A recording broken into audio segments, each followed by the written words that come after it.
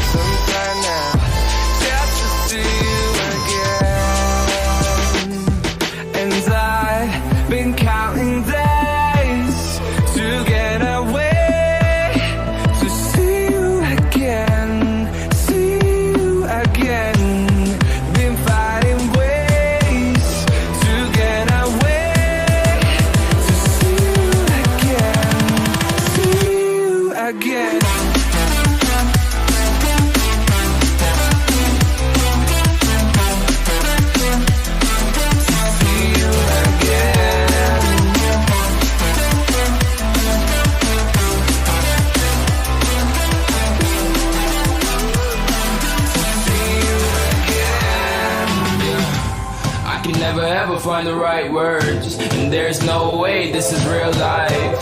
There's no telling you're the right girl, so I can only say that it feels right. It feels right. It feels right. Yeah, I can only say that it feels right. It feels right. It feels right. Yeah, I can only say that it feels right.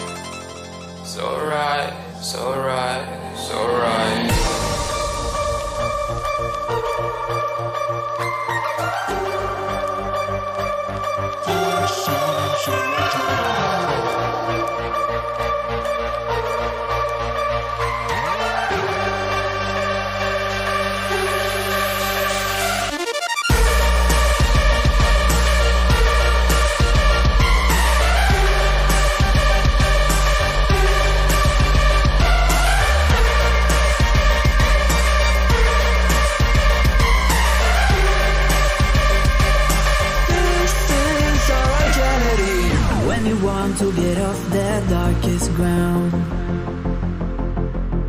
but gravity pulls you straight down. Earth from a bird's eye view. You should grow feathers and see this too. When you want to get off the darkest ground, but gravity pulls you straight down.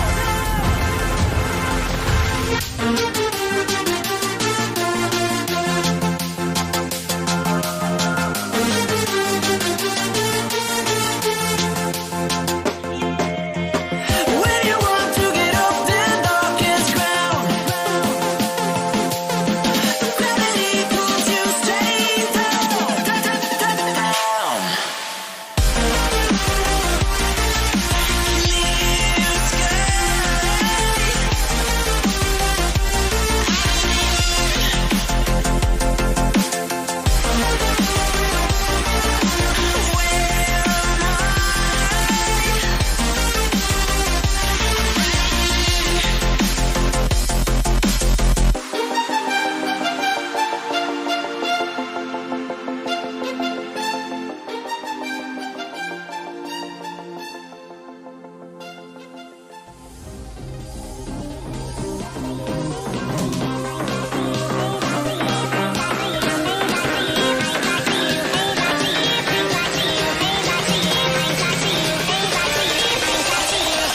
like it.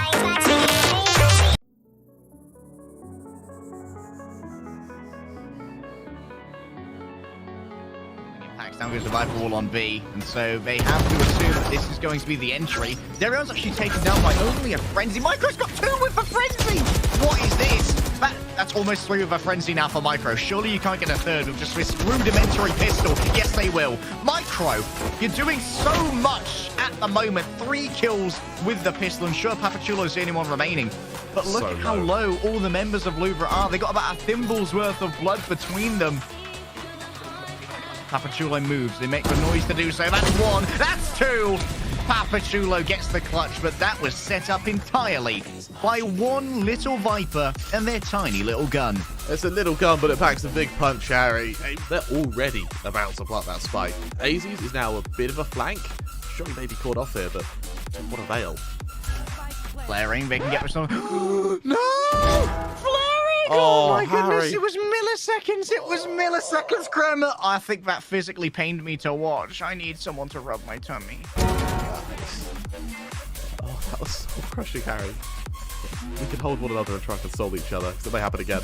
Oh, Aziz, can they get the 3rd? Yeah, you bet that they can. What a round from Aziz, but also Papachulo.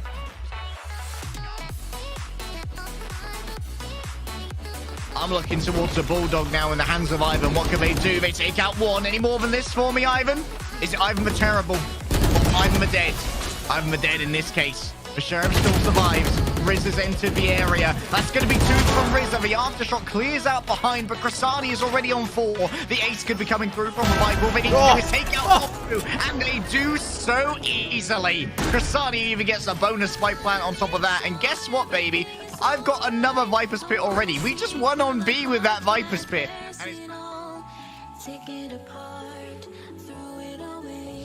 Now there's no sun, there's no Nova Pulse. Flip side, it can be resurrected if someone stays here, but EJ's got 2. Zavi's managed to find one with a wallbang. I'm not entirely sure how. The resurrection reveals the location, moving ahead of the curve. Say Birdle, it was a bait the entire time, baby. I'm back in the game. On the flip side, this means that anyone who's entering onto a site using range, they don't have utility. They could be pinned in, but Flipsider doesn't want to do that alone. Oh, Harry, the numbers game. Oh, the numbers falling game. apart. Oh, the numbers game, Harry. It's found even more. Attempt at the combo utility there. So Bell's going to meet multiple people. That's a lot of blocking. That's a lot of blocking. And that's a lot of corpses. No. Oh, that is a ruined battlefield like the Somme right there. They have to give it one themselves. There's the recon dart. Zavi will avoid being pinged. They know exactly where Berserks is, but they can't afford to stare it down. Zavi, could you do it for yourself? Could you do it for the team? The right click is good, but the clusters are avoided. And now Zavi just has to try and make a mad dash. Crossmind knows what's up. They've won the timing. They might not win the gunfight, though. And Zavi's going in. the gun! He's thrown his gun! He's thrown the gun. He does it in frack and in tournament!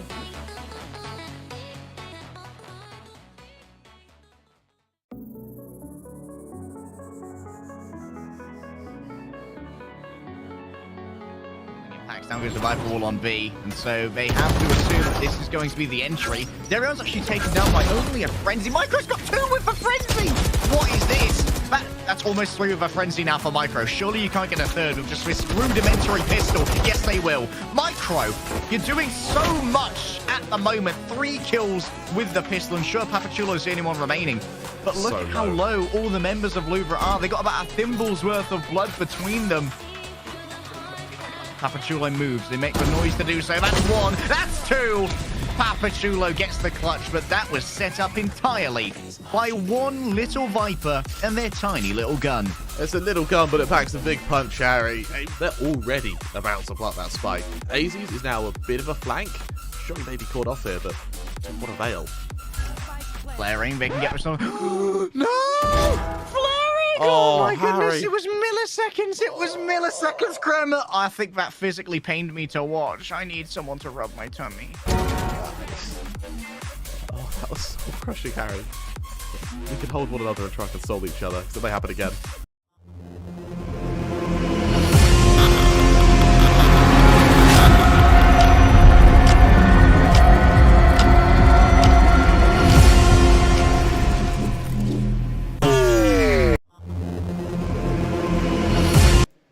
Okay, we missed the transition a little bit, but what we're not going to be missing is Sharper versus Paper Rex. These guys are the teams that you want to be watching. Paper Rex, they went into this tournament a little bit shaky, going in off the back of no practice at all. They ended up tying to Southbilt. Since then, they've just got better and better. They've got back on their practice schedule, as they mentioned in an interview we did with them recently, and now they have been looking dominant going into playoffs.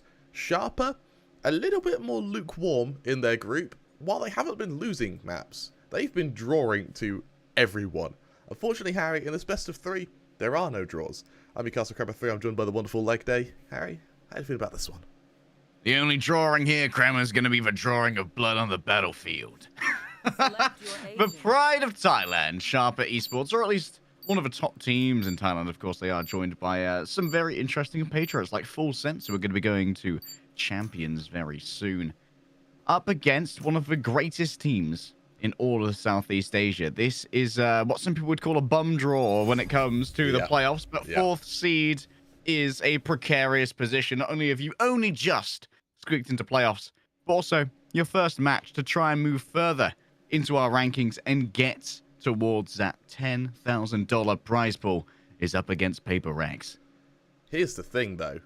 If they beat Paper Rex, I think on confidence alone, they've won the tournament. I mean, that'd be a lot, right? Like, we've seen some teams, they have themselves a gold killer buff. They do a little bit better when they're against the highest tier of competition. I love starting off on a bind, Kremer. I want to see I quite like bind. If there are any shenanigans to be done with the teleports. Let's have a quick look at these agents as well. I like the race. We're missing a Sova on the side of Paper Rex, but double duelist on the side of Paper Rex definitely allows them for a lot more aggression, and we know that Jing and Forsaken love to play as a 2-duelist kill squad.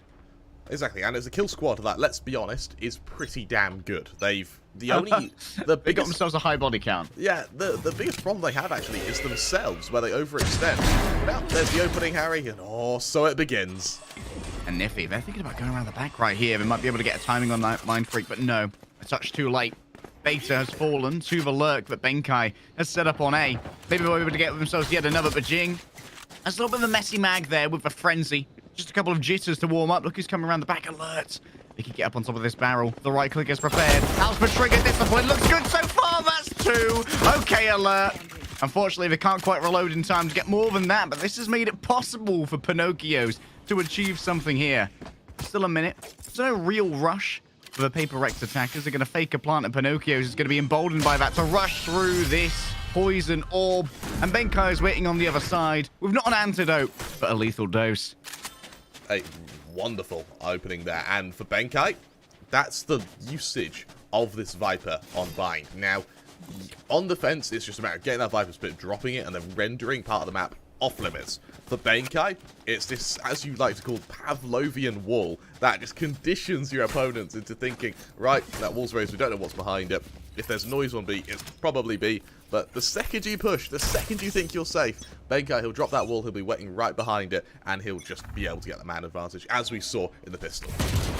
The speed here, trying to claim this early control of the orb on Shout. 2 confirmed it. Oh my goodness, the second as C6 takes the peak, instantly eviscerated. But the real danger might be on B.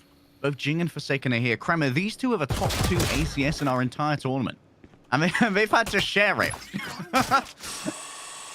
Yeah, as mentioned, the biggest problem they have is themselves. Like, they just keep pushing, and unfortunately, sometimes it does play against them. Pinocchio's has seen a barrel. Pinocchio's has seen a barrel. Forsaken's gonna walk it. There's the shot. It's all they need. But Niffy's good on the trade. Can we get anything more than this with a Sheriff in hand? No. Jing moves too fast and overwhelms the lonely Jet. Beta. You love seeing shorties, don't you? Oh, I do love a good shorty, especially in the Astra versus Astra. Rarely do you get a good Astra lurk with a shorty.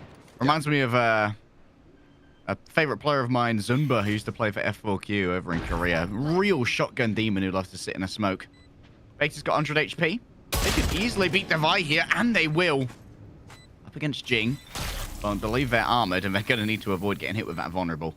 Up against Spectres. That vulnerable does a huge amount. Beta No, no, no. You can't come in. I've had a look at your ID, and I don't think it's real. I'm not going to lie to you. There's the poison orb on top of it. They know exactly what Beta's plan is, but Beta's going to give it a go anyway, and instantly they will lose their life. So he's throwing down the scoreline, and for Paper Rex, we've already got that ult available for Benkai. That's just what you need. 2 spike plants, more importantly. He's been able to get these picks on Lurks. It just sets him up beautifully. It's, unfortunately, on your attack, your pit is just going to be used as a after plant circumstance rather than something you can open with. But, you know, he's got it way before anyone else has. There's still about 3 points away on most of these remaining players. And something I want to highlight is just how effective the raise is when assaulting B, because players will hide in the back line. Jing, he just covers that distance instantly. He nullifies any chance of being able to hold it, and it covers this, it draws crosshairs away, and it forces your opponents back. We're going to see him try and do it again here now. God. Already up to shenanigans on B long. This is going to be a battle that brings out consistently. Forsaken caught reloading. A little bit haphazard there, but now Niffy, they've got bigger problems to deal with than one reloading jet.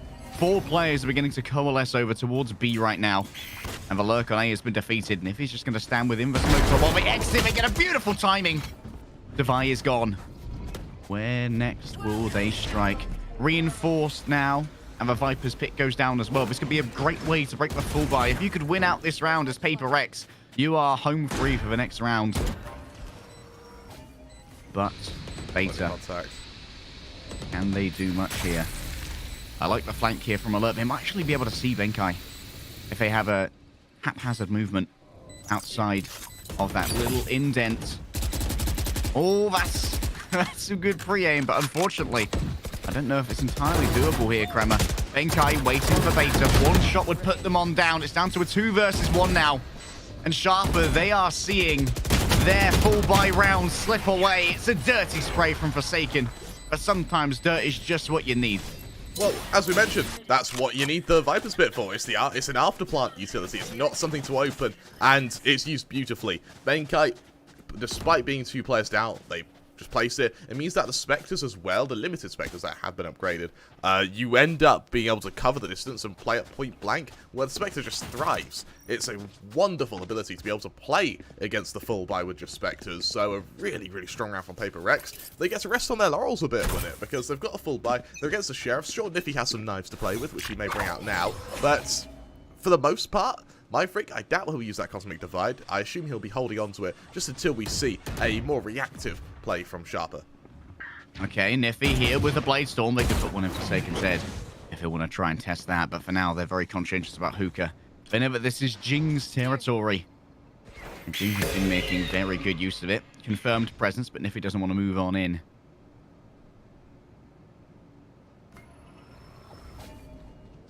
Oh, they've just seen Jing's head.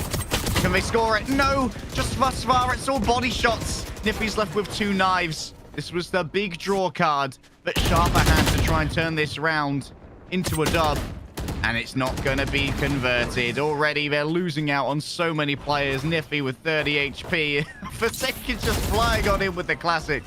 And, Kremer, as you said, there might be some time here for Paper Rex to rest on their laurels. But for you and I today, there will be no rest. This is going to be an action-packed day here at the Royal SEA Challenge. Not only are we getting Sharper versus Paper Rex, but we have 2 semi-finals afterwards.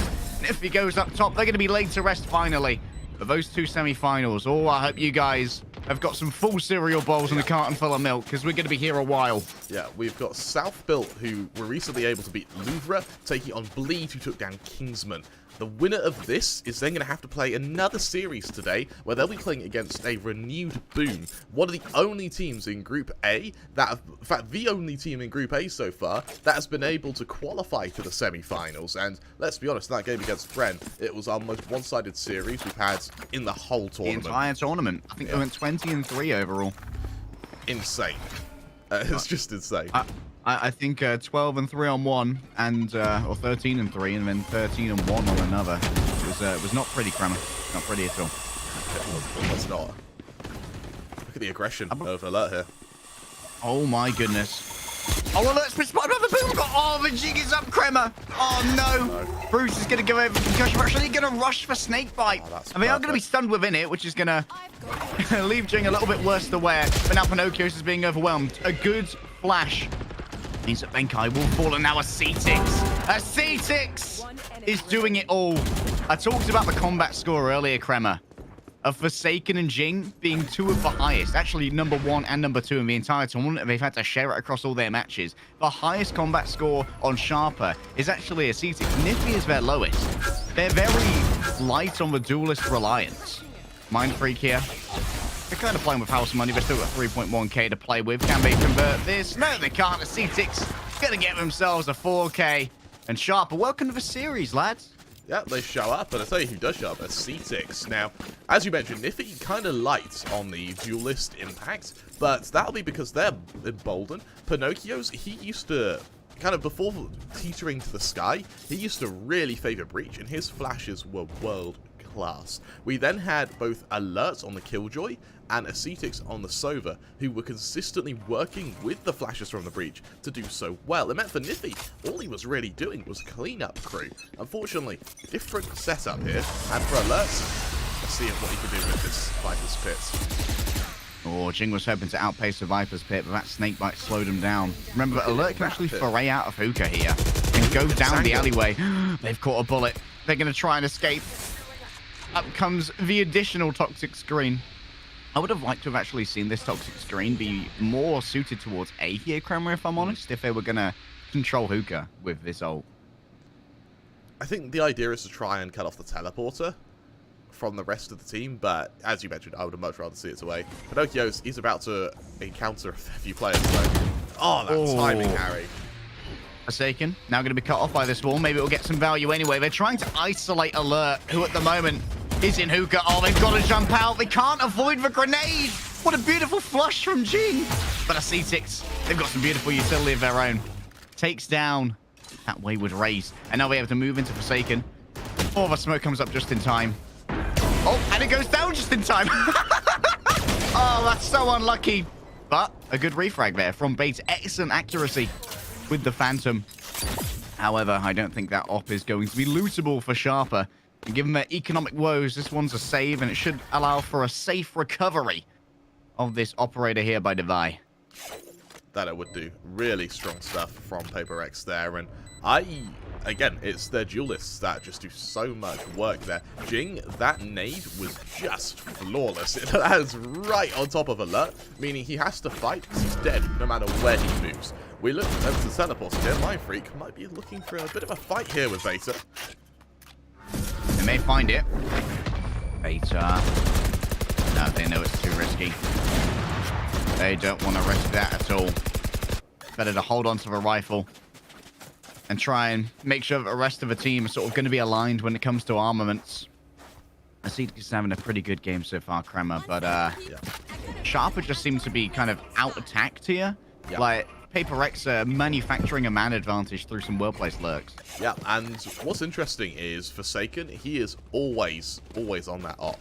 He loves bringing it out, and it means that Paper X do open themselves up to be kind of ruined financially, especially if that op doesn't work in a round it's invested. In this case, the fact they've been able to save it and then convert the round as well means that its economic drawback is slowly being mitigated to the extent where it can probably be reinvested should they win this round again. For Sharper, they needed to find a way to isolate it, and sure they did when the aggression came through CT, but at that point, it was already done.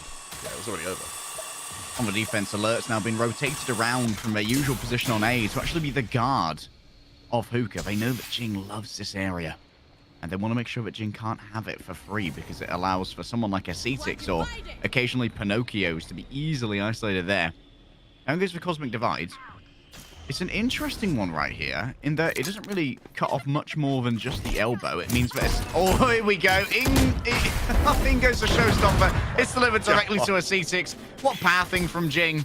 They seem to know exactly where they would be, and then Forsaken follows it up. Toot sweets with the operator. And now everyone has to come from the same direction, and we've seen how well this can be cut off before. Divide loses out on that door into a well-placed blind from Pinocchio's. Suddenly it's a 3 versus what? Forsaken! Hello? Oh, the timing on the shot. Hold your breath. Count to 3. Put one in the chest. Forsaken's going to be forced to just reload here for a second, but there's plenty of cover. They just dash out from there. And now Benkai is on the sprint alongside, of course, Mind Freak to grab that operator once more, and Paper Rex 6-1. I literally couldn't think of a better way to show how good the duelists of Paper Rex are. Jing, he dives out, he completely ignores Alert, doesn't want anything to do with him, just loops around, ults out Pinocchio. Pinocchio, let's be honest, doesn't stand a chance against that showstopper, especially when, by the time it's shot, he's round the corner. Jing just can't be traded. You then have Forsaken to trade on Alert, who's trying to keep his teammate alive. Both duelists open up a sight. They then charge to defender spawn to try and get as one-sided an angle as possible. It's such a strong round, and look at Benkai here. He's put down that smoke to stop the recon arrow from hitting him. Jing, they could be in trouble here. They've bitten off more than they could chew with 3 Sheriff kills. Oh my goodness, we talked about the... we talked about the Filipino Sheriff, but maybe I underrated the Thai Sheriff meta. This is going to be a looted operator here for Pinocchio, so actually managed to outdraw the duelist. There we go. Pinocchio puts their own counterpart in the grave. And suddenly Mind Freak, they're feeling a little bit exposed on A. This is a brand new feeling for Paper Rex. That it is. Something they may not be used to at all. He's going to hear that drone coming in as well, so Mind Freak, he has nowhere to hide. Good counter-rotate here, has avoided being spotted by the drone. So he might double up on this area, hoping that this information or lack thereof will be a false negative. And decisions have to be made, but not... Oh, that is unfortunate that they've been caught here.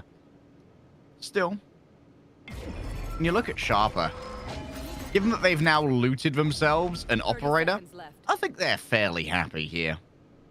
They'll likely be able to try and pick up a couple of weapons. Alert's going to be able to get their hands on a judge, I imagine. I think it was dropped in U-Haul itself. Oh, paper. Mind Freak just rolls across the sight line that Pinocchio's been holding for about 30 seconds now, and their patience is rewarded. Patience is a virtue, Harry, and in this case, it certainly is. For Forsaken, instant investment on that op once again to try and take that duel with Niffy, and that shows exactly the strength and then the weakness of Paper Rex, which is when the duelists get a bit too cocky, they start to fragment a little bit, and they start to get caught out. And sure, Sharper, when in a straight duel for a site, sometimes have the disadvantage. In a 1v1, they are certainly more equally matched in this case, and Paper Rex, they need to start respecting that a little bit before they get punished. An early bit of aggression out of Hookah here. Tries to sap some of the confidence of Jing. But we're moving into a crossfire here. Look at this. Nippy. Oh, with the operator, knew exactly where Jing was. And I think that Alert might have taken... Yeah, a lot of damage was taken from that grenade. But they still have their elevated position. They were unwilling to move. But will they be rewarded for their patience and for their bravery? Benkai moving in with great pre-aim. They had an idea that Alert was there, and they were right to suspect so. But now, how do you exit out of Hookah without Jing's double blast pack? It's going to rely very heavily on Forsaken, or at least it would, but Forsaken's got the operator in hand. You're not going to be diving in with that weapon, Kramer. Squids are coming, Harry. Forsaken. Oh, great pick. Oh, That's my perfect. goodness. That's Forsaken teamwork. just catches Niffy on the cross. And now, out come the Blaze. This is how you do the entry. A tailwind, an updraft, and one of these once all of his blinds are gone. Pinocchios may know exactly where they are. Oh, but as they move through a C6, the skeet shooter! What a beautiful crossfire that Sharper have generated right here. And coming in from the back is Beta. Mind Freak is all alone again. But don't worry, you'll be joining your friends in hell soon. Wonderful, wonderful round from the C6 there to hold that position. I quite like the teamwork from Paper Rex there. They kept Forsaken holding the angle. He doesn't even hesitate to shoot the squid. Instead, his teammate lines them up, meaning that Niffy has that false sense of security because the shots come from the teleporter.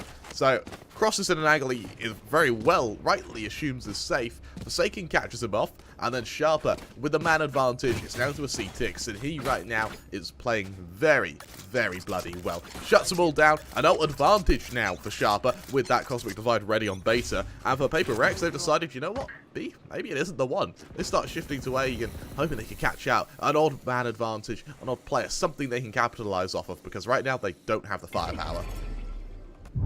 Beta forces out that tailwind. I think this is a judge coming here from Forsaken, trying to overwhelm Beta, and it takes a while, but they find their man, and that could be an upgrade here for the Jet. Exactly it is. Benko, the Sheriff in hand, is able to do plenty. The Viper's Pit is placed on down. The C6 takes up their station, the guard tower. at the top of heaven, while Pinocchio, they're playing the perimeter. They're the border guard right now. Anyone who exits the pit coming towards showers would be in deep trouble, but it feels like it's very conservative positions right now from Paper Rex. They got control of U-Haul. They've got control of a main. And Pinocchio's. Oh, they have to jump in the pit. Oh, Niffy. Oh, one to the chest. I think Niffy, they might be done pushing their luck here with the operator. They'll call that one and done. Wait, who's on the chase? Forsaken's on the chase with a knife in hand. Can they beat a Cetix first? With bodyguard for Niffy. Cetix has been the best of the best for Sharper thus far, and they'll continue to be the best of the best. Push that flash. Perfect. Benkai, though, unfortunately, timing doesn't quite save him there. 7-3 the scoreline, around which Paper Rex really shouldn't be winning. Have been taken off of Sharper, and it's, yeah, they had to find a gun, and quickly. They do so in the form of Forsaken. It means that for Alert, he's in a 1 versus 5 for that 4A site. There's nothing he can do to win that. It's all a matter of how many players you can take with you. He's overwhelmed, understandably so, and finished off, which then gives Sharper a 3-on-5 retake against Benkai, who, credit where credit's due, he was very fast to react to getting that ult and just shuts him down with it. Oh, Niffy. They put one into Benkai. They knew Forsaken was faking, but Forsaken ain't faking those shots, mate. A refrag comes through from a Paper Rex jet. Now a C6 once more to try not to be overwhelmed. They can't draw out the gun in time. Paper Rex, the pace on them is simply unbelievable. B-site is gone before Beta and Alert. Oh. It must have been in the hands of Benkai when they got sniped down. Descending back. Oh, but it doesn't matter. They're both coming down this area. Actually, Beta's won this duel before with a Phantom. Maybe they can again. Forsaken. Nah. I ain't allowing this to happen again, bruv. I've had enough of this nonsense. I forgot about the spike. It's... Sometimes you just make assumptions, Kremer. And I over-assumed. Yeah, I mean, it would have been nice. Would have been nice if he'd won it, but against Forsaken, he's feeling confident. Yeah, you know he's feeling confident when he's the one to tell, Jing, go back and get the bomb, let me go and kill. It's just exactly what he does. I'm really looking forward to seeing what could be done by this Sharper aggression. That looks like it may be in showers, as well as Niffy in mid here. Another op. Give it over here. Forsaken decided not to pick up, or at least not maintain, the operator of her enemy. Pinocchio knows that Forsaken is present. That's a quick flash, and that's a missed dash for Forsaken. Leaves them exposed, vulnerable, and dead. Look at the showers control, though, Kremer. Cetix are likely going to identify this. They've seen 2 now. They know that the Raze is here, and they know that the Astra's here as well. Out comes the Hunter's Fury. Can they track down the wayward Astra? You bet that they can. Mind Freak is chased down with nothing in their way. Jing gonna try and stop this! Oh, with the showstopper in hand, but the only show being cancelled here is yours, mate. Ah, Cetix was so ready for that. 8-4 on the half, Kremer. This is pretty good for Sharper. Yeah, this is grand, and bear in mind as well, you're walking into a one-way there. That was Sharper's start to finish. Great round on their part. However, as great as the round was, they only won 4 rounds on their defensive side. This is still... I'm on the copium right now for Sharpie, you know? This is a first seed versus fourth seed, so I'm like, yeah, 8-4. We're going, boys. We're in. Progress, right? But, realistically, you are still in trouble. However, if you want to remedy that, the pistol round here is just the way to do it. It looks like Forsaken on a bit of an off angle here may be able to join their team as they prepare for what could be a bit of aggression now on A. This would be a dirty multi-verticality peak. That's a lot of eyes. Interesting set smoke here. Forsaken's already been pinged. Yep, I'm giving that up, mate. It's a cool position to get into, unfortunately. Just doesn't quite go off. Forsaken's going to meet 2 here. Maybe they can walk ahead of the flash. Oh, they're forced to put down the cloudburst instead. And just random bullets will get it done on Niffy. Pinocchio's starting to walk, and walk they shall into enemy territory. With Bloodlust driving for every step. Benkai waits within the smoke. A double right click is all you need, but Pinocchio's in the grave. But you don't have control of U-Haul yet. And Jing walks forward into that snake bite and still wins the duel. Uncanny stuff right here. Benkai finds great timing on the flash, but is unable to connect to the left clicks that they need. And now it's down to Alert. On day one of the tournament, Kremer, Alert was the player who really impressed us with some Killjoy play on Fracture. It was a great showing from the tie. But what can they do here against certainly a different caliber of competition? This wall will allow them to grab the spike fairly easily. They actually replace the orb so that they can't be seen picking up the spike. They missed the teleport for a second. Oh my goodness. I'm surprised they didn't camp the TP, actually. That might have allowed them to get a touch closer, but hey, time was beginning to become an issue. Caught out, and now at 9-4. Harry, this is, dare I say it, this is starting to lean a little bit Paper X-sided. You know what? I'm inclined to agree, Kremer. Yeah, the scoreline, unfortunately, it's hard to be an optimist, isn't it? When staring at I'm running low on my opium reserves. My copiums and my hopiums. Yeah, exactly. It's it's running low indeed. And well, for Sharper, an eco has to come out from this. And yeah, 1 or 2 kills would be great. Fortunately, even those may be a tall order. Oh, Jing even gets the timing there to be able to exit and identify that Niffy's here without catching a shot. Which isn't great news. Look at Forsaken here with the Marshal. It could be double peaked, but I think this is more of a lurk setup here, given the position of Beta. Now they've dropped off the box, they're going to give away this space, and Forsaken, over time, might feel safer to go and pick up that orb. Looks like Jing's called to action here. Jing versus Acetix. This is going to be one of her main battles in Sharper versus Paper X, because Acetix, they've not been having a game, they've been having a tournament. I believe they're the highest ACS on their squad by a fair margin. Jing really wise to back off here, actually. Knowing full well that with about 40 seconds left, the utility of, of Sharper is going to be running low, and in this case, he's ready for a fight. They hear the approach. Jing now, will they try and catch the entry? Instead, they'll look to those who come behind. They might be able to find them. Although no killing blows have been delivered so far, their compatriots have been more than successful in being able to find multiples. Pinocchio's here. Unfortunately, that's not going to be the bounce that Jing wanted, but Forsaken from the back. They give off a salute. Don't worry. I got you, King. We know what we're doing. Another strong round from Paper X there. I feel bad for Jing. He's in perfect position. He knows they're coming, and he just doesn't kill. He tags the first player. His Devi saves his life with that kill onto the player pushing him. He then turns to the player on long. It's his teammate who gets that kill. His nade misses, so it's Forsaken to finish the job. Jing robbed, dare I say, of his stats in this case. So for Forsaken, a 70-10. He's going to be a very happy burglar as Sharper move to their full buy. Oh, Forsaken here. Kind of a frisky position. Niffy could punish this. And they will. Oh, this is what you're talking about, Kremer. Sometimes Paper X's duel is still too hard. And I believe that was a rifle in the hands of Forsaken as well. That's one of their bigger investments in this round. Missing Bruce twice there.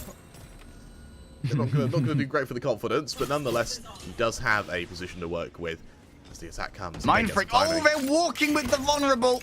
They just want to get in here as close as possible, but Niffy's going to put one in their head.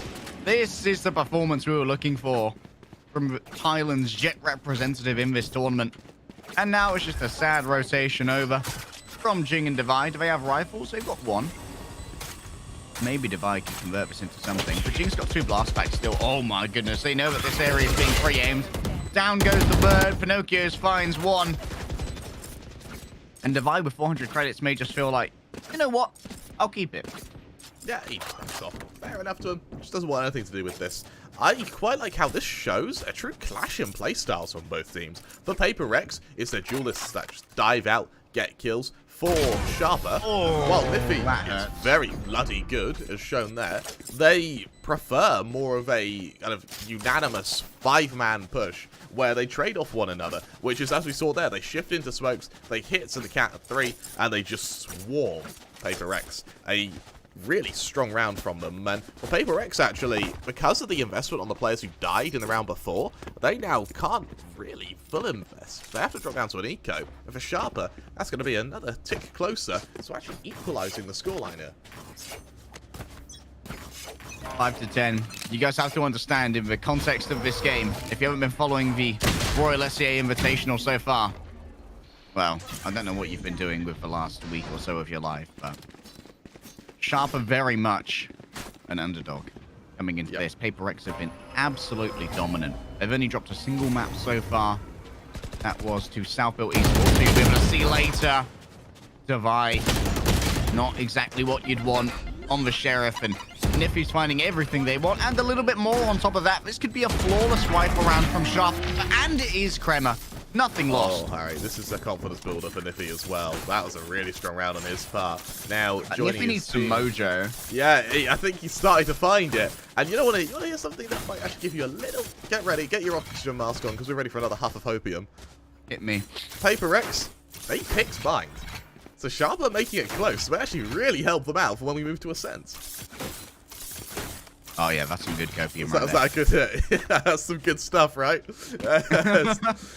Sharper, they get ready for another attack. And if they can beat the buy round of Paper Rex here, they are all for trying to pull ahead here. And they are absolutely in position to try and, dare I say the word, upset Paper Rex. The Viper's Pit being thrown out by Benkai may put a bit of a delay on anything here. But for Niffy, I think he might consider just pushing into this. His posturing indicates they want to just try and move through it with the drone. It's down to a C6 here to try and find Benkai within the pit. You can drive out that Viper, and if you can tag her with the drone, then essentially they become a free kill, because they don't know where you're shooting from. Oh, the Seekers, in fact. Okay, this is all in to try and destroy Benkai. Caught within the gravity well, they're going to be hit with the vulnerable. Still, the drone will find them. It's tag after tag, and Benkai's forced to hide in the corner. But they're not moving forward, Kremer. They've made Benkai panic. A little bit of Wii came out. NGL. And now, Forsaken. What can they do with an operator against the world? Oh, Sharper, they were a bit too slow to commit to that rotation. And now look at the rotation of Paper X. They know exactly what's up there. Something's amiss. Oi, oi, oi. What's happening here, then? What's going on here, then? They stack up backside. Niffy needs to return to the mojo that they've had before. But both Forsaken and Jing are waiting here. Many members, so many pings though. A beautiful arrow there from a C6, and Niffy needs to move on in. Already one kill off the back of a dart, and that's going to be one to Mindfreak's head. Still you turn around, and who's waiting there? But Forsaken with a big rifle and a big dream. A dream of dominance, a dream of victory, and Paper X will move one step closer towards it. Wonderful round from Paper X there, and for Sharper, they were just a bit too predictable with that attack. When they commit your ults, even what you see very commonly in fakes is you need to have another player just to sell it. You need to have one player to, usually, and something that isn't too bad a shout, is actually suicide a player into that pit. Hopefully they get a kill. If they die, it's no biggie. It allows you as well, over the gunfire, you can make steps back off the B. You can be a bit quicker. If they were quicker, all they had to do was kill Devi. That's it. However, I say that's it, Devi's pretty damn good, but like, in a 4-on-1... Yeah, just kill Devi, idiots. What are you, bad? Yeah, but in a 4-on-1, it's definitely doable. Mindfreak opens. Oh, Mindfreak gets 2. Clearing out of showers. Mate, this is my bathhouse. I don't share my heads and shoulders with no one. And we got the spike here as well. Oh, matters just become a lot more complicated for Sharper. This could be match point. But look at this. Jing and Mindfreak back off. They're going to just allow for that to be taken. You know what? We aren't going to be baited into spike guarding. Oh, Jing, does he consider it? Backs off. Think thin alert. They might believe that they've cleared this area. They catch Jing, but look at that. What a beautiful flick there from Jing. And while C6 is in the drone, they are oh so very alone. 1 versus 5 up against one of the best teams Southeast Asia has to offer. Winning this would give them so much confidence. The point where they can win this game. Unfortunately, Harry, but a pipe dream reality sets in. Yeah, it can be whatever Paper X wants. Yeah, the haze clears. They think, oh, it's 12 to 6 the scoreline now. Luckily for Sharper, despite the fact Paper X face match point, they do still have an investment on them. So they are going to have some stopping power, and they do have ults to throw at this as well. The C-Tix one away from the Hunter's Fury. Niffy and Beta have both the knives and the divide. For Forsaken, some counter knives, and for Mind Freak, a counter divide. Jing has that showstopper, and with the Seekers about to become available for divide, I suspect we're going to see a very aggressive round from Paper Rex here, off the back of the off on Forsaken. Paper X wanted to stabilize this. Forsaken, not the one to activate their knives, but Niffy here, going up against the Operator. Blade Storm versus Big Caliber. Forsaken, oh, they see it, and there we go. The slow walk from Forsaken is punished. Niffy has opened this up. They have given an extra lifeline over to Sharper. Can they win the 5 versus 4? They've taken out one of the major threats, but now Jing is rotating over. And with this Cosmic Divide put down as a defensive countermeasure, this can actually allow for an easy pop flash from Pinocchio's, but we don't know where any of the defenders are, so it gets progressively more and more dangerous. Jing has to cover their casting ally. And the Sakers are good to go. Here's the counter. Out comes the showstopper. Where's Jing going to put it? Actually, an escape through the teleporter there, but while a C6 is reloading, Jing is keen to not allow any of this. Oh, a little bit of friendly fire there. Not sure why Jing followed his own grenade through the TP, but you know what? Sometimes you just need some artisanal Valorant. B has actually been vacated in the flurry of chaos, so it's going to be a free plant here, Kramer. Hey, I don't really know what the plan was for Paper X there, to be honest. IDK, dude. The teleporter. I don't know why Jing followed through the TP with the grenades. I suppose he's being thorough, if anything, but in this case... Yep, this grenade works. Don't worry, guys, I checked. 4-on-4 retake with no ults. They used all of them so quickly that they're now having to relying on entirely A. Pinocchio's just got a nasty little position to try and leverage here. They avoided being stunned. There's the gravity well, and the gravity well brings forth a black hole of pain. Sharper, they might be able to win this. Benkai, they'll win the first duel, but they're running low on time. 2 kills already, and Benkai might be a hero, but are they good enough to do this? 3 kills for Benkai. They could try and ruin the economy. Alert is going to be forced to run away. And Devi will be able to save themselves. They'd already backed on off. Sharper, another breath, another life, another try. A step in the right direction, eh? But even though they take a lot of damage there, I can't help but feel like for Paper Rex, that round was them sort of losing to themselves. Like, Paper Rex, their biggest enemy is themselves. Like, we see the duelists either trying to get too fancy with it. Yeah, exactly. In that case, they go through the teleporter to try and hunt and kill. And it's discipline is what Paper X needs to focus on here. However, Sharper, credit where credit's due, they have that counter divide ready. Pinocchio's he's able to solo clear the whole site in a relatively quick manner, and it does give them a really strong afterplan. For now, though, another T-Tur to B. It's going to be defended by a very angry Jing, who unfortunately their showstopper didn't work very well. Jing will be... Oh, no. Actually, the blind on the drone means they're not exactly sure how many players are here. It could just be the Sky, for all they know. Great counter utility there from Devi and Jing. But, of course, Jing's not too nervous about their presence. Oh, my goodness. You're exactly right, Kremer. It came from the caves. Who is this monster? The monster's a C-Tix, taking down Jing. And causing maybe a little bit more paranoia on A. Benkai's actually defending A alone off the back of their flank through. Look at how thorough they are now in clearing caves and in the attacker spawn. They are nervous, Kremer. They are nervous. Literally just hunting around every single angle hoping to find him. Where could he be? He's bought so much time. At? There's only 35 seconds left, Harry. That is a perfect round from Benkai. Gets a kill, backs off, and now the attack it's got about 25 seconds left by the time they actually assault the site. And when they get here, Forsaken's going to be waiting with a cutlery draw and a dream. Benkai moves out, instantly deleted. Alerts too fast on these. They can't afford to die. They need to use this Viper's Pit, and they will just about. Still vulnerable now to a bullet penetration. They need to try and get this plant done. Only 8 seconds remain. And Alert is just going to try and fight their way out of this. They need to start holding it now. That's it. Interrupted right there. That's going to be off the back of Mind Freak just being a little bit of a pacifist. Paper Rex out-timing Sharper. What a flank that was from Benkai. All he had to do was kill one and survive. That's exactly what he does. Him backing off buys all the time in the world there. I think the initial plan for Sharper was to back off 2A, but because it took so long to hard clear your own spawn in Paranoia, Paper Rex are able to deliver. What a round, and more importantly, what a game to open our final quarterfinal. We're going to go to a quick 5-10 minute break. When we return, the action is going to continue. You do not want to miss this. Don't go anywhere.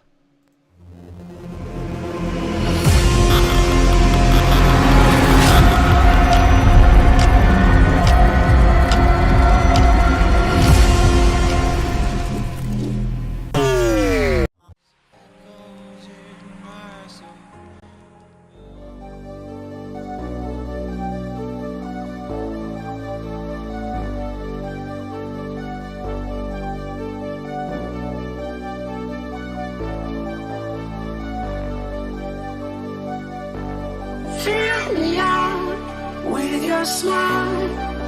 Now the sunshine brings the light. Fill me out with a flame. I will let you in this game. Take me out when I'm down. 'Cause with you I'm safe and sound. I'm safe and sound. I'm safe and sound. I'm safe and sound. I'm safe and sound. I'm safe and sound. I'm safe and sound. I'm safe and sound.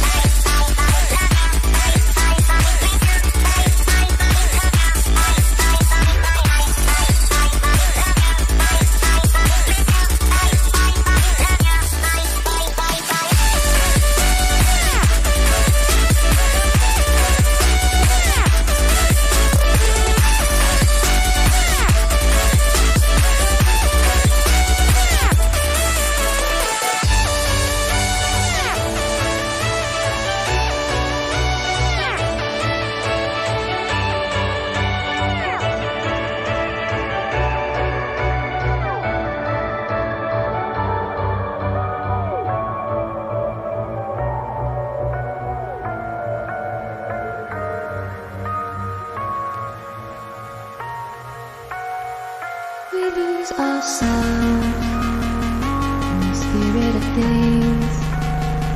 We lose our sight when we put our trust in things of this material world, of things that fade away.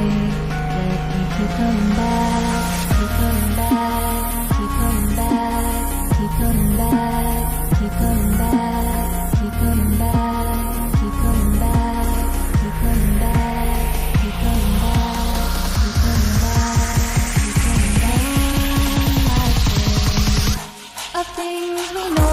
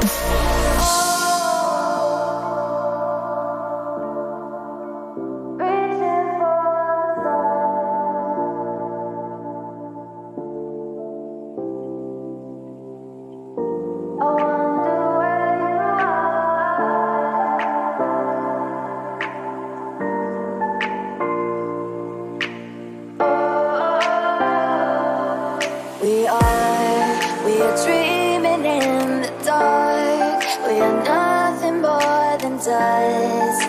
Search but you stay lost. We are reaching for the stars, but we're making this too hard. And I wonder where you are. Mysterious, that's the part you always show. 'Cause you're too curious. Maybe you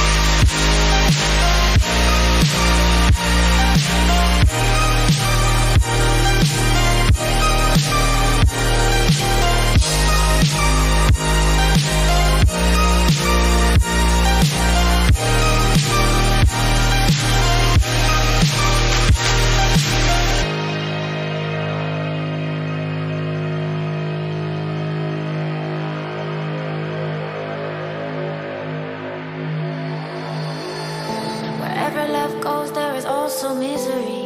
It's no mystery. And you and I, we got history, yeah. Wherever love flows, there is also tragedy. When we're in too deep. And you and I, we got history, yeah.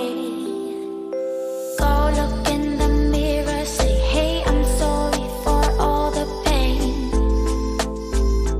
I'm sorry for all the pain. Go look in the mirror, say, hey, I'm sorry for all the pain. I'm sorry for all the pain.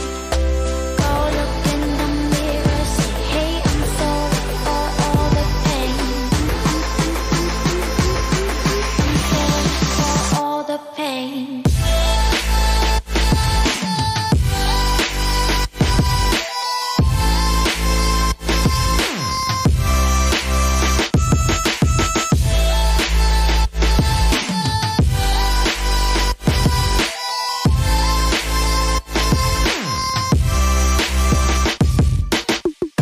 I know my limits. You can break me down, but I don't think till the finish line.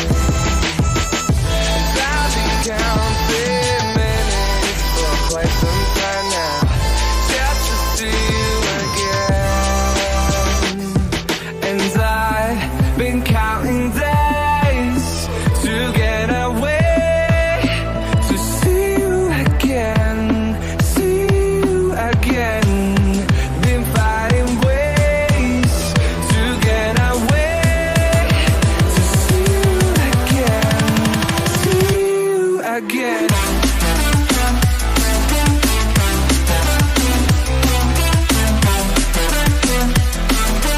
See you again.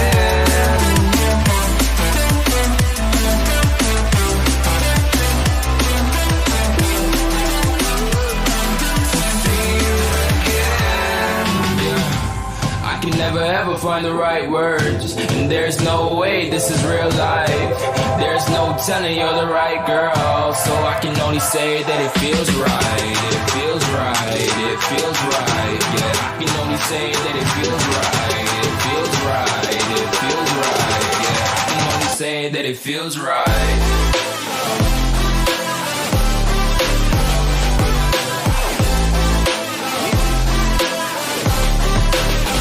That it feels right.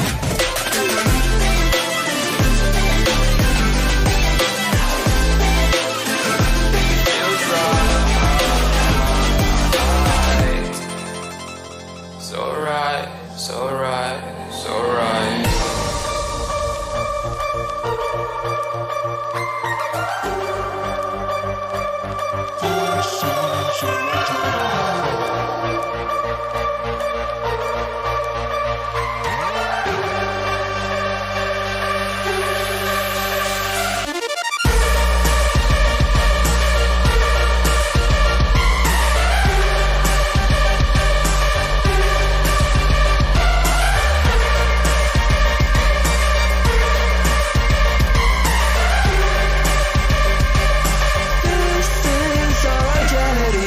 When you want to get off the darkest ground, but gravity pulls you straight down. Earth from a bird's eye view. You should grow feathers and see this too. When you want to get off the darkest ground, but gravity pulls you straight down.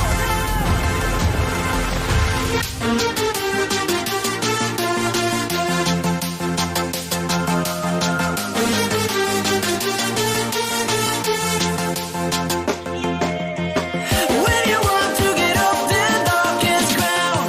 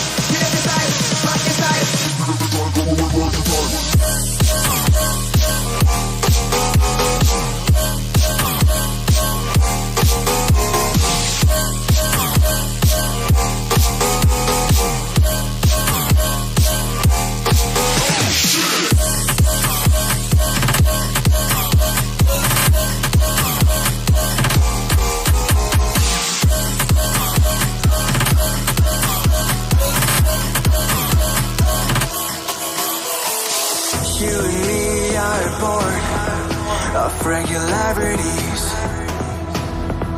living all the dreams, playing all the games, and getting high on love. They can chase us down, but we will always win. Leading every dance, feeling every touch, and getting high on love. We're invincible. Trust in me, we're invincible. Don't you see, we're invincible.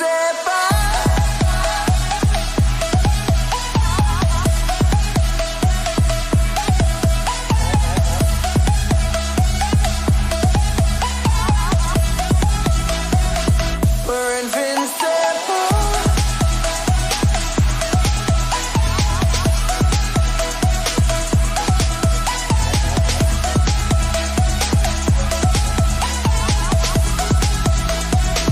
We're invincible. We're invincible.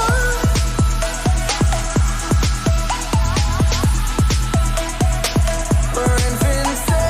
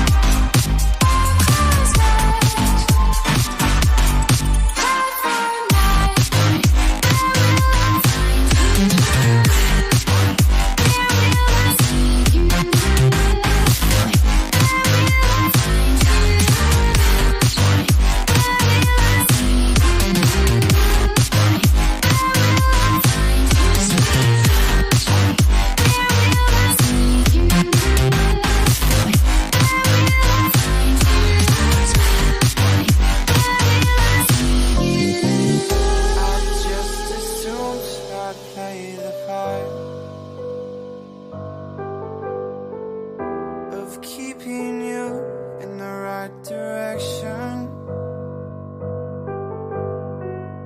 No matter how your confidence may fall, I'll be here as your foundation. And I say, hey, yo, just let it go. Your struggles won't remain. And I say, hey, yo, we're holding hope and wake up yesterday. So hold on to me.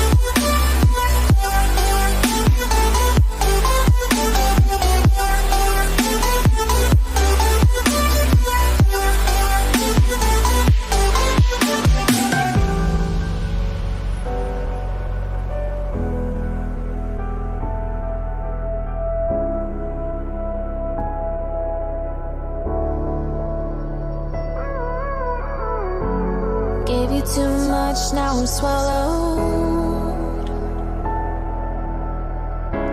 Now I'm the fool while you're breaking rules. Dangerous path that I follow.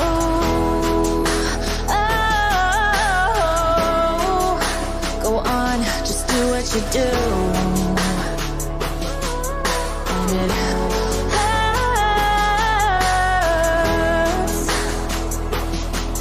as I bleed for you, cry for you. Oh,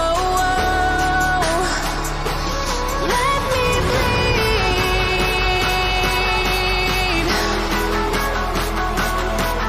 as I bleed for you, cry for you. Oh, let me bleed. Let me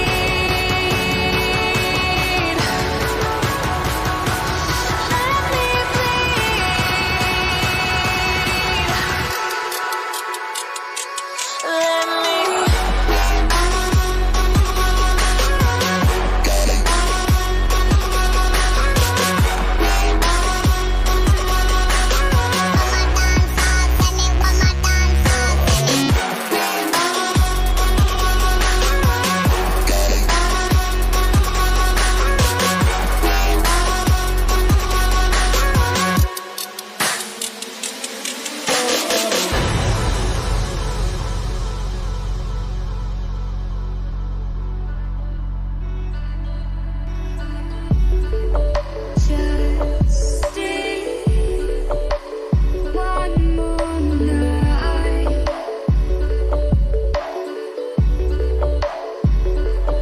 I'll be by your side.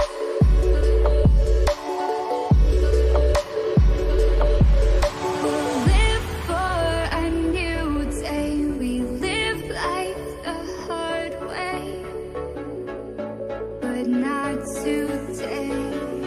Just stay. Just stay. Just stay.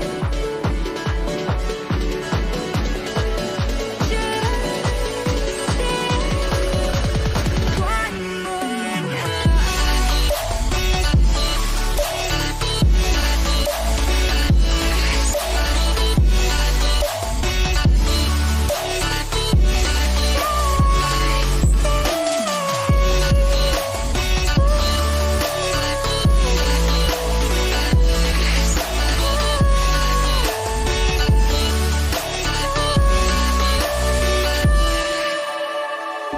We found our way again.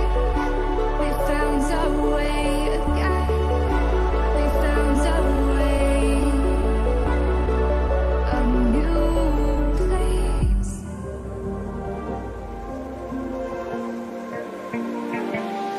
So fragile, like it was built to break off the handle.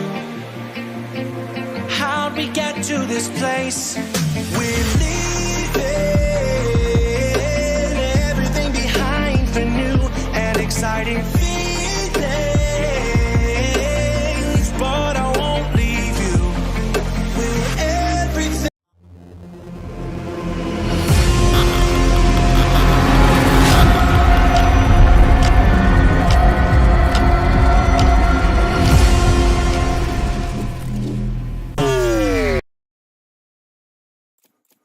We do apologise for the delay. We had a few tech issues on our admin side. However, we're all good. We're back underway. This is Ascent. This is Game 2, Harry, as Paper Rex take on Sharper.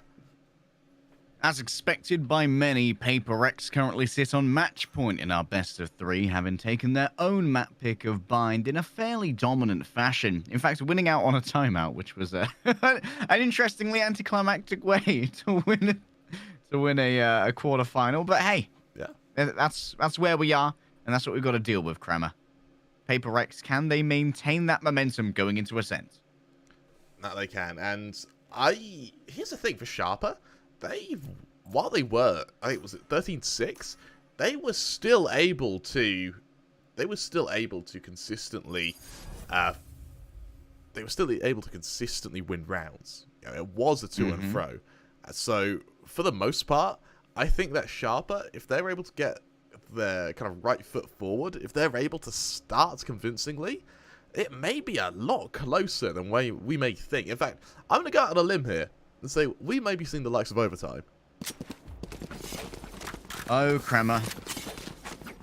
Still, so young in esports, you have that hope within you. And I look myself to mirror it. What can Sharper bring to the table against one of the best teams in all of Southeast Asia? Looks like we're looking for a boost to begin with.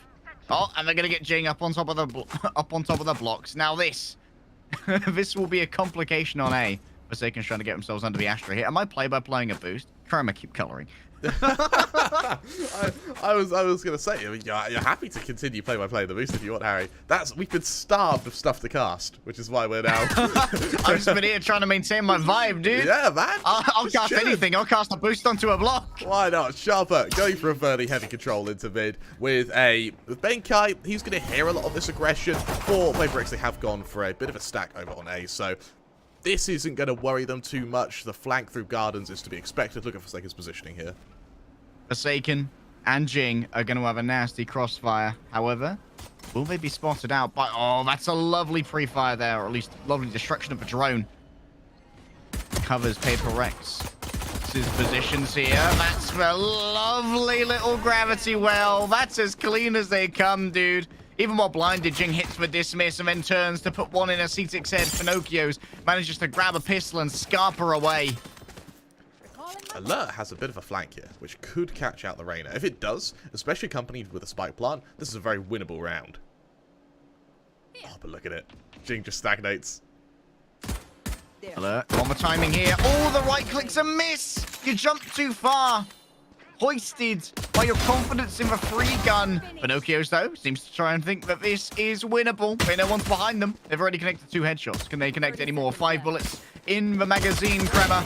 Oh, but the second Harry. to last goes into Jing's head. Pinocchio, could they do it? Could Oh, they do Harry! it for Thailand? Yes, they can. 1v4, baby, in Pinocchio's. Oh, mwah, bellissimo. Chef kiss to that one, Harry. What a round by Pinocchio's. He's in such an awkward angle as well. He's fighting players on different levels of elevation, different altitudes, from different angles. He turns 180 to kill each and every one of them, all in the space of a single magazine. What a round by Pinocchio. So we said earlier, on the breach, on the sky, it's just flashes you have to note. But we were so kind of blinded by how good his flashes were, we forgot to mention, this guy can shoot. Blinded by the lights, Kremer. And now, Benkai is getting... Oh, and they've been spotted. Alert. Gonna be a little bit safe here. Oh, they hear the claiming of the orb. Are they... Are they not... Oh, spray mix fools of us all, my friend. Will Beta be made a fool of? Over in mid, though. Seems like for now, they're going to be able to survive as Forsaken. They're looking to wrap around the back here with a Sheriff. Jing's already scored first blood. Pinocchio's the hero of the previous round. Has been taken on down. But rotations through mid could suffer as they don't expect Forsaken. Forsaken's plugged a couple of... Oh, no, Forsaken! All right, give back that rank 1. Oh, Harry, Jing, he wants something back. He has something that belongs to you. Divine now. Caught out in that smoke. Takes so much damage before he even sees an enemy, Harry. Random dink. And Niffy's going to deliver one too. We saw a couple of good rounds from Niffy on Bind. They're looking to emulate that once more. This is the kind of momentum start for Sharp and Need, and they're going to keep it going. 4 players will survive, and so a nice little bonus is granted alongside quite a few Sheriffs, I believe. That it is. Wonderful little round from Sharper. And as we mentioned, Harry, this is their map pick. This is their home ground. On top of the fact that they were able to win rounds on Ascent. They were able to topple Titans. They just weren't able to do it they weren't able to string it together. They were kind of lackluster here and there, scatterment of rounds. Now taking the pistol, Harry, we may see some serious momentum. It's the full buy of Paper Rex, though. This is where they need to try and slam the brakes on, put their foot down, and not allow another inch to take. Oh, Alert almost catches a headshot right there.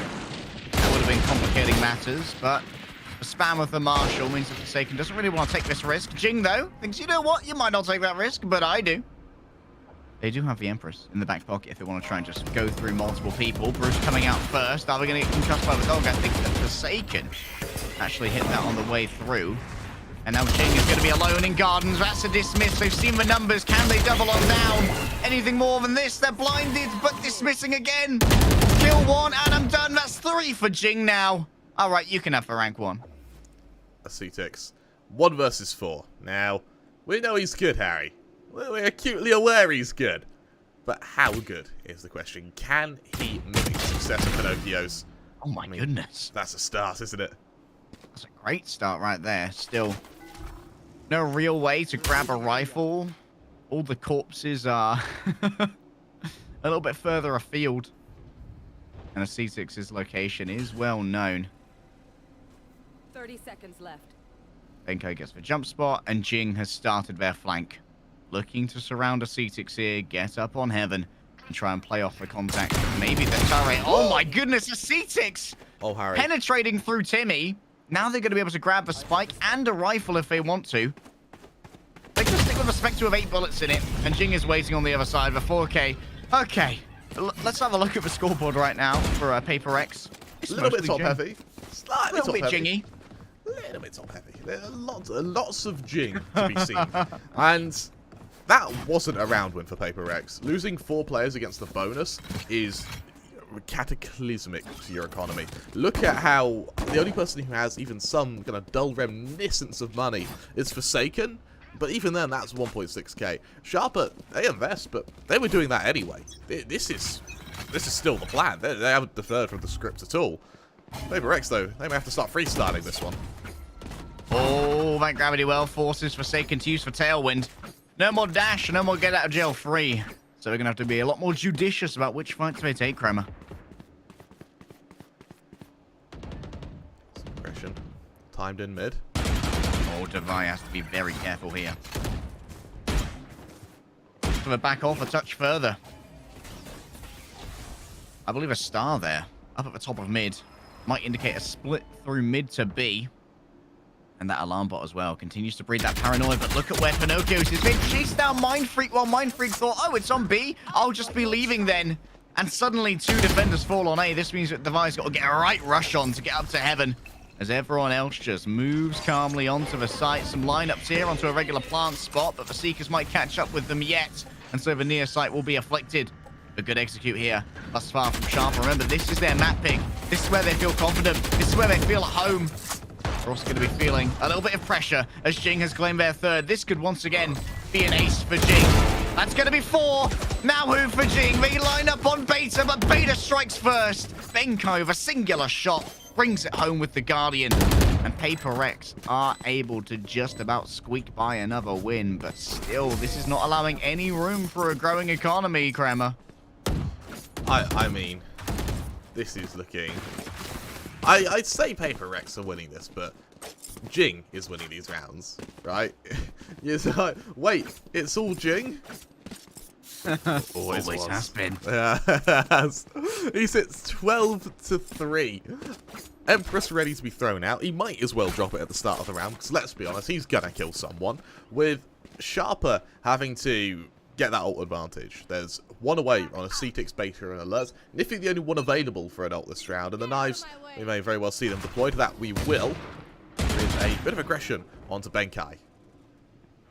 Jing might have the support of Mumba, but does Niffy have a knife buff? Look at this. Pinocchio is going up against so many here. Even with a blind on Jing, the Mum buff works out. And they are hunting now. They'll be able to find the spike here if they're going to beat Ascetics. Oh, that's the spike in hand now, and Niffy might have got 1. But look at this. Now you've got to deal with both Jing and Forsaken, who are guarding the spike, and they just... I don't know why you take that duel at that range. Oh, Niffy, they're doing bits right now with the blades.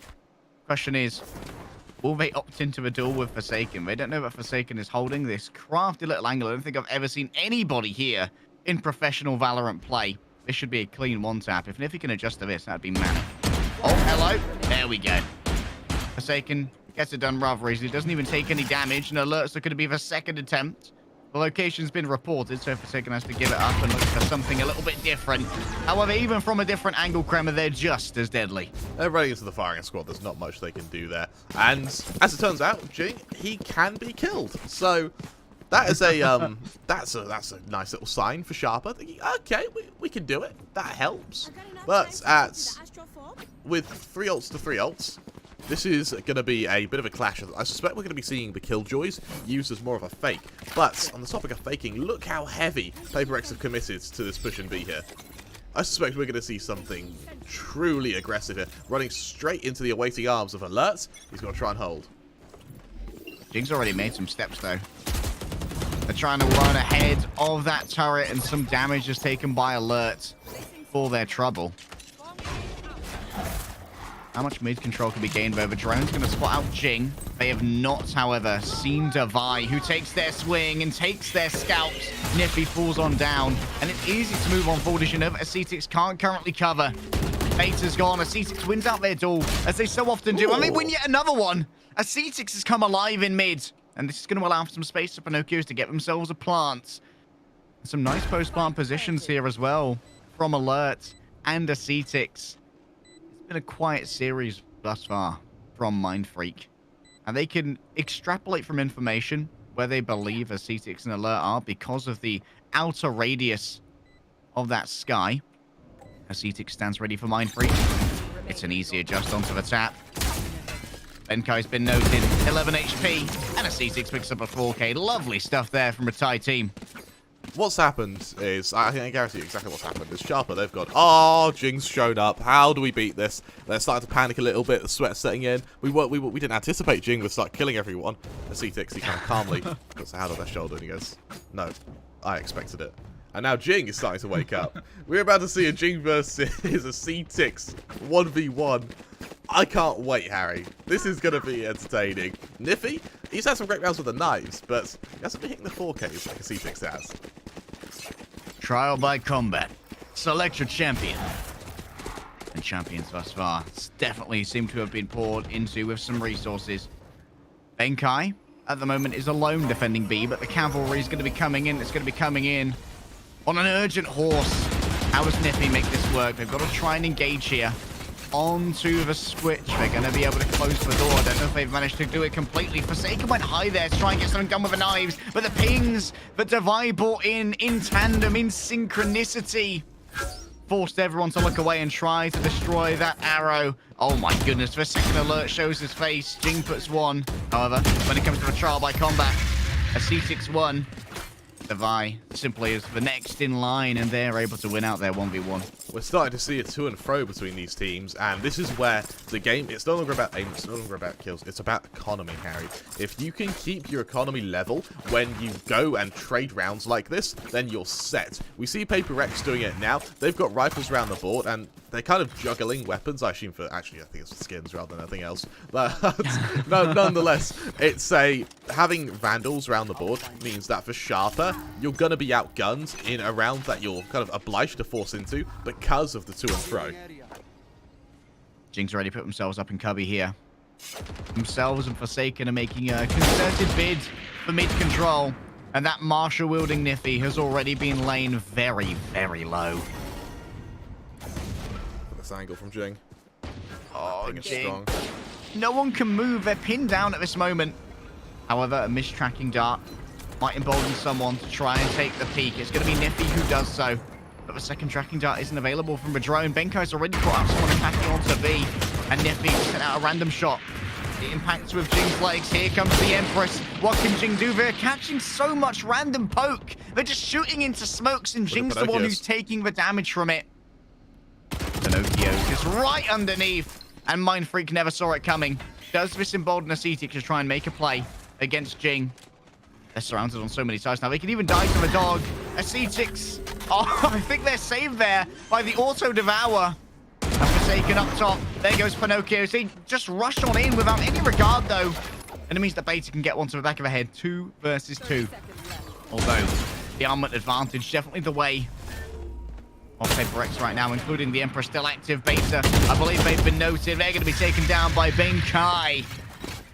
Paper X They start to build themselves a little bit of a round lead now. 5-3, Harry. Then, as you mentioned, they're starting to just sort of push Sharper away here. This is a defender-sided map, so you want a kind of 2-3 round lead at your end of your half, and that's what Paper Rex are fabricating here. The full investment comes through from Sharper, and this is a must-win round for Sharper. They lose this, they're down to the double eco. You end up with Paper Rex going kind of 7-3 up, but at that point, you're really on the back foot for the rest of the half, and more importantly for the pistol round. This is all putting pressure on that first round of the second half here. With ults available for either side, let's see if Sharper choose to commit them. More importantly, how they use this Killjoy ult is going to be so important.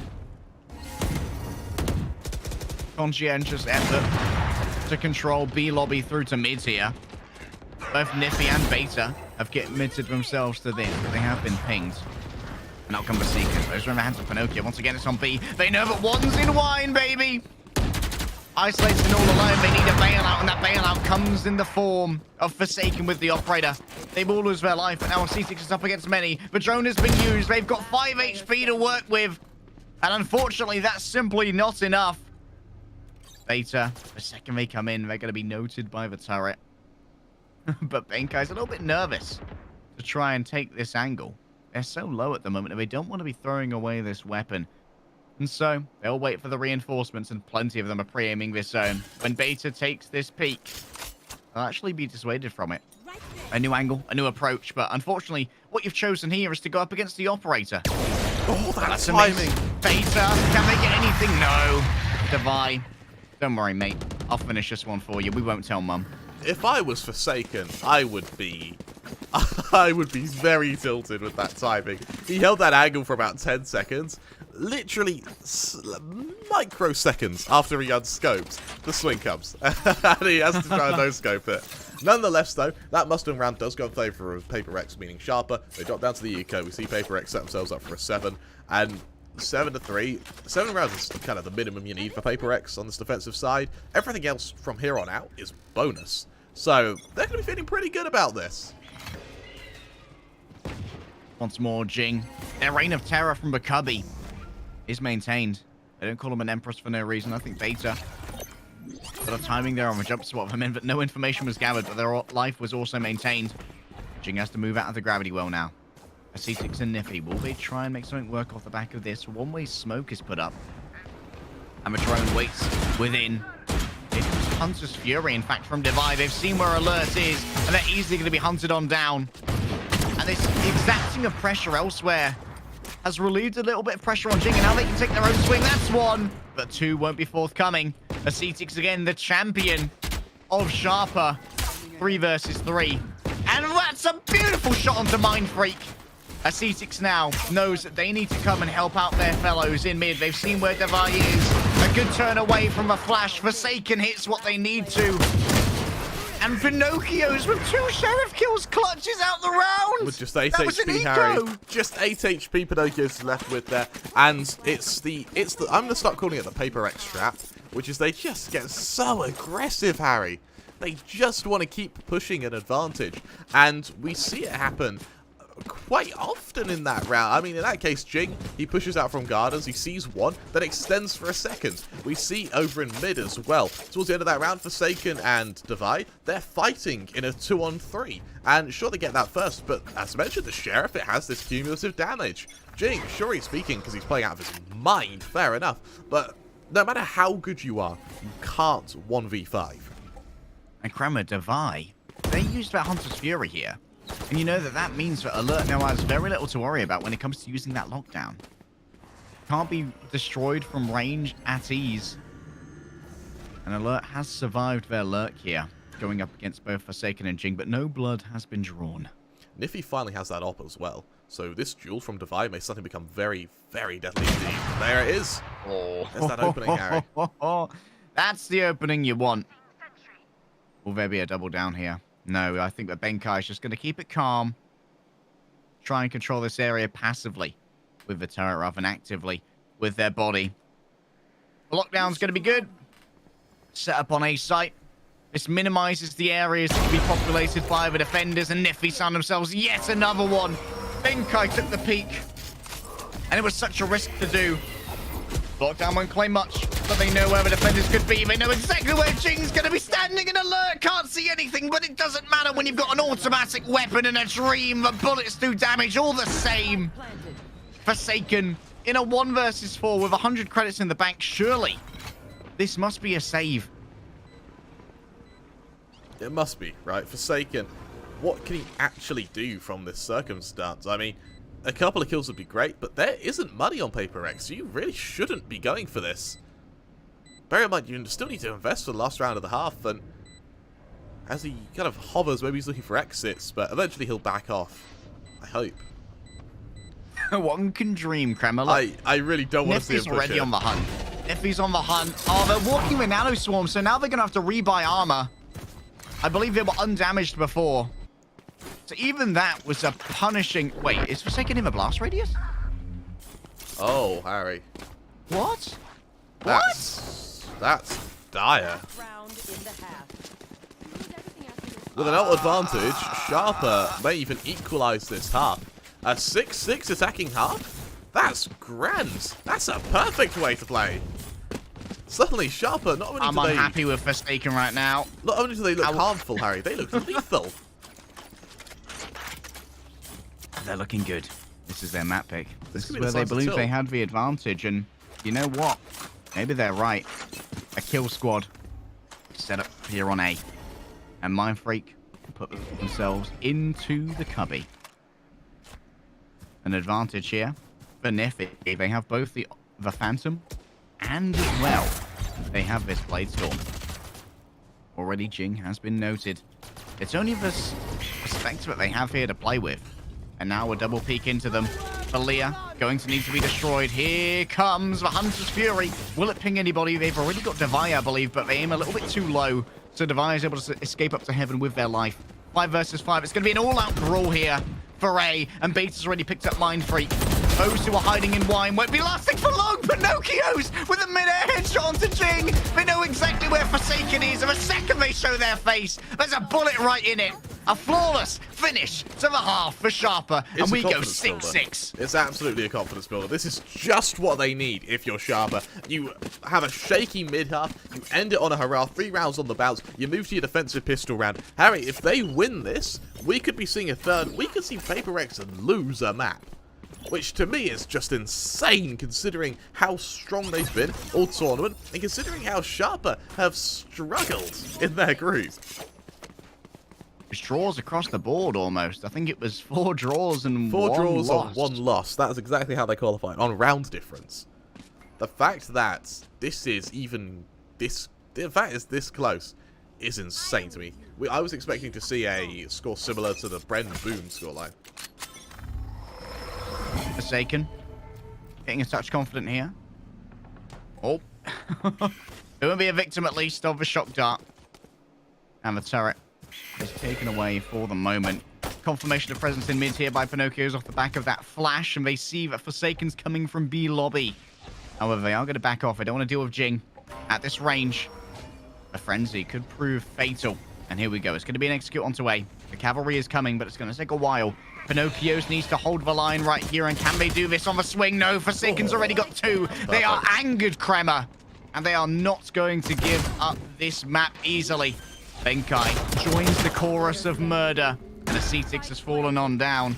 In a 1 versus 4, now Alert with a classic is not in the greatest position. Your Alert, he's got to be so careful here, Harry. You might just have a flank, but... You can see Jing shaking their mouths like, 7's up, 7's up. There's a world where that's a knife kill. But nonetheless. I think Jing actually got jump scared on that. Entirely likely. Entirely likely. Like, their flick was so other, like, what is this? And then had to adjust afterwards. Yeah, absolutely. And, you know, as you mentioned, that chorus of murder, it turns to a crescendo. Paper Rex, they finding the pistol round, give them a chance to build up some momentum and try to put even more distance between them and Sharper before Sharper pull out their full buy, because we've seen how effective they can be. I don't like how Alert only used 1 lockdown for the entirety of that first half. I would like to see him use it a bit more. However, the mileage was there when that first one worked very well. Well, Crema, the crescendo might be roaring, but when it comes to the momentum of Paper Rex, are we going to be looking at a staccato number of rounds? Or a legato bit of momentum? Sharper trying to get the drop onto Paper Rex, but they'll only walk away with a singular kill here, and the rest of everyone else is going to flood onto A site. A C6 put in the grave, and it's a familiar. It's a very familiar situation here. Alert. Considering swapping to the classic to take down this door, they're not in a great position with the shorty, let's not lie.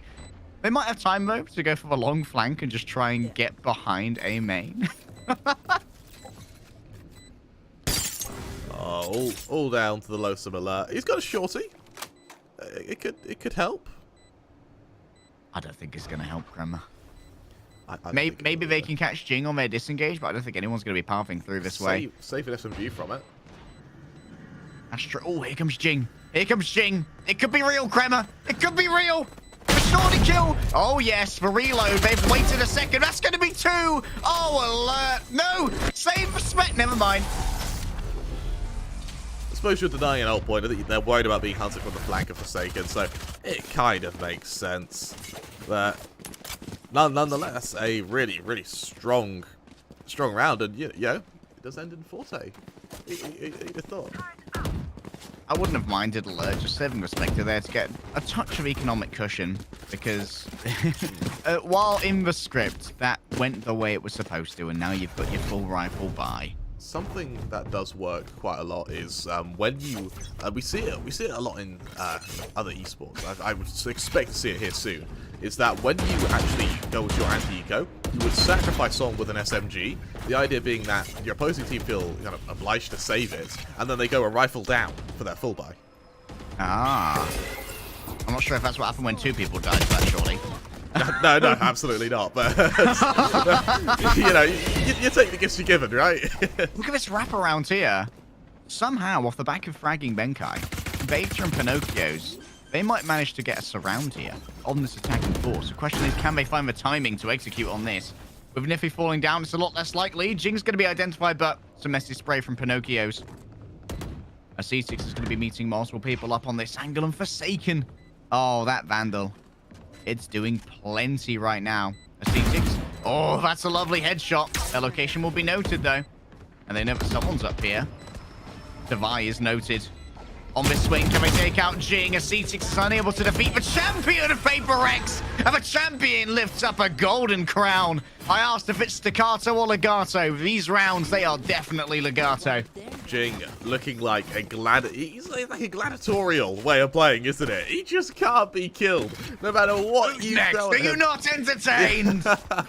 My name is Marcus Aurel. Well, there's a copy based with Jing's actual name in it, isn't it? I'll see if I can find it. The copy paste research during my next play-by-play tirade. My name is Wang Jing Ji, also known as Jing. I actually don't know the full quote, but nonetheless, he is. What I'm getting at, Harry, is he's good. Owner of the #1 spot on ladder. And Killer of Sharper, taker of names. And frag leader of Paper Rex. And I will not be denied.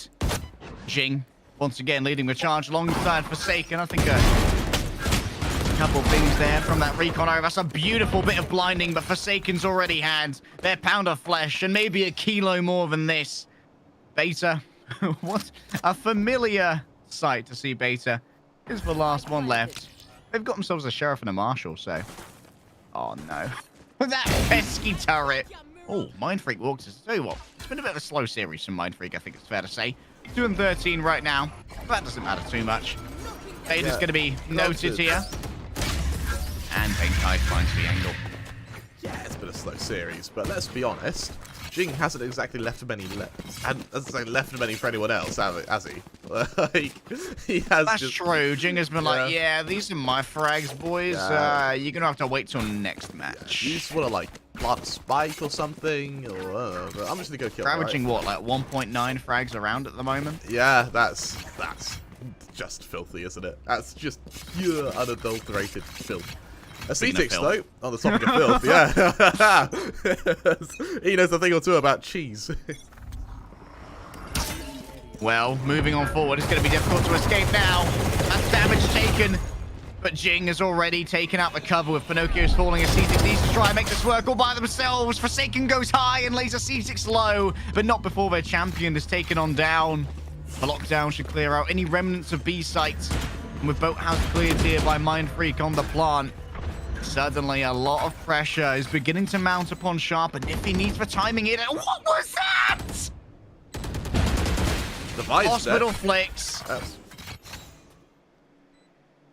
Oh my goodness. Bearing witness to that was, I think I just witnessed a miracle. And yet another one. Forsaken is so good with these knives. They're all out of updrafts now. No fancy angles. Just moving forward with a right click. You might as well. There's no point in the refresh. They don't want to lose their life right now, though. Not sure what kind of weaponry they have. They do have a Vandal. So, and they no longer have a Vandal. Nor do they have a teammate. Alert. Gonna try and gatekeep this. Can the escape be good? Yeah, easy clap. Killjoy diff for a moment. Benkai actually almost tagging Alert through the wall there. I think he did get stray bullets, so Benkai's going to have to reinvest that armor. But something to note is while Sharper have been losing these last couple of rounds, they have ults ready now. They're going to get Pinocchio's and Ascetics up online this round. They have the knives ready for Niffy. They've got the lockdown ready for Alert, as well as the divide on Beta. For Alert, I really need to see these lockdowns. We've seen one all game, and it feels like there isn't a lack of opportunity.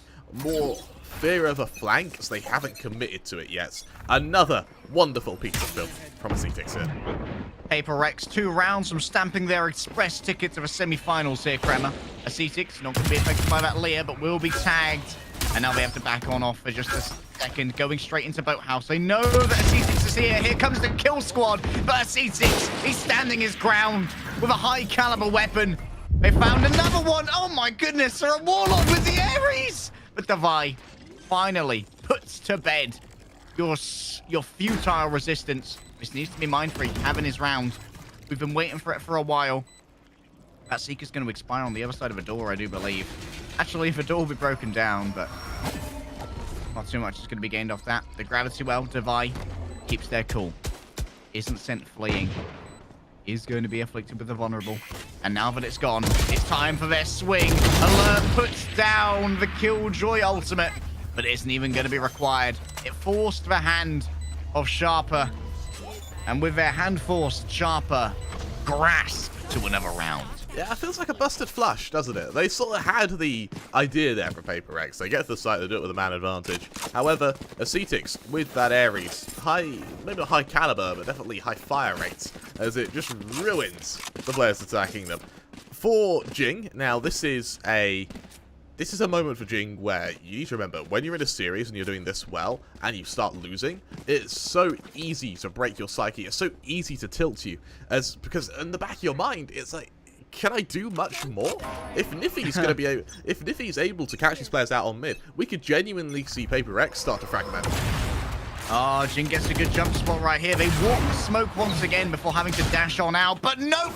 A bullet to the back of the head. Enough of that, says Forsaken.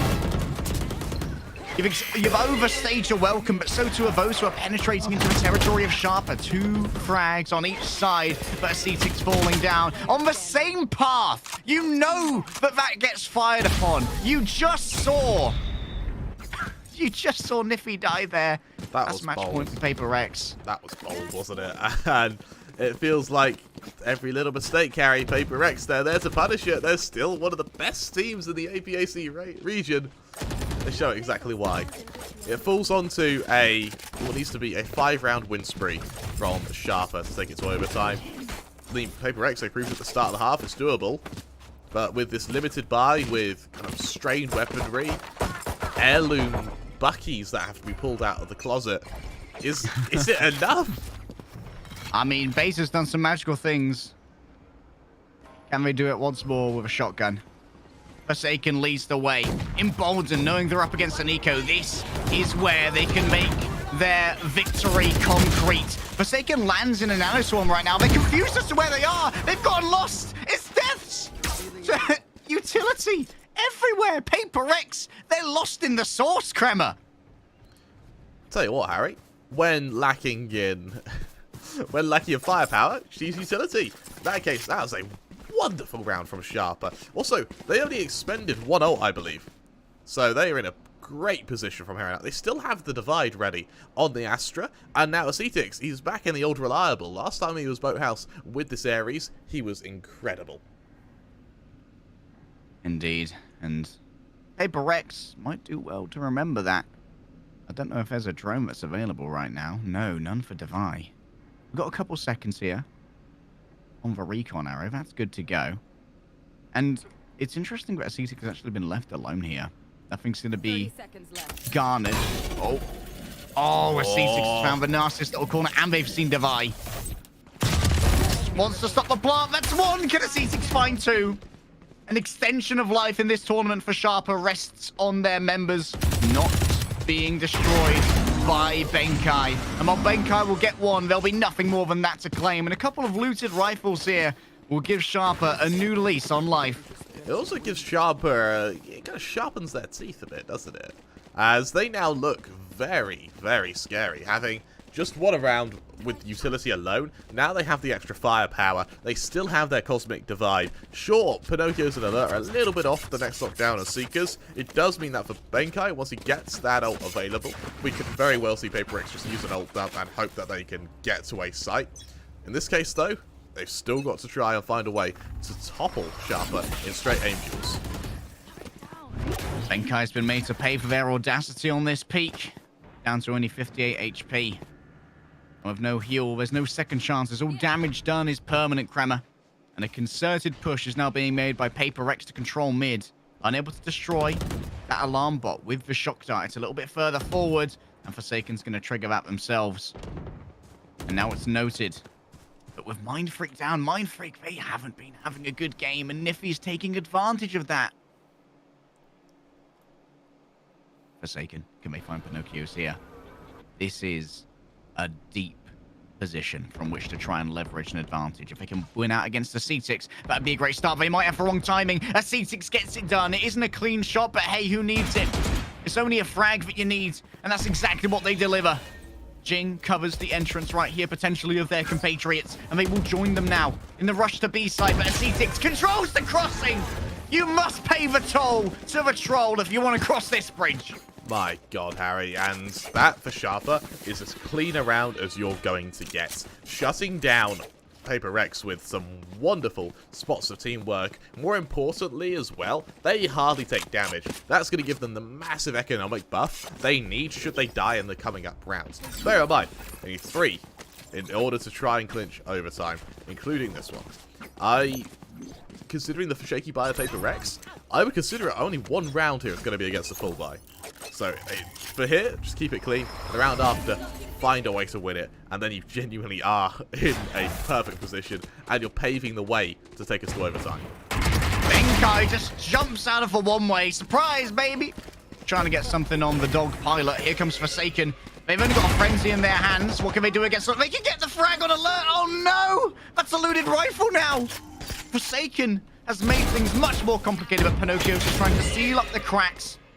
They need to take out Mind Freak now. This could be Mind Freak's hero moment, and they're going to be able to start off well here. Divide, Mind Freak, the bottom 2 fraggers of Paper Rex against Acetix and Niffy.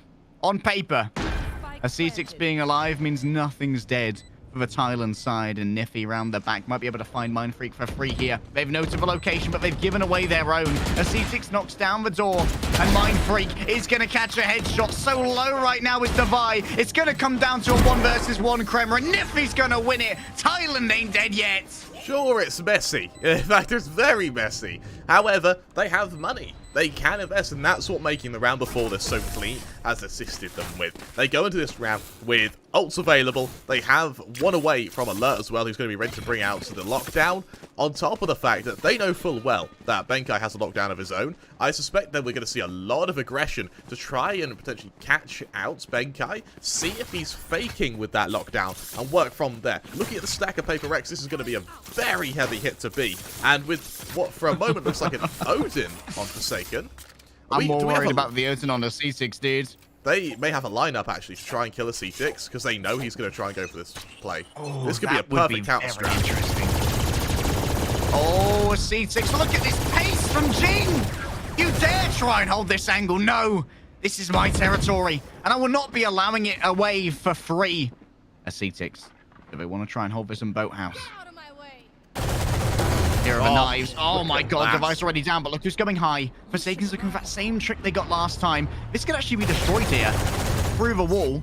I'm not sure if Ascetics is going to be able to do so, but already Alert is occupying the free spot on the point. Ascetics going to try their best to escape, and they'll be able to do so. Forsaken fell in the midst of all of this, and now you're kind of committed over to B, right? Ascetics is going to have a quick reload, but what can Alert do from the side? They never expected him! Spike down. Oh, it's for stealth killjoy, and only Jing remains. They're pinged, they're blasted, and Sharper, a one round Kremer from overtime. Oh, Harry. All I'm saying is I called this. I absolutely called this. But I mean, the second I saw the second to last round on Paper X's defense, I was like, something's a miss here. yeah, Paper The Rex. brains aren't working at 5 gigahertz, you know? What's interesting as well, they have no ults available for this round. It's all down to gunplay and kind of minor utility usage. Sure, they've got weapons, but yeah, only a Bulldog and Benkai. It's not great. If Devi can get an ult orb, then he's set. But getting that ult orb is going to be the problem. Speed and power here. Those could be what change everything. Is Benko just going to kamikaze out of this area? They wait for the pings. Benkai, do you drop? Do you make the play? The smoke's about to drop, but it's going to be refreshed here. Benkai, fresh lease of life on this, but they hear people leaving the angle. They've missed their window. And now Paper Rex. It's a new approach that they're going to go for. I love how Sharper, they get that man advantage on the Jets, and then they just back off. Completely back off. They don't want anything to do with this combatants in A long, knowing that you're risking foregoing that advantage. And that's kind of the anti of what Paper Rex have been doing. You try and press an attack. In this case, Sharper, they take what they're given and back off. Jing versus Pinocchio's. This is going to be such an important duel. Pinocchio's have spotted out Jing in advance, so they don't want to beat themselves over here. And Jing continues to announce their presence. Hey, I'm here. Look at me. They can hear an ult orb being claimed. And that has now given over access to the Hunter's Fury. Jing is surrounded upon all sides. They get the drop on Pinocchio's, though. Playing within the smoke, they break the window. Now that's a question mark that needs to be addressed for the defense of Sharper. What can Jing do here? They move out with Valir. It's instantly destroyed. Niffy finds the attack, and they're beginning to tear it apart. Playing from behind the generator, they take the swing. Mind Freak's already dead, but Benkai and Devi are gonna have to deal with a C6 and Alert. It's a mirror matchup. There's the ultimate from Sharper. Does Benkai want to try and hold this angle? It's gonna be destroyed. Benkai dies to friendly fire! Devi's taking out their own best friends! And now in the 1 versus 1, a C6 versus Devi. A C6 has been the hero of Thailand, but can they do it one more time? Time's not on their side, so they're looking to try and make this work instead. They see the knife spot. They run it through. Oh, he's done it! C6, the hero! Do they have time for the defuse? I'm willing to bet that they are. I can't believe the friendly fire. Paper Rex, what's happening? 34 kills is the throne Jing sits upon right now. And Sharper, What they more can I do? They Sign Jing. mitigate it completely. We're going to overtime, Harry. Sharper now having to face I think they're about as surprised as we are. That would go to overtime, to be honest. Oh, what? Yeah, they call the timeout. Probably to go give Ascetics a chance to, like, wake up. He's probably fainted from the amount of blood that's just rushed to his head. What a round that was from Ascetics. What a retake that was. The wombo combo of both Niffy and Alerts there to hold that site is just star-studded. We now have Paper Rex, who have proven their defense is shaky. We now have Sharper, who have so much momentum going their way. And for Paper Rex, well, actually for both teams, really, they don't have ults to help them. It's down to utility usage. We've seen how good Sharper's utility usage is. And now for Paper Rex, they've got to rely on aim. Sure, Jing has that aim. But as mentioned before, he can't 1v5 every single round. He needs something to follow it up. And in this case, Sharper, well, they aren't having Starstruck performance like Jing. They're doing it together. There's about 10 frags separating their bottom and top fragger. They're all pulling their weight. Over on Paper Rex, it's so top heavy that when you kill Jing, the power spike or the power drop, you could say, for Paper Rex is so obvious. Grandma, we talk sometimes about someone playing 3D chess for a smart move. Yes. I postulate to you that Alert is playing 4D Scrabble in outer space by putting down that lockdown in a way that aligns Benkai with the Hunter's Fury boss to kill it. I can't believe this is how we're going to overtime. This series has had everything. What an opportunity this is, and I don't know what to say. For the Killjoys, both of them have had some pretty good rounds. In this case, Mind Freak gonna see the dog, knows pressure's coming. 5 and 20 right now, Mind Freak. You can be the hero in overtime. It could be you, buddy. And with the blind, we're just gonna have to run on away, but so too will Sharper. They've actually drawn over a rotation here. Forsaken's gonna have to check in on mid, maybe. They're gonna go for a jump spot. They aren't gonna see too much, it would appear, but confirmation of a push is coming through. Alert stands on the outside of that gravity well. And they will follow the drone on in now. It's going to be Devi and Forsaken who try to defend this as they await some manner of reinforcements. Alert, somehow they win that, even though it was pre-aimed by Forsaken. It's Choke City, Crema. But now, here comes the big boy, the big frag, and he's down. Oh, Mind Freak. 1 versus 2. Come on, Mind Freak. This is the moment. It's not the number of kills, Harry. It's the quality. And these would be 2 very expensive kills. All right. Mind Freak. They've had some good matches this tournament. They show themselves off as a master. They need to be wary of the timing. But in a 1 versus 2, this is an easy swing. That's a good start, but a C-Tix. A C-Tix. Thailand's best, baby. Harry, this is looking so strong. This is looking worrying. This is...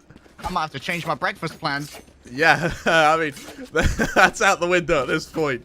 Sharper, they actually could be winning this. And for Paper Rex, for Jing in particular, how do you reset? How do you compose yourself going to your 3rd map, knowing full well you've got to try and mimic this? Well, 1 round at a time, Kramer. That's how they do it. Forsaken goes for a jump spot there. Onto Gardens. Pinocchios, will they take the risk? They can confirm presence without their body, but they are going to be pinged right here. They used the bird just to cover their own escape.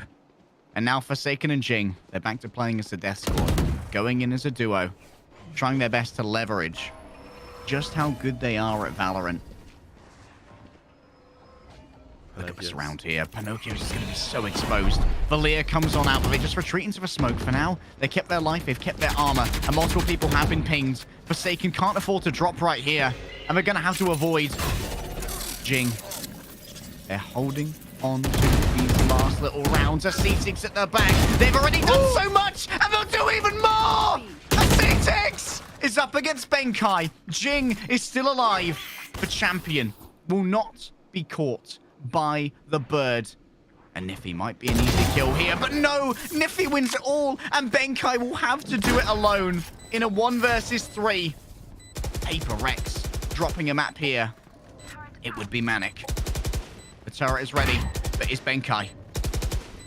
2 and 1 split right now. A turret and alert on one side, 2 on the other. Benkai gets the first. Can they get a second? They can't do the 3rd. That is going to be Sharper winning out on Ascent. 1-1, baby.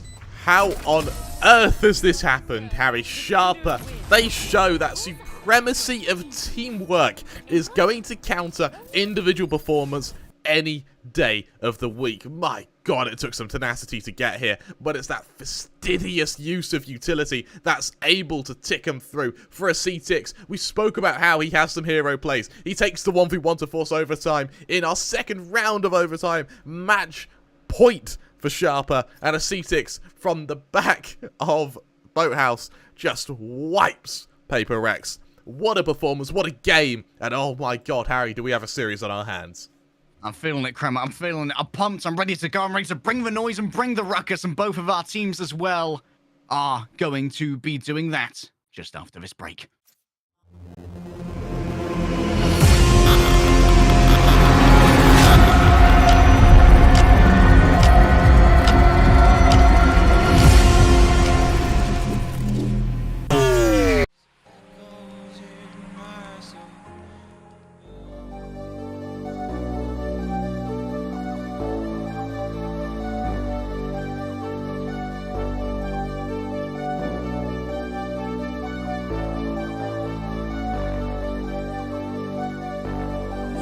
Take me out with your smile. Now the sunshine brings the light. Fill me out with a flame. I will let you in this game. Take me out when I'm down. 'Cause with you I'm safe and sound. I'm safe and sound. I'm safe and sound. I'm safe and sound. I'm safe and sound. I'm safe and sound. I'm safe and sound. I'm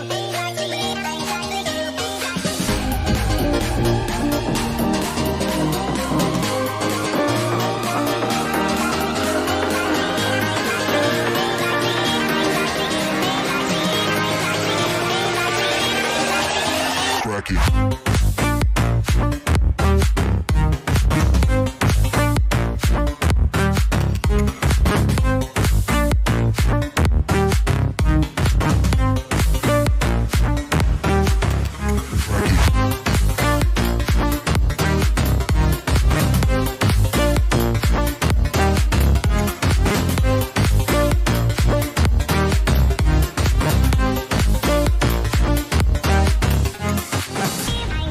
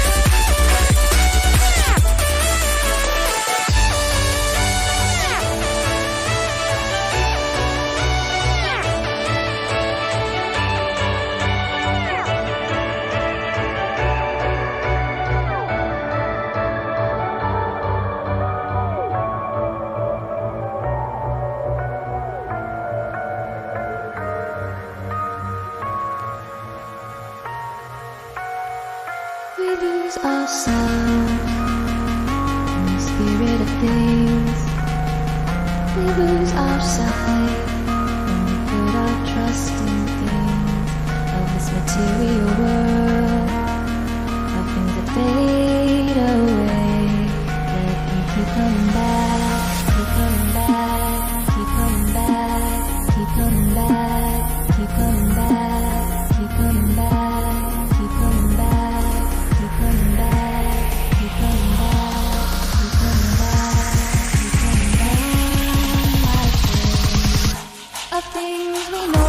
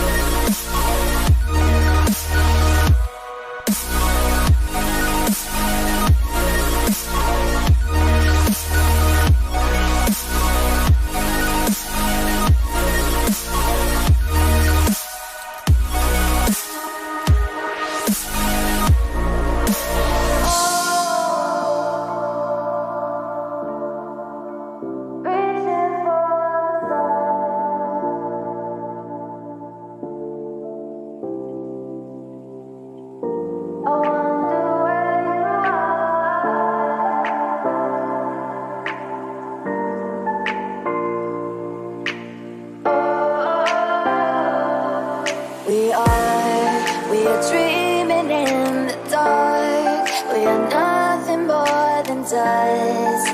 Search but you stay lost.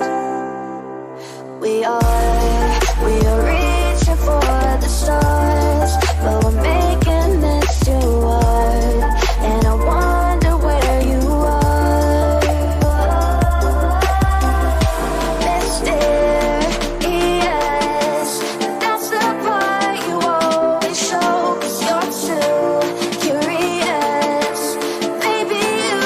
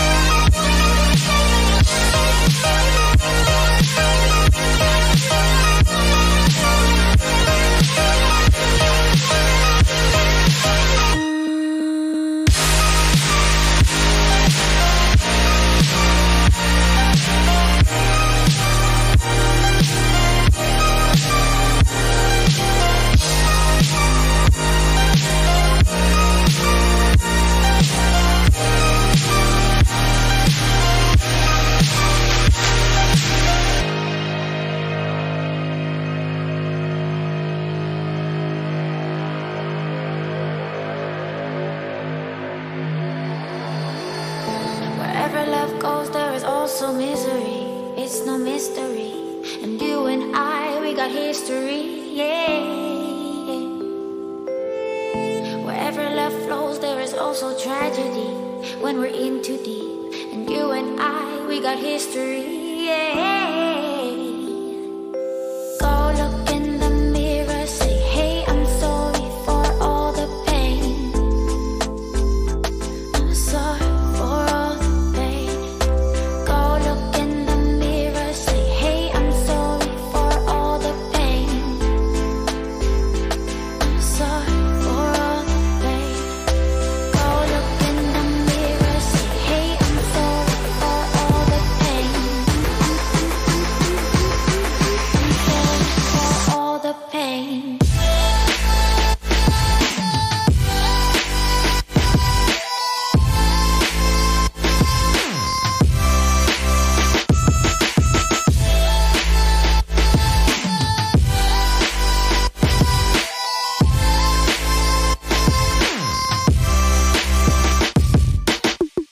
I know my limits. You can break me down, but I will stay till the finish line. And I've been counting minutes for quite some time now, just to see you again. And I've been counting days to get away, to see you again, see you again. Been finding ways to get away, to see you again, see you again. See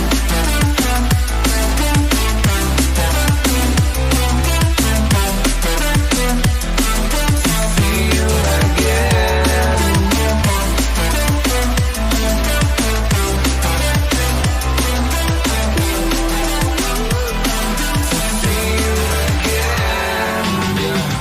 I can never ever find the right words, and there's no way this is real life.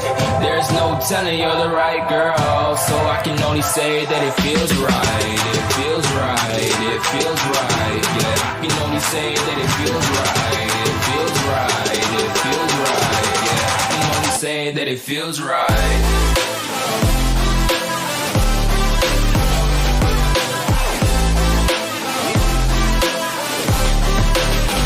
That it feels right.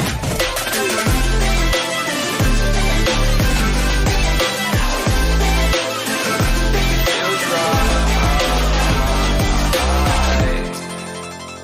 So right, so right, so right.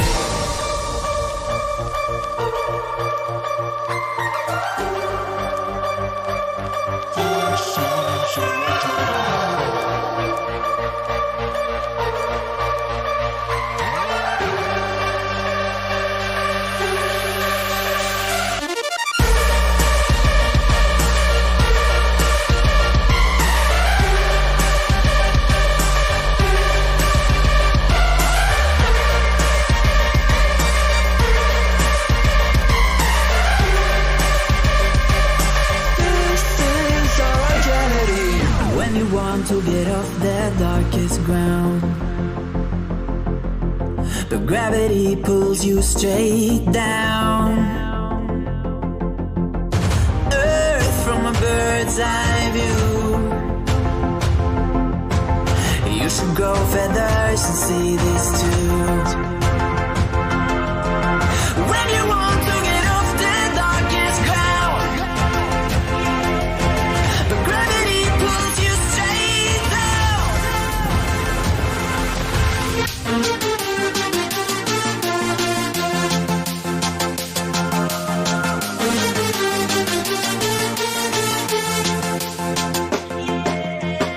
When you want to get off the darkest ground, the gravity pulls you straight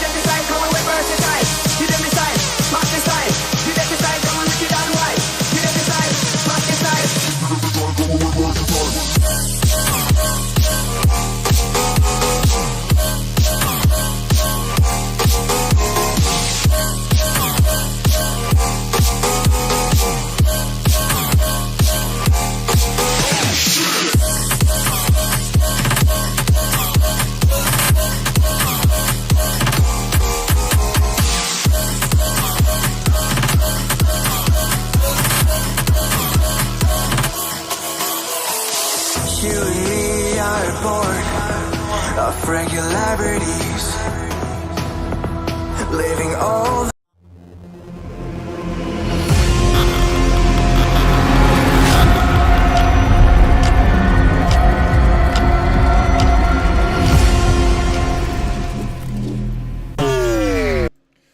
Oh, Harry, we just saw a hell of a comeback from Sharper to actually upset Paper Rex and take map 2. We now move to Split, and having seen how strong Paper Rex were there, or how strong Sharper were, sorry, I actually don't know who wins this.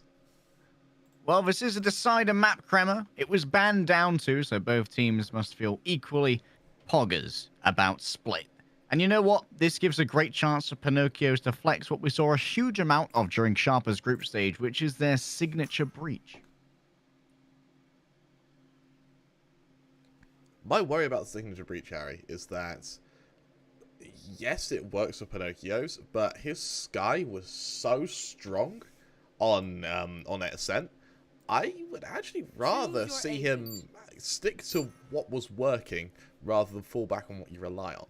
In this case, we see a bit of a difference. We see the Cypher on alert with the Killjoy on Benkai. Alerts, I think the Cypher gives you a little bit more information on your attacking side, whereas your Killjoy is very static defense. Means your defense can be, you can leave an area of the map kind of unadulterated with the Killjoy utility, and it means your rotations can be a bit more fluid. For Sharper, bear in mind that as a team they did very well there. I like the fact that Benkai allows the Killjoy allows a bit faster rotations, because Sharper, they didn't really fake, they just picked a site and went for it, and because they're able to trade, that's why it went so strong. I'm a big fan of the mid-control Viper here. That's what the Vi is likely going to be opting for, unless they want to try and heavily commit over to A and allow their superstar duelists to be the ones who take over mid. However, one of the things that I certainly look at here is the C6 on the Raze. We did a great job on the Sova, so they're gonna be even better, Kremer, when faced with the option to have even more damaging utility at their fingertips. That they will. For now, it looks like a bit of a heavy list to A. That's spearheaded by Sharper here. Sniffy tries to get around that corner. He takes a bit of damage in the process, though. Jing's got the Frenzy. They might be vulnerable to being overwhelmed with that small magazine, but they should be good for one at least. Nifty and the C6 have taken a touch of damage, and Jing lies in wait, ready to pounce. Presence has been confirmed here. A C6 has fallen low. There's the gravity well on top of it. Checkmate, baby! And Jing instantly going to catch some hands from Niffy. Now 4 versus 4. And Forsaken has dropped down onto the site to try and play an anchor here, but Benkai wants to maintain a little bit of control of Heaven. A single headshot onto either Beta or Niffy will leave him incredibly low. But the attack has paused here to allow for a repositioning of these stars. This is going to shroud Benkai for now. They feel like it might have been a fake, and Forsaken's going to be the one who's made to pay for that. Benkai can come in behind right now. That's a lovely little right click. The spike is in an absolutely untenable area. Why did they bring it here, Kremer? What is the spike doing there? There is a flank from Pinocchios here. If he can kill Forsaken, they're in a good spot. Alert Pinocchios, they can swing at once, but both of them lose their duels in synchronicity. Benkai and Forsaken, they're done playing about. As you mentioned, the synchronization there is so strong from Paper Rex. The repositioning as well almost invites Sharper to try and fight them into screens there, and just literally push them all the way back to spawn to screens to try and get a flank on. And that's where they lay their trap. They have a crossfire. There's an alarm bot on the other side of the doorway, so you can't just swing onto Benkai. You need to try and clear that first. And it gives a wonderful little pistol round for Paper Rex, and a way to recover having been upset, truly, on your previous map of Ascent. It's not a good feeling to lose like that, especially for Jing. How much they managed to achieve. Mind Freak here is starting to feel the pressure. I imagine that a lot of that break was spent trying to reinforce Mind Freak's mental. You know how good teammates do. It's okay, man.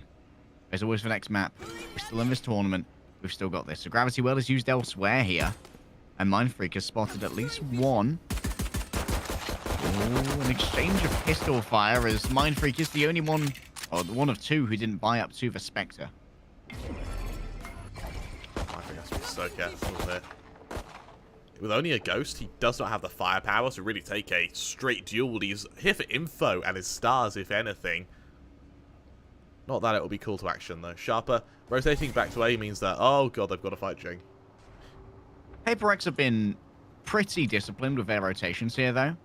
They haven't overly committed. In fact, they're going to reinforce Jing over here on A, realizing that this is an opening. Jing, how many can they get off this entry? Jing, down, alert, down. So too is a C6. Jing's got 3 already. Could it be the ace right here? It definitely could be. That's 4, but Beta puts 1 in their head and denies the ace. But Forsaken, they're angry. Oi, that was my mate. My worry, Harry, was can they do it? Can Jing repeat his performance? Unfortunately for Sharper, that same worry has just been assured that yes he can. What a round that was for him. Sure, it's against eco frags, but it's feel good frags. And if you ever want a player to feel good, that's Jing, because when he's on form, he is unstoppable. It took the entire Sharper team to bring him down on Ascent. And now, if he can repeat it on splits, this time with all it takes is Forsaken to land a few more shots. And that's it for Sharper. Forsaken breaks for script right here. They're trying their best not to reveal the operator. Oh my goodness, Mind Freak. This is the kind of start we need. Good frag onto their opposite number. A C6 is going to be spared a battle here by the disengagement from the flash. And elsewhere, Benkai's going to have to deal with Niffy. They've been revealed by the turret. The Nova Pulse is going to be emboldening Benkai to move on forward, but they won't really see anything right here. As Mind Freak lies in wait. Pinocchio's doesn't want to pierce through this veil. HP. They are incredibly hurt right now. Benkai, they can even take out Niffy. Now remember, this is the big buy for Sharper. They can't afford to lose this. But it looks increasingly like they might. Benkai now dancing around stairs is going to try and invite someone into fighting them. Unfortunately, looks like Sharper, they want no business with this Killjoy. Instead, they're turning to A, where Forsaken has a wonderful angle with this op, which is yet to be revealed. Yeah, it's a secret op right now. 30 seconds The mystery op. However, maybe utilization here of high ground. Nope, it's right into their sights. Forsaken didn't have to worry for a second. And only 11 HP on Pinocchio's. Forsaken, if I get a whiff of this, they are going to be demolished. And goes for a grenade. Did you see it? He tried to fly, didn't he? He almost did. That broke the laws of physics. They had momentum going forward, and then they got absolutely blasted by Divide. I got a beautiful view of that from Pinocchio. That was perfect from Pinocchio's perspective. I love that. I'm pretty happy with the... From when I was sort of worried with the raise on a C6, but I see the appeal. Bear in mind, Sova's not really needed on this map when you have the Cypher, when you have the Killjoy. On top of the fact that C6, his aim was really strong in that last map, so why not put him on the duel list? Now, the ops in mid. Up against some sheriffs, so Forsaken. We have seen them punished for this position before. That's going to be a force of movement. Yeah, the second you peek on out a C6, I'm afraid it's over for you, bud. Niffy's equally low. The operator isn't even really necessary at this point, but Forsaken's trying to instill some confidence. And a headshot will do just that. A massacre in mid. And Beta, they tried to grab the spike and extricate it, but the extraction didn't work out. Alert. Winning at range with a sheriff versus the Vandal. They're going to be able to get themselves an upgrade, and maybe they could leverage this into a couple more kills. They're going to be going up against Mind Freak first, and we know that Mind Freak needs a little bit to get going. Just a couple more frags in their corner. This will be easy versus Alert. Oh, a little bit late. Oh, no. Careful now. This can't happen again, Kramer. Everyone needs to be on deck. For a moment, that was strong. That was very strong. This is a cool little anecdote for you. At the end of that last map, how do you... Jing, bear in mind, he lost. What do you think his reaction was? I'm pretty good at Valorant. He apparently he came out of his room laughing. Which you know what, at that point, what more can you do than just laugh when you drop 35, 34? Yeah, still lose. Bless him. That is... I mean, I like that. It shows that he's still enjoying it. even though it could just be laughing through the pain, the fact that you're still hide the pain, Harold. Yeah, exactly. But like, even though, so long as you're not angry, any emotion but anger, and you're fine, because that's where your confidence comes from. It's if you're laughing, you're still enjoying it, so you're still able to take 5 6. Laughter comes from confidence, whereas anger sort of comes from disappointment. So it means that they're still exactly frustration. So it shows they're still working together as a team, and honestly, that's a good sign for Paper Rex. So yeah, we see it here. Forsaken, now he's stepped up. The fact that the 2 duelists of Paper Rex are now popping off, that's where things get worrisome. Do you remember yesterday when we did that interview with, I believe it was either Southbuilt or Bleed, and they said in order for Sharper to win, they need Forsaken, Jing, Divide, Benkai, and Mindfreak to have a bad day. And even if Forsaken and Jing are having a good day, that's enough. Seems to be the belief. Oh, that's some great free end there on the camera alert. Can't keep using that. And Forsaken, they're going to walk this with the op. Oh, they're unable to adjust onto the head. Great positioning there from alert. Means that they had a tiny hitbox. And a neural theft is going to inform as to where everyone is. And that means Mind Freak's an easy takedown for Pinocchios, even if he managed to trade up for 1. This is a big fragmentation of Sharper as well. Benkai has a lot of pressure on him. Falling now? A retake due for Paper Rex here. Divine Jing. So the Empress is ready, so maybe he commits it. But considering how aggressive Sharper is going, look at Alert Niffy's position. Niffy didn't pick up that dropped operator, but Pinocchio's did. That's going to be interesting to deal with. Jing here might be caught in a crossfire. They don't know that Niffy's on the other side, and they were going to get stunned up anyway. Great countenance of the threats here from Sharper. And unless Divide can pull something magical out of the hat and do it in good time, I think that we're going to see Sharper enter our 3rd map with a round. The C6 on the jump spot. There should be a swing here from Pinocchio's with the operator. However, they just wait, and Divide falls into the trap. A chance to prove that Paper Rex are mortal. It shows they can be beat. And for Sharper, that's going to be a bit of a confidence boost. Bear in mind that losing the first couple of rounds, that's exactly how Ascent started. Paper Rex were able to build a bit of an economy. Sharper then punished it when they overinvested in the repeat ops. And that's where their stuff came from. That's where their rounds came from. For Paper Rex, that trap came off the back of overaggression. That's what happens when we have 2 very confident duelists. For now, it's going to be a matter of trying to reel it in once they get these man advantages. The operator was actually discarded off here by Sharp, despite Pinocchio's picking it up. An interesting choice. But Forsaken, they want to reinvest here, Kramer. And oh my goodness, Divine might be in trouble. They have survived the stun. Will they catch any on the backside? Benkai going to be traded on out Divide. They don't expect Pinocchio to be right behind them. There we go. That's going to be 2 great presence there. Patience from Pinocchio's. And the trigger discipline has resulted in a huge advantage for Jing. They've popped the Empress. They believe this to be winnable. They've already got themselves the first. Can they find themselves the second? They've got Mind Freak as an ally right here. We're going to move on to try and clear the side base. It's the first target, and they're taken down. The dismiss is used, and a free tap right here. They know that people have to come on in. Rolling Thunder. It's going to make them a little bit more vulnerable, but Mind Freak don't care about the stun. This is the Mind Freak we wanted to see. Really strong stuff, and for Paper Rex, that's exactly what, that's just what you need. Jing pops the Empress, the confidence play comes up, Mind Freak can just play off of him. Bear in mind, Mind Freak, who had a pitiful performance on Ascent, is now making his comeback. If he also is showing up, Paper Rex, they just get better and better as the series goes on. They're like fine wine or kind of French cheese. They sort of mature, and it gets a lot better the longer they're in the server for. Oh, 5-1 now. This is the Paper X we expected, but Sharper, if we know one thing, it's to never count them out. They took 5 rounds in a row to even gain that overtime, and then they strung it into 7. Niffy wants to lead the way here with the knives.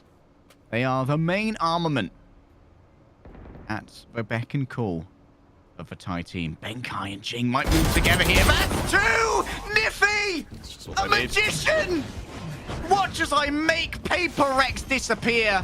Forsaken's waiting over here now with the operator up on high ground, but smokes on every angle are going to make things a touch more difficult. There's a plant going on underneath. And now looking to try and check the back. They know that Devi, there's some shenanigans going on around here. Still Devi catches the timing. Can they get Pinocchios as well? The answer's going to be no. And now Forsaken, what can you do for me with the operator?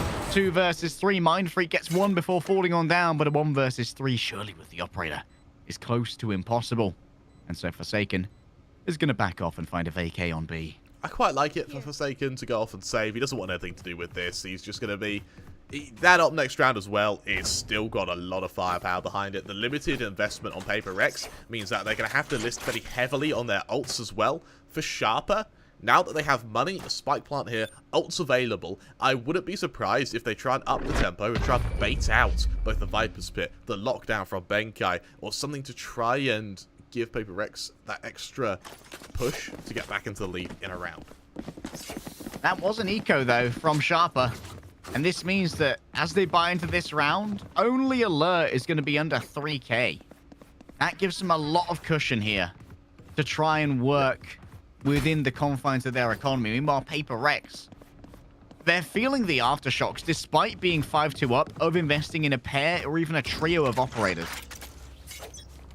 Absolutely right. With Devi having to... watch this angle now. There's that line of bit, and it's right into mid as well. This is just where Sharper was trying Devi's to already push been through. forced out. Nifty's going to be punished for this. Next up is a C6. Devi has taken over mid. Dare you step into my domain? I have no mercy for those who intrude. The interlopers will die. And Beta finally finds a body shot off some random spray. But random spray is enough when you need to get rid of that pit. Jing turns away. And they can string together 2 here. A double peek might lay them low. But seeing those stars laying down by Beta tells Benkai and Jing that it's time to give that up for a second. Look at this position here from Alert. They're looking to maybe penetrate into B. This is probably going to be a refresh of the smoke from the defensive Astra, who at the moment is anchoring over on A. This seems entirely unexpected, but they will be spotted out by the turret. What can Benkai do on the swing when the turret gives over the information? Actually, the turret might be facing the wrong way. The turret's facing the wrong way, Kramer. Oh, no, it isn't. I misread the minimap. We're fine. Timmy, So he too sees a everywhere, Sharper. Harry. 30 seconds left. Timmy is omnipotent. He absolutely, Nothing gets past absolutely Timothy. Your only option to pray, sit and pray until he doesn't find you. Oh, this cosmic divide. Now what do you do if you're Forsaken? You're going to be hoping to try and force people out of this area. Benkai is going to defend the lockdown with their life. And Mind Freak's here as well, taking out their counterpart. Alert's been good with the rifle so far, but not good enough to beat a Paper Rex double peak. That's going to be 3 players surviving, and Paper Rex put another round on the board. Bit of a shaky peak into defense form there. They brought into the big retake point is they pick up one at a time. A really big worry for Sharper. As Paper Rex, they punish it easily. They got 2 players on the angle. All they have to do is alternate which angle they look at because of the delay in swings. And sure, they were trying to base out an ult. The Killjoy ult gets committed, as well as the Viper's Pit we saw in mid from Devi. So in terms of ult drainage for Sharper, that was a success. But you're going 6-2 down. You still need to put rounds on the board to make this half attainable. Bear in mind, for splits, it isn't attacker-sided, it is defender-sided, but only slightly. You know, a lot of these maps are close, so a 6-6, a 7-5 is entirely likely to see. The upshot rings out. Presence is confirmed. Jing! They're feeling frisky here, but they will run away. They feel something in the air. I love that and so that's much. something in the air is 4 members of Sharper. How many can Jing catch? Nippy's going to be the first to move into their sights, but already some damage has been taken. They're going to be forced out of this area. They will go under the cover of Valia, but look at all this utility. They're blasted away, Kremer. Only small pieces of Jing remain where Arena once stood.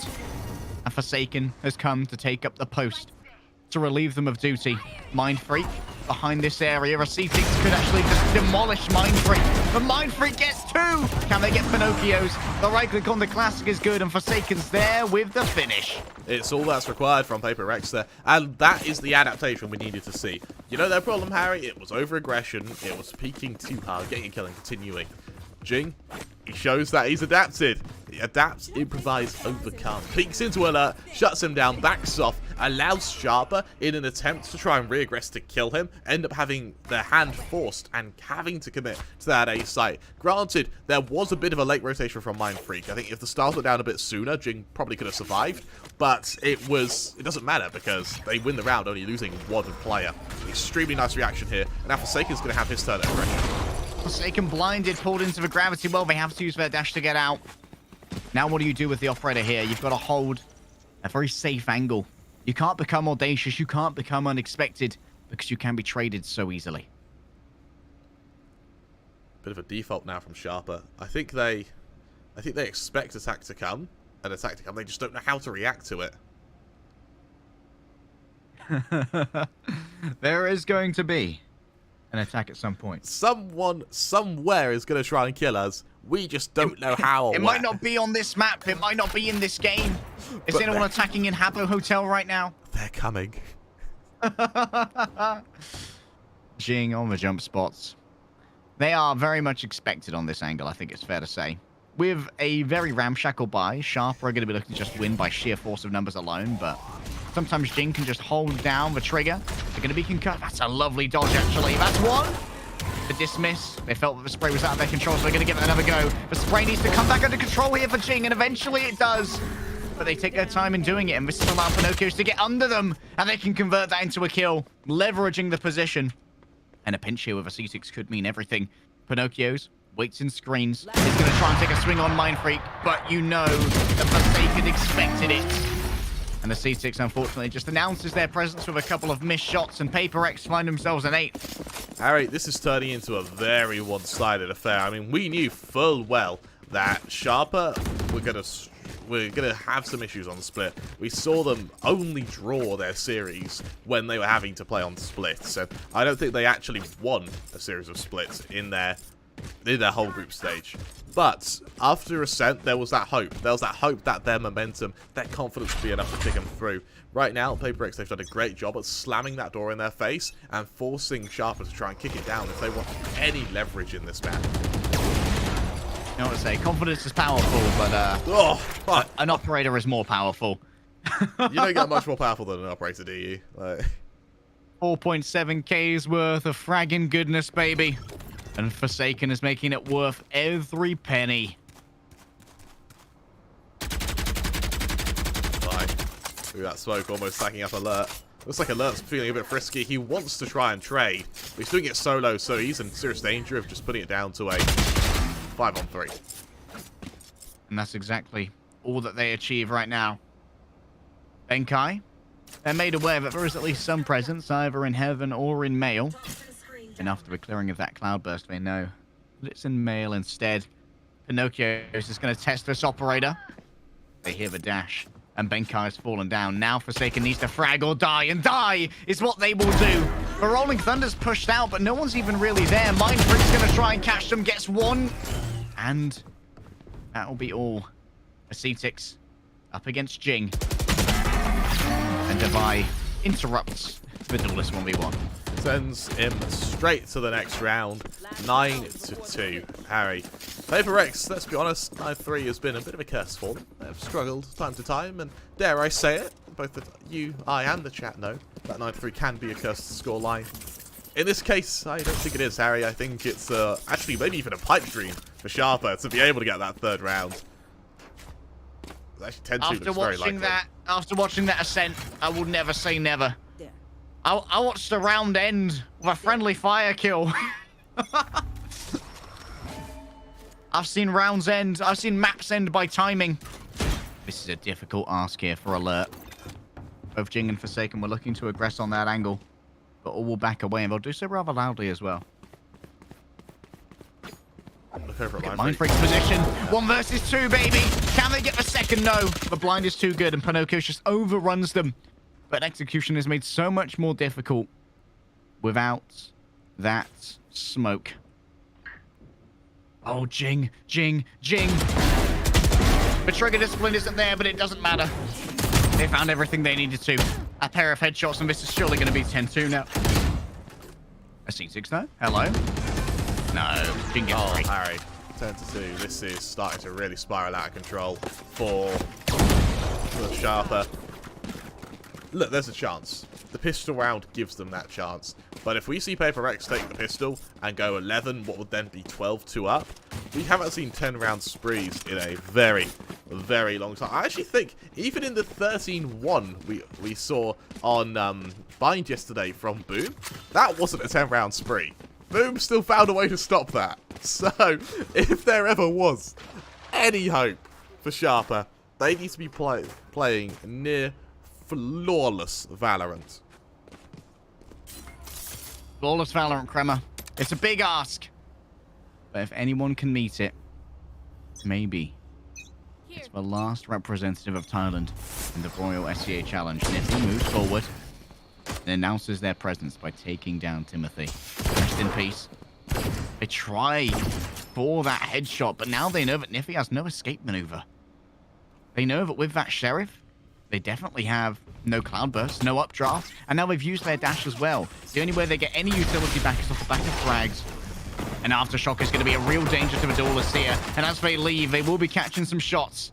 Damage has been taken by both Jing and by Forsaken. Jing hit with the grenade as well. They're down to only 29 HP. Remember how big Arena can be in one of these. Jing is feeling the need to try and make something work. So they drop on down and a C6 grabs another. It's easy for the Rays when they just keep feeding on into them. A C6 carrying on. They've themselves another grenade. I've been refreshed by my bloodlust. And can the clusters do enough? It does. As Pinocchio finds multiple people trapped within the gravity well, and the fundamental forces of the universe refuse to concede to Rex. Oh, Harry, I defy he had a little bit of a whiff in ropes there onto a C6. Little bit of a whiff. It was actually a lot more than a little bit, Harry. It was a really bad whiff. It was... That was 3 right clicks, I think. 2 of them missed. 1 of them from the third had 1 bullet connect. That was... Oh, that's like what? Something 12% else. accuracy? Yeah, 1 in 10 bullets. That's alright. I can work with that. Over in mid, we've got Nippy. Just trying to catch out some of these members here. Very aggressive from Beta, and a C6 is already punished. What can Beta do? They're going to be joined by Pinocchio. They're just trying to run down Benkai. That's exactly what they will achieve. However, now they have to deal with Forsaken. The Frenzy's doing plenty. The Frenzy's doing plenty, Kremer. And now Forsaken has in hand a Marshall. Alert. Flicks away too, but Jing. Jing's unstoppable, man. Jing just doesn't want to give up. Rolling on forward. Slaying them all. Even on the ropes, it's a headshot, Harry. Even on the ropes. What a round from both Jing and Forsaken there. Doesn't matter what gun they have, they'll win with it anyway. Sharper, I think, kind of left dazed and confused after how that happened so quickly. They're going to go down to Sheriffs, but they can't afford anything else. They just don't have the money. Paper X, this is going to be a 12-3, unless we see the same thing done onto them as what Sharper has just received. A C6 being picked first really hurt Sharper. And hey, it's an eco now for Sharper. They lost on what should have been pretty free. A C6. Oh, that's not a great lob. They have to back away from their own grenade here, but it will at least leave Jing down on the tempo. The Spectre in hand. Can they get the first? You bet that they can. That's additional healing and some overshield as well. A C6 takes the peak with the classic. They know exactly what they're up against right here. Jing gonna take this swing again. It's easy. Wow. Everyone's dead.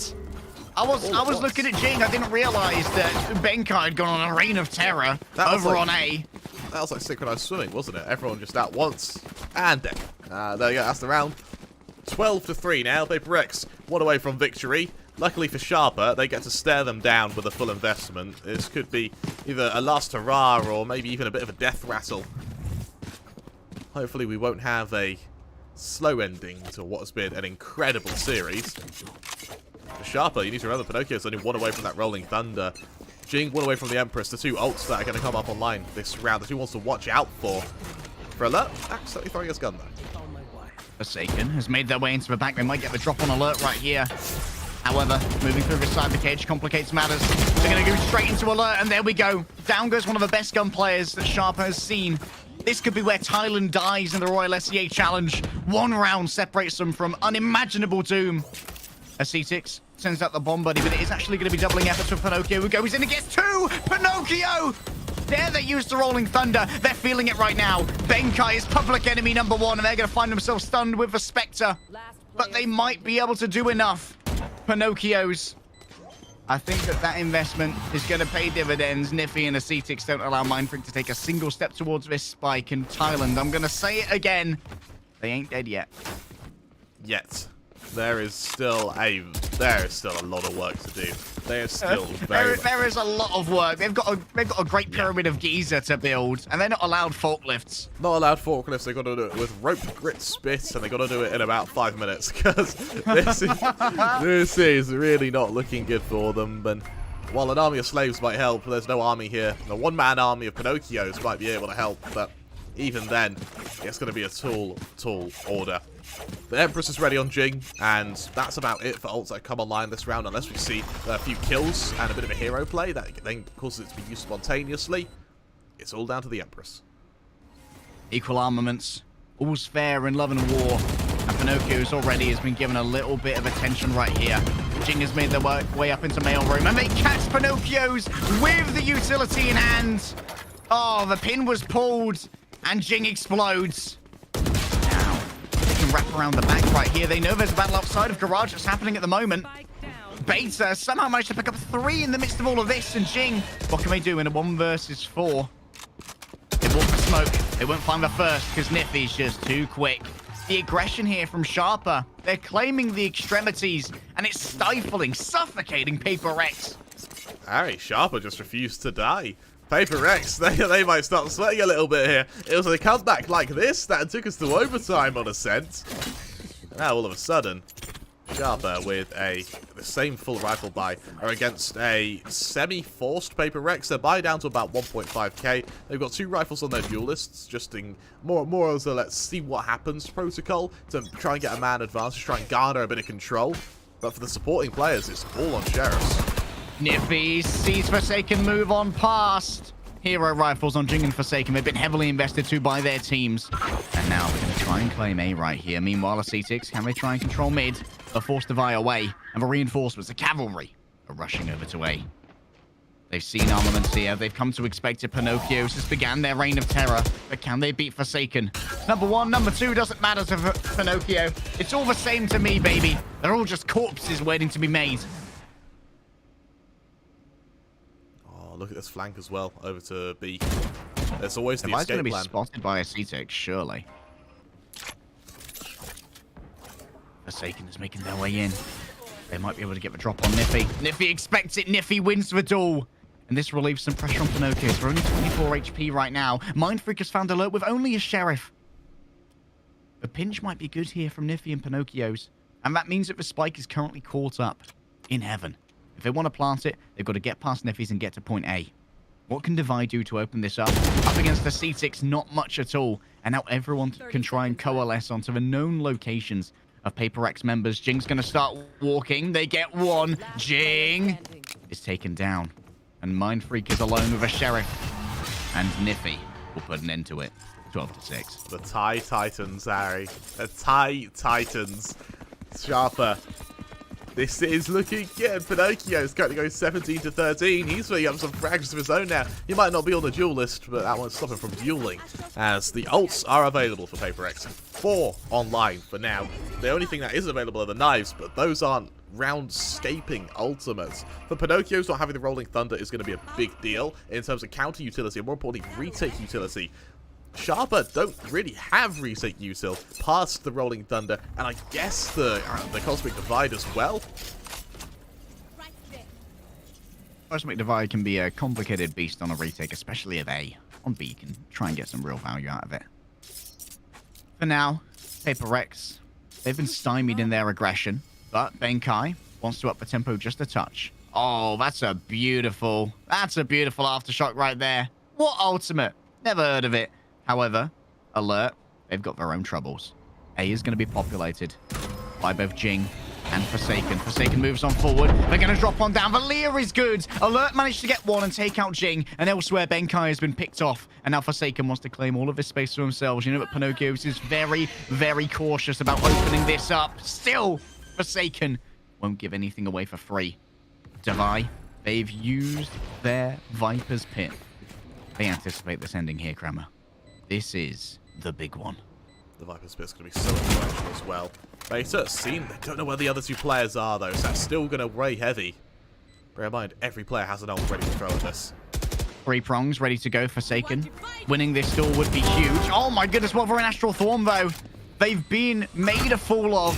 Forsaken, can we do anything more than this? The showstopper racks on down, and it impacts with Forsaken. But a C6 is all alone now. It all comes down to Niffy. The one Titan's going to fall, and Paper Rex get it done with a struggle, with a roar. Are you not entertained? It finally ends. The Titans have been toppled. The David has fallen to the Goliath. As Paper Rex, they advance to the semi-finals, which they'll be playing again later today against Boom, a team that played unbelievably well yesterday. It's going to be excitement start to finish. You do not want to miss these games coming up, as in just a moment we'll be able to proceed with both semi-finals.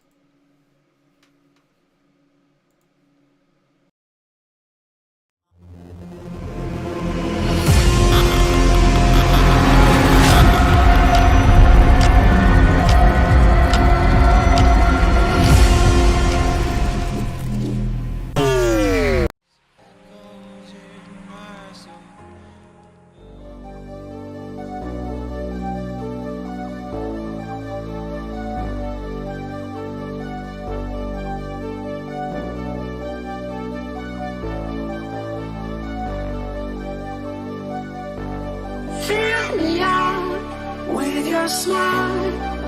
Now the sunshine brings the light. Fill me out with a flame. I will let you in this game. Take me out when I'm down. 'Cause with you I'm safe and sound. I'm safe and sound. I'm safe and sound. I'm safe and sound. I'm safe and sound. I'm safe and sound. I'm safe and sound. I'm safe and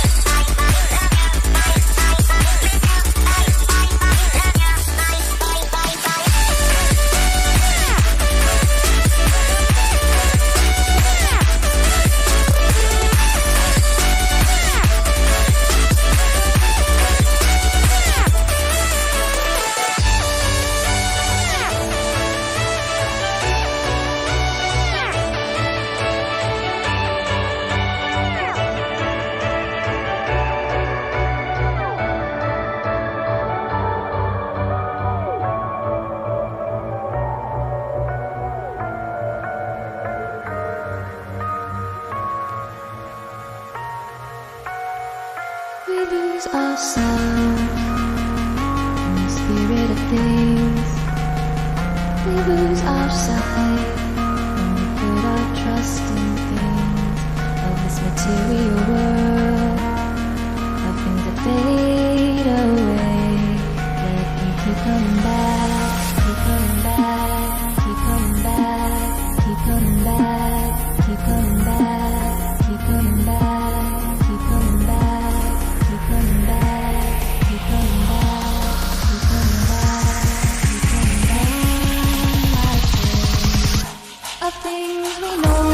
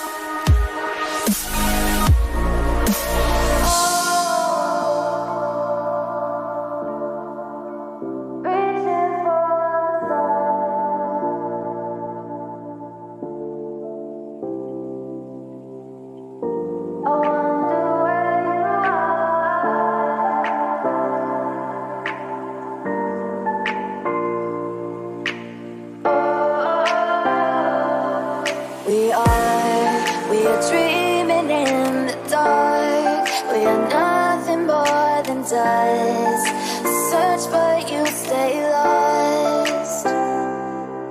We are reaching for the stars, but we're making this too hard. And I wonder where you are. Mysterious, that's the part you always show. 'Cause you're too curious. Maybe you should take it slow. Mysterious,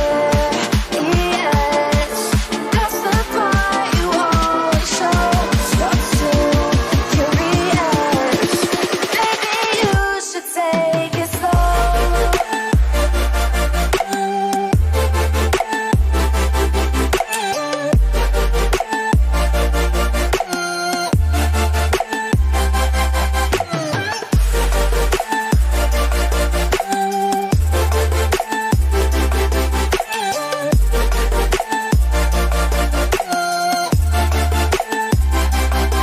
We're dreaming in the dark. We are nothing more than dust. You search but you stay lost. We are reaching for the stars, but we're making this too hard. And I wonder where you are.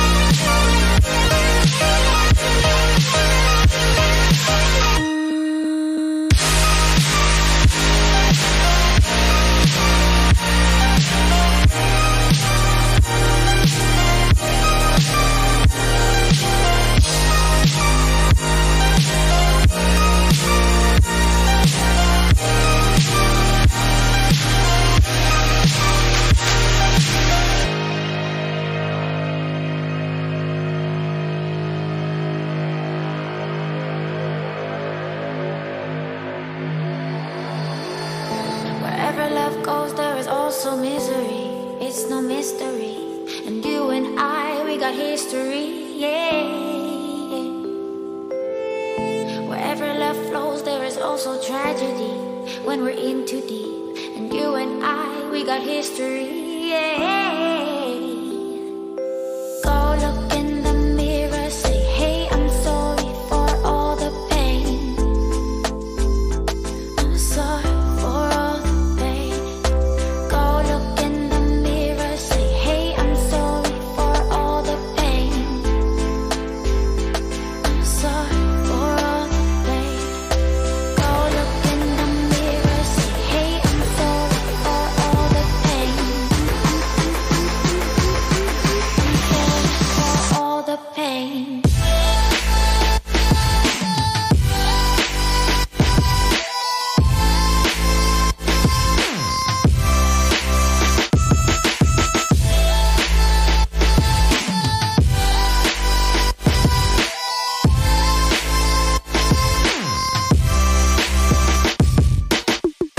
I know my limits. You can break me down, but I'll take till the finish line.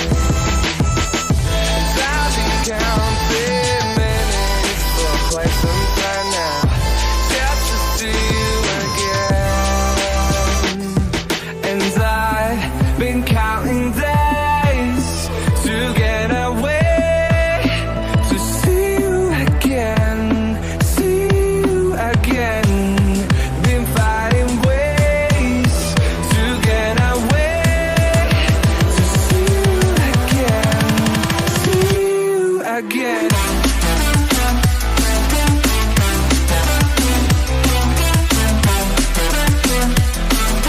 See you again.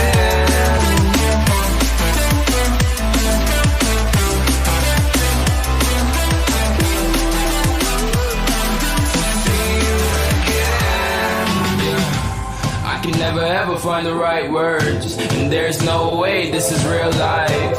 There's no telling you're the right girl, so I can only say that it feels right. It feels right. It feels right. Yeah, I can only say that it feels right. It feels right. It feels right. Yeah, I can only say that it feels right.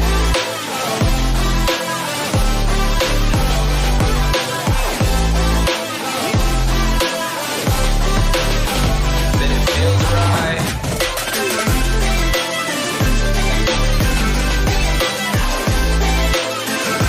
Feels right. So right, so right, so right.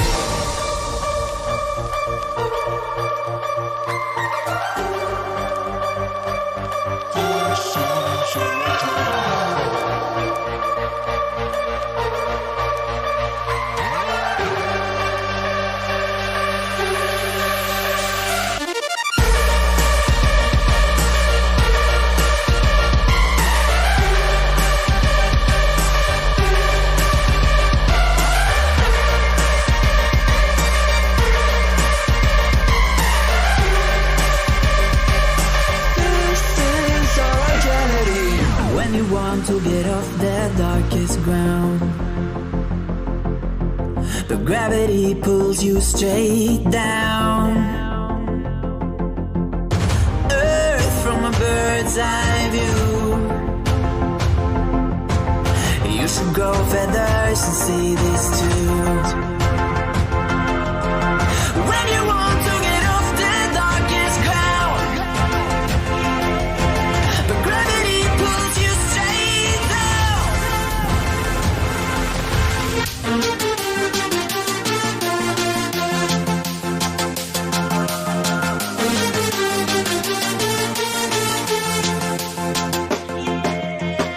When you want to get off the darkest ground,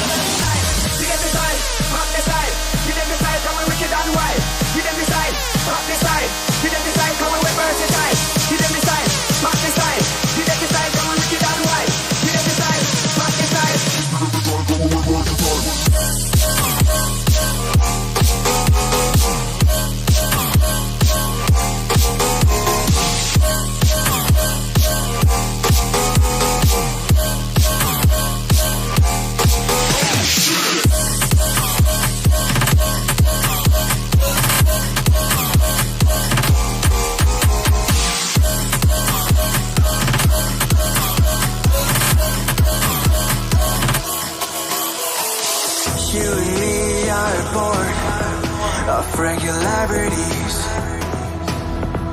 living all the dreams, playing all the games, and getting high on love. They can chase us down, but we will always win. Leading every dance, feeling every touch, and getting high on love. We're invincible. Trust in me. We're invincible. Don't you see? We're invincible.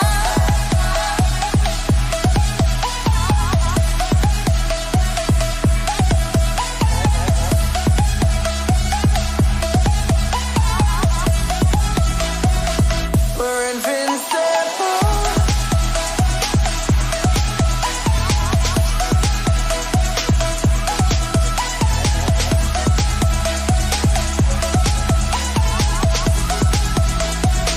We're invincible.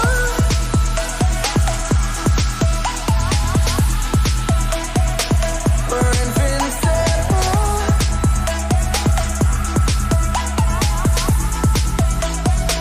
We're invincible.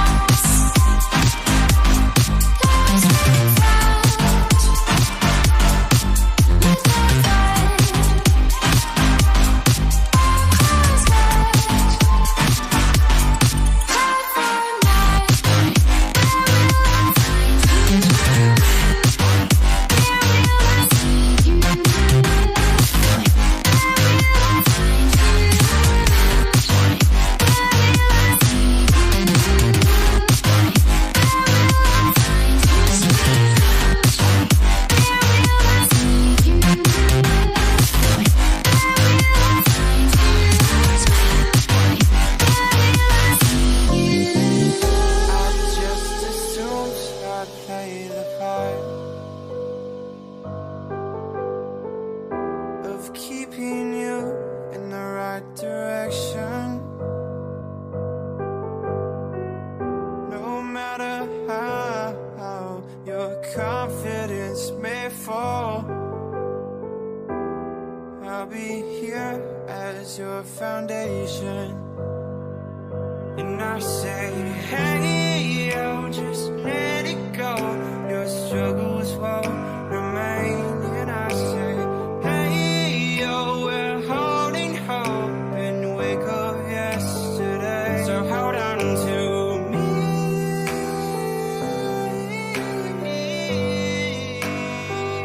Hold on to me.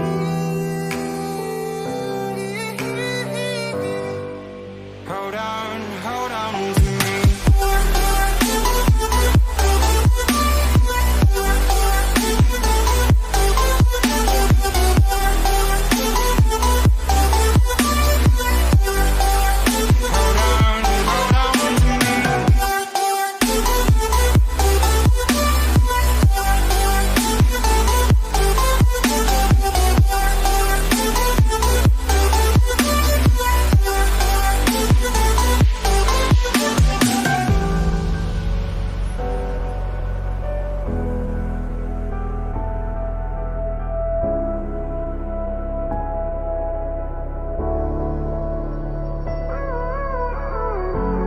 Gave you too much, now I'm swallowed. Now I'm the fool while you're breaking rules. Dangerous path that I follow.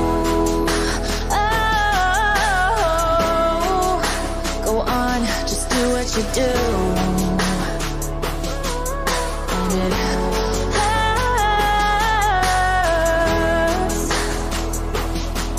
as I bleed for you, cry for you. Oh, oh. Let me bleed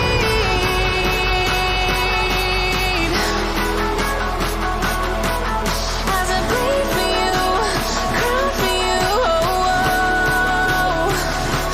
Let me bleed.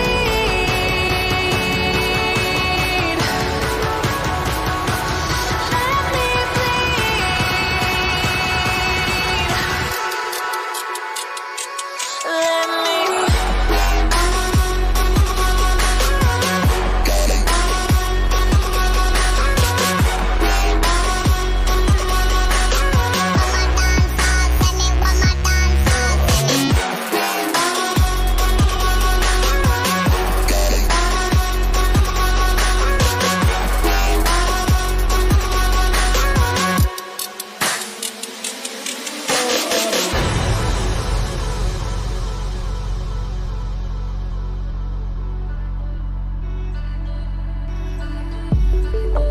just stay one more night.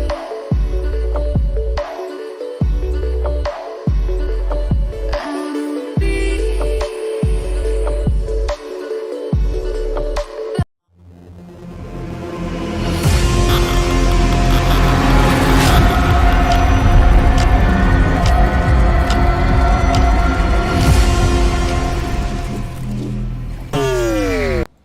Oh, Harry, it's our semi-final time, and we have got two titans. We have Southbuilt Esports, who upset Louvre to get here, as opposed to Bleed, who had a colossal match against Kingsman. A very... Bleed, bear in mind, we knew they were good, but we didn't realise how good. We were warned by Louvre that this was a team to watch out for. And honestly, I'm glad they did warn us, because they gave a performance yesterday. This is going to be a really, really close match, and I have no clue who's going to take this one. I too, Kramer, and beyond reproach when it comes to some kind of prediction here. Remember, we are now within the money echelons of our tournament. We're in the top four. Third and fourth only get $500 each. But the second that you win this semi-final, you're guaranteed at least $3,000. And you could make the run for the $6,000 that rounds out our $10,000 prize pool at number one. That's a really nice flash as well to start things off by Flippy. He's got all the information. He knows full well that Bleed have positioned themselves outside A. Look at that Viper wall. They're going to be able to get to this site unperturbed, but for a 5-on-5 retake, Southbuilt, yesterday, it was their retakes that were just so effective. Let's see if they can do the same now. The Sage, a new showing over on this map, but for the most part, appears to have effectiveness with this wall instantly onto the tree. Frosties for now, playing in hell. We're going to have a crossfire here with First Love. Who's going to be the first to take contact is the question. It seems like Aziz is likely to be the one. Aziz had a great game yesterday. Both Aziz and Frosties, in fact. Time begins to slip further and further in favor of Lexi. The longer that Southbuilt Esports wait, the more that it's in favor of Bleed. Lexi taking a lot of damage here, and the shock dart's going to do plenty. However, Lexi falling on down. A trade coming in right now. Hell's going to be cleared with extreme force by Aziz, but Frosty just stays down there with the frenzy and holds their nerve. Jar with the Sheriff. Surely this is unwinnable for them. They've got themselves 2 frags already, but time's on their side. All they can do is claim Jarpix in a duel, but Jarpix won't even allow that as they fall themselves to the spike. Really, again, Southbuilt, their retakes are so strong. We see there, they kill 4 players. It's just they took so long to set up that retake and get into position. They just didn't have enough time to kill everyone, get the spike defused at the same time. Strong opening from Bleed there. We know full well that they can be a side to watch out for. We know full well that yesterday, when they played over on both Haven and Ascent, Kingsman didn't even get 10 rounds on them. They have really woken up here. Southbuilt, a bit of a harder match to get here, but in the process, they upset the Titan of Group A. Jar will tuck themselves into that cubby. That's a lot of pings already exchanged here on mid. Oh my goodness, the Ares from downtown does plenty of damage. And that has left but a sliver of health at the moment on Aziz, who's going to be forced to move away from this close hold and try and play trades off the back of their friends instead. Oh no. Oh no, Jarpix, don't do it. Was it Jarpix we saw abusing the the Ares yesterday? That it was, Harry. That it was. This man. He is LMGs. Really, really strong stuff. And I like it. You know, it's a weapon usage that we rarely see. At least outside of specific circumstances. Jarpix has found a way to use it pretty much in all circumstances. And to the extent where sometimes we're seeing him pick Odins up over Vandals or Phantoms. Remember that this is a particularly good map for the LMGs. So it's no surprise that Bleed decided to try and bring us here first. Flippy might catch some rotations here, but it looks like A-site is going to be a free claim here for Bleed. Only Lexi's been left behind, but they can use their stars from far away anyway. I quite like the stratagem. The idea is that you're on an eco, you might as well just stack a site and roll the dice. In this case, unfortunately, they stacked the wrong site, and Lexi, he's in danger of actually being swarmed pretty badly here. That's one, that's two. Oh, Lexi's timing is too good, Kremer. Now they've got to fight with even more. Can they make it into 4? Oh, that rhymed. No, they can't. It's the answer to the question. As this is going to pick up a Spectre with 8 HP remaining. Maybe you could decide to save this, but Jar coming up against multiples here. With the Frenzy at this range, Jarpix claims another life with the Ares, and I'm willing to say that this one's a dub for Bleed. Yeah, it's clean, which is what they need. They keep they keep a lot of players alive, meaning that they're going to have that sort of economic prowess going into the next round. For Aziz holding on to that Spectre, I mean, it's all right to hold on to. Maybe it can be used to hunt. They're going to decide to die here. Yeah, they'll go die just so they can get the full weapon next round. Nice round from Bleed there to not only get the spike plant, only one player falling. Lexi, even though they do fall, they get the confidence off the back of killing 3 players with them. For Bleed, considering how this Ares is in circulation, they actually have not too bad a fight against South Build here. However, this Ares has to do a lot of heavy lifting. With only a Sheriff on Lexi, got a Spectres and Marshals in the mix. For the most part, they are just going to have to hold, and I think this round is going to come off the back of South Build aggression. Yeah, South Build here.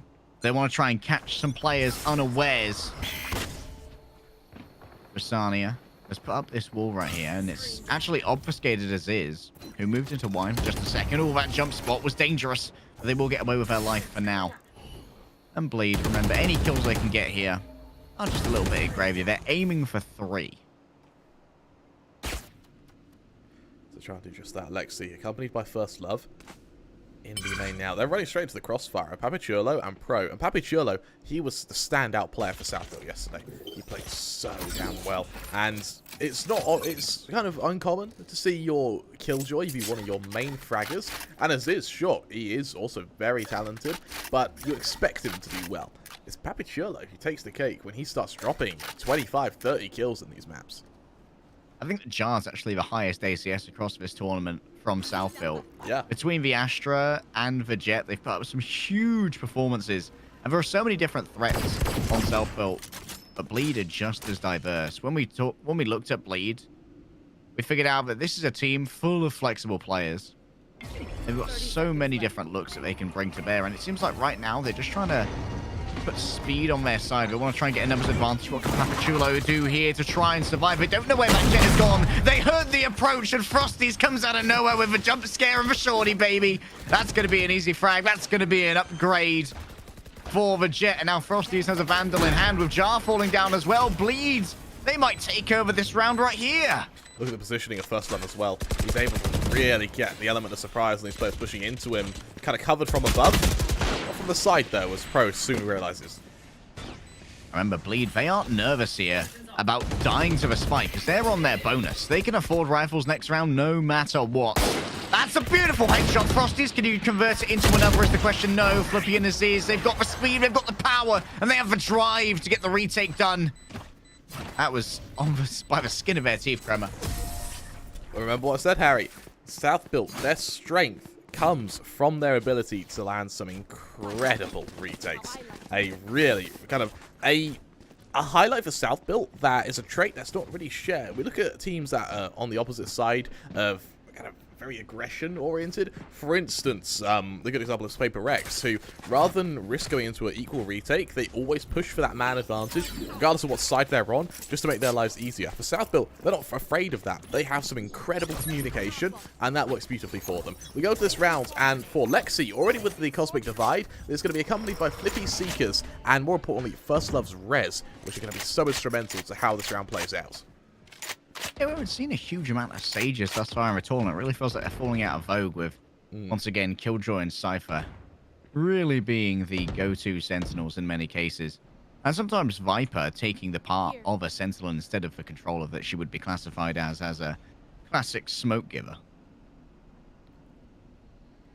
Over in mid, this is really where Frosty's is hoping for this man advantage. Look at him, expecting someone to go for the jump spots. Timing doesn't quite favour him, and he'll be hit by that recon dart. And he's just going to have to hide for a moment, and that may actually just completely delay the push into mid here. Apachulo with the Bulldog in hand. Some would say one of the best riflers in SEA. Will they be able to prove it right here, is the question. They're going to be pressured by this drone. If they get hit by the recon, things get complicated. So that's why they back away. They allow the drone to not see them, and they'll re-enter after. With this wall put up, Apachulo might feel like they're pressured, but in fact, it's all going to be moving the way of Flippy, who's going to be catching 3 in Garden here. Can they get more than one? No. Jarpix wins the initial duel, and despite losing Crasania on the entry, Jar, they pop out of a smoke. They get what they want. Jarpix is dead as well. Lovely stuff here from Jar.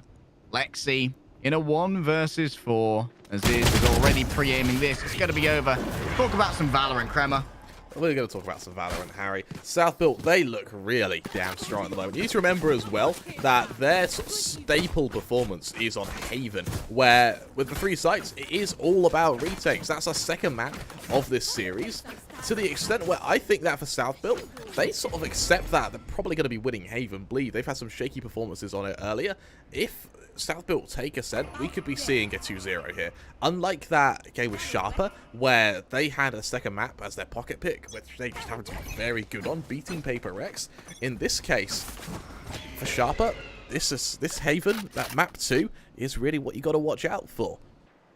For now, South Built having to rely a little bit on this aggression through A main. Crasania just trying to find an angle, caught out, punished for the aggression. Doing it solo as well means that there's no trade whatsoever for Pro. Jump spotting in mid, hoping for it, the odd player. Fortunately, kill on Frosty's, punishing the missed shot from the Marshal. Leaving it all onto Papi Shurlo. 1 versus 2 for this site. He is alone in this endeavor, but he has a lot of utility to help him. Pro's got some aim right here. What can Papachulo do from his conservative position? They'll just sit within the house in the corner. Got themselves a blankie. Got themselves a cup of crema. They're feeling nice and comfortable. But will Bleed and First Love be able to disrupt Papachulo's vacay? They've got to be conscious of the dropping of this smoke. Slowly running out of time, but as it drops, Papachulo doesn't see anything. And so everyone else begins to search. They don't know about this presence so much just yet. The longer the search goes on for, the more likely it is that this is just a hit to be. And look at the rotation of Southfield. They've read this beautifully. 30 seconds left. Bleed needs to get a move on. Oh, well, that's going to be a confirmation right there. Lexi has actually crouched under the sightline of Jar, so they will be spared for but a moment longer. But all they do is extend their own suffering as Southport Esports. They convert this into a lead. 3-2, the scoreline, and for Bleed, this is actually quite worrisome, considering how these last couple of rounds, they've been fairly one-sided, actually. Bleed haven't really been killing, and because of that, South built, they're starting to build a fair economy on them. 7.1 on Jar, in Jar, sorry, just 5 rounds in. They are looking very happy with this, and with a full investment, there's nothing extra to buy. With an ult advantage listing to Bleed, bear in mind that Crasania is just 1 away from being able to get that Viper's Pit. This could be a massive dumpage of abilities just to try and equalize the round count, and just to try and stop South build from building too much momentum.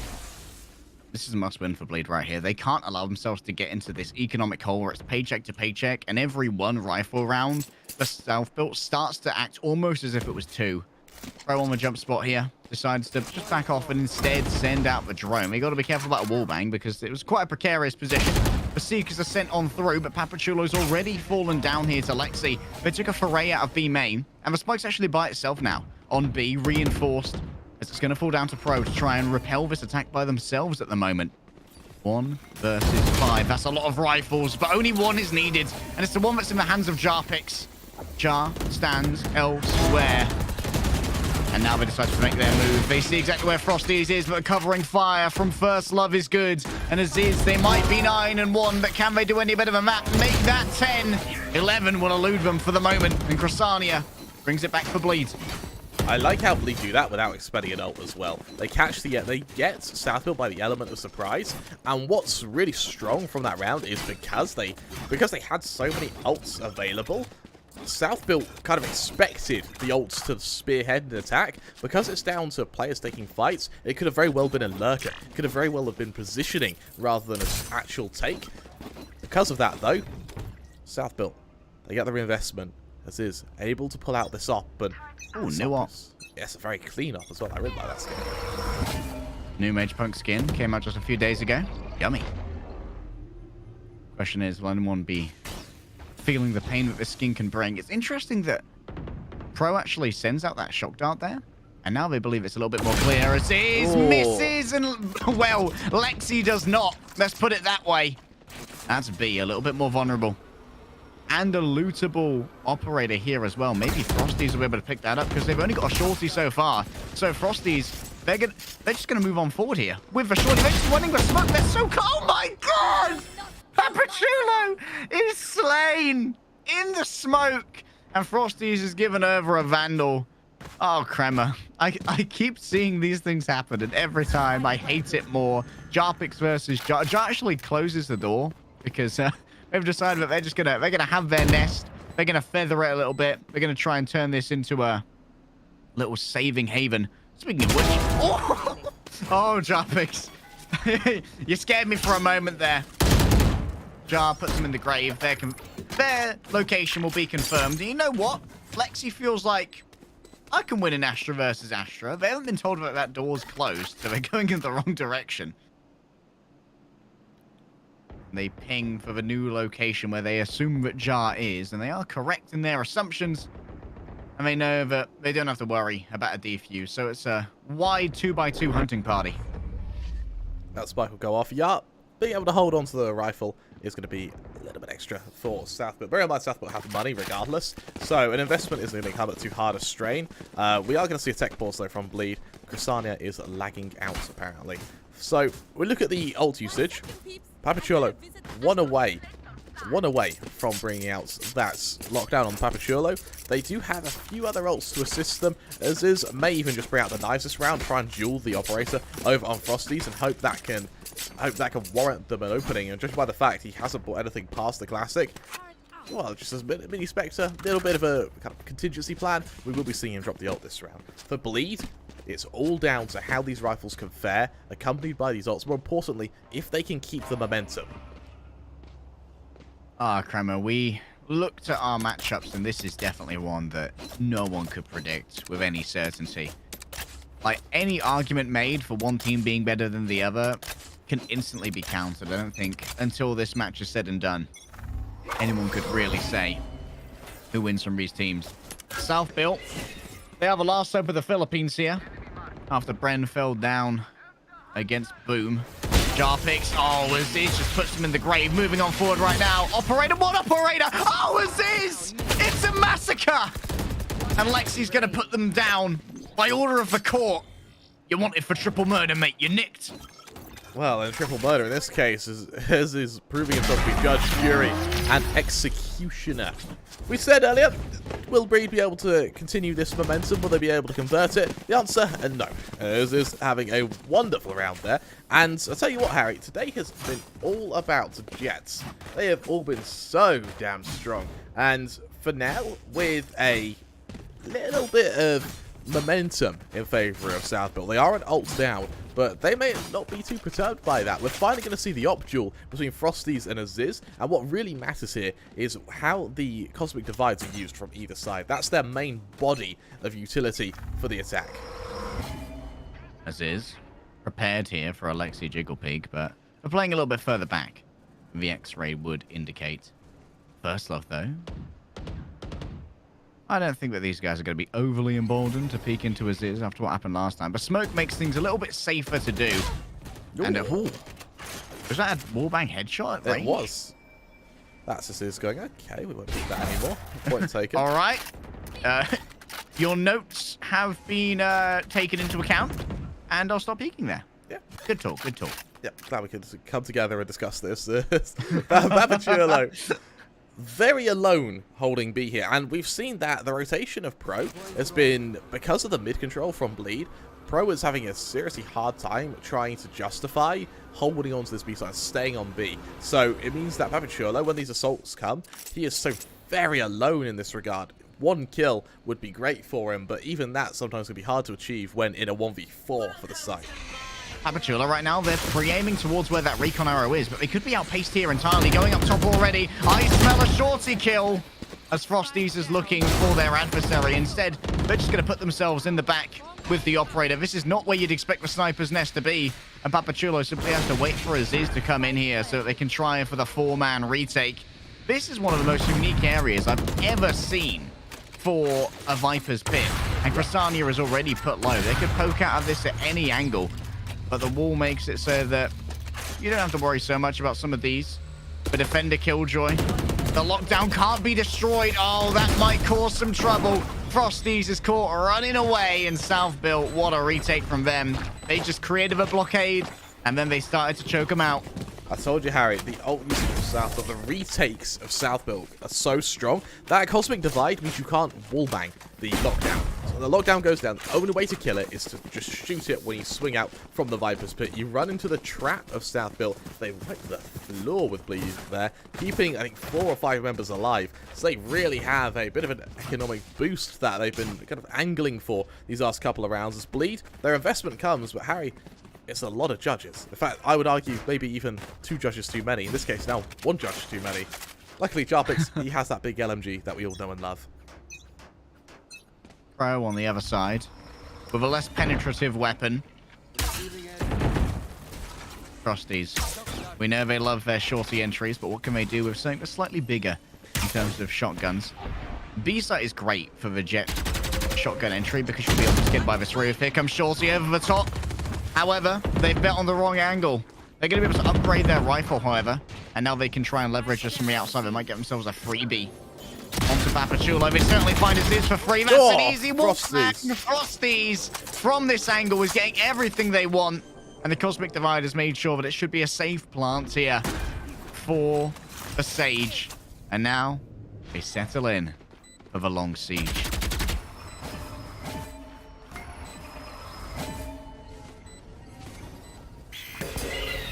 There's the Nova Pulse for Gravity Well as well. Jar feeling emboldened to move on forward. They've already got 1. Can they find the second? Frosty's location is known. And so Flippy just riddles the area with bullets.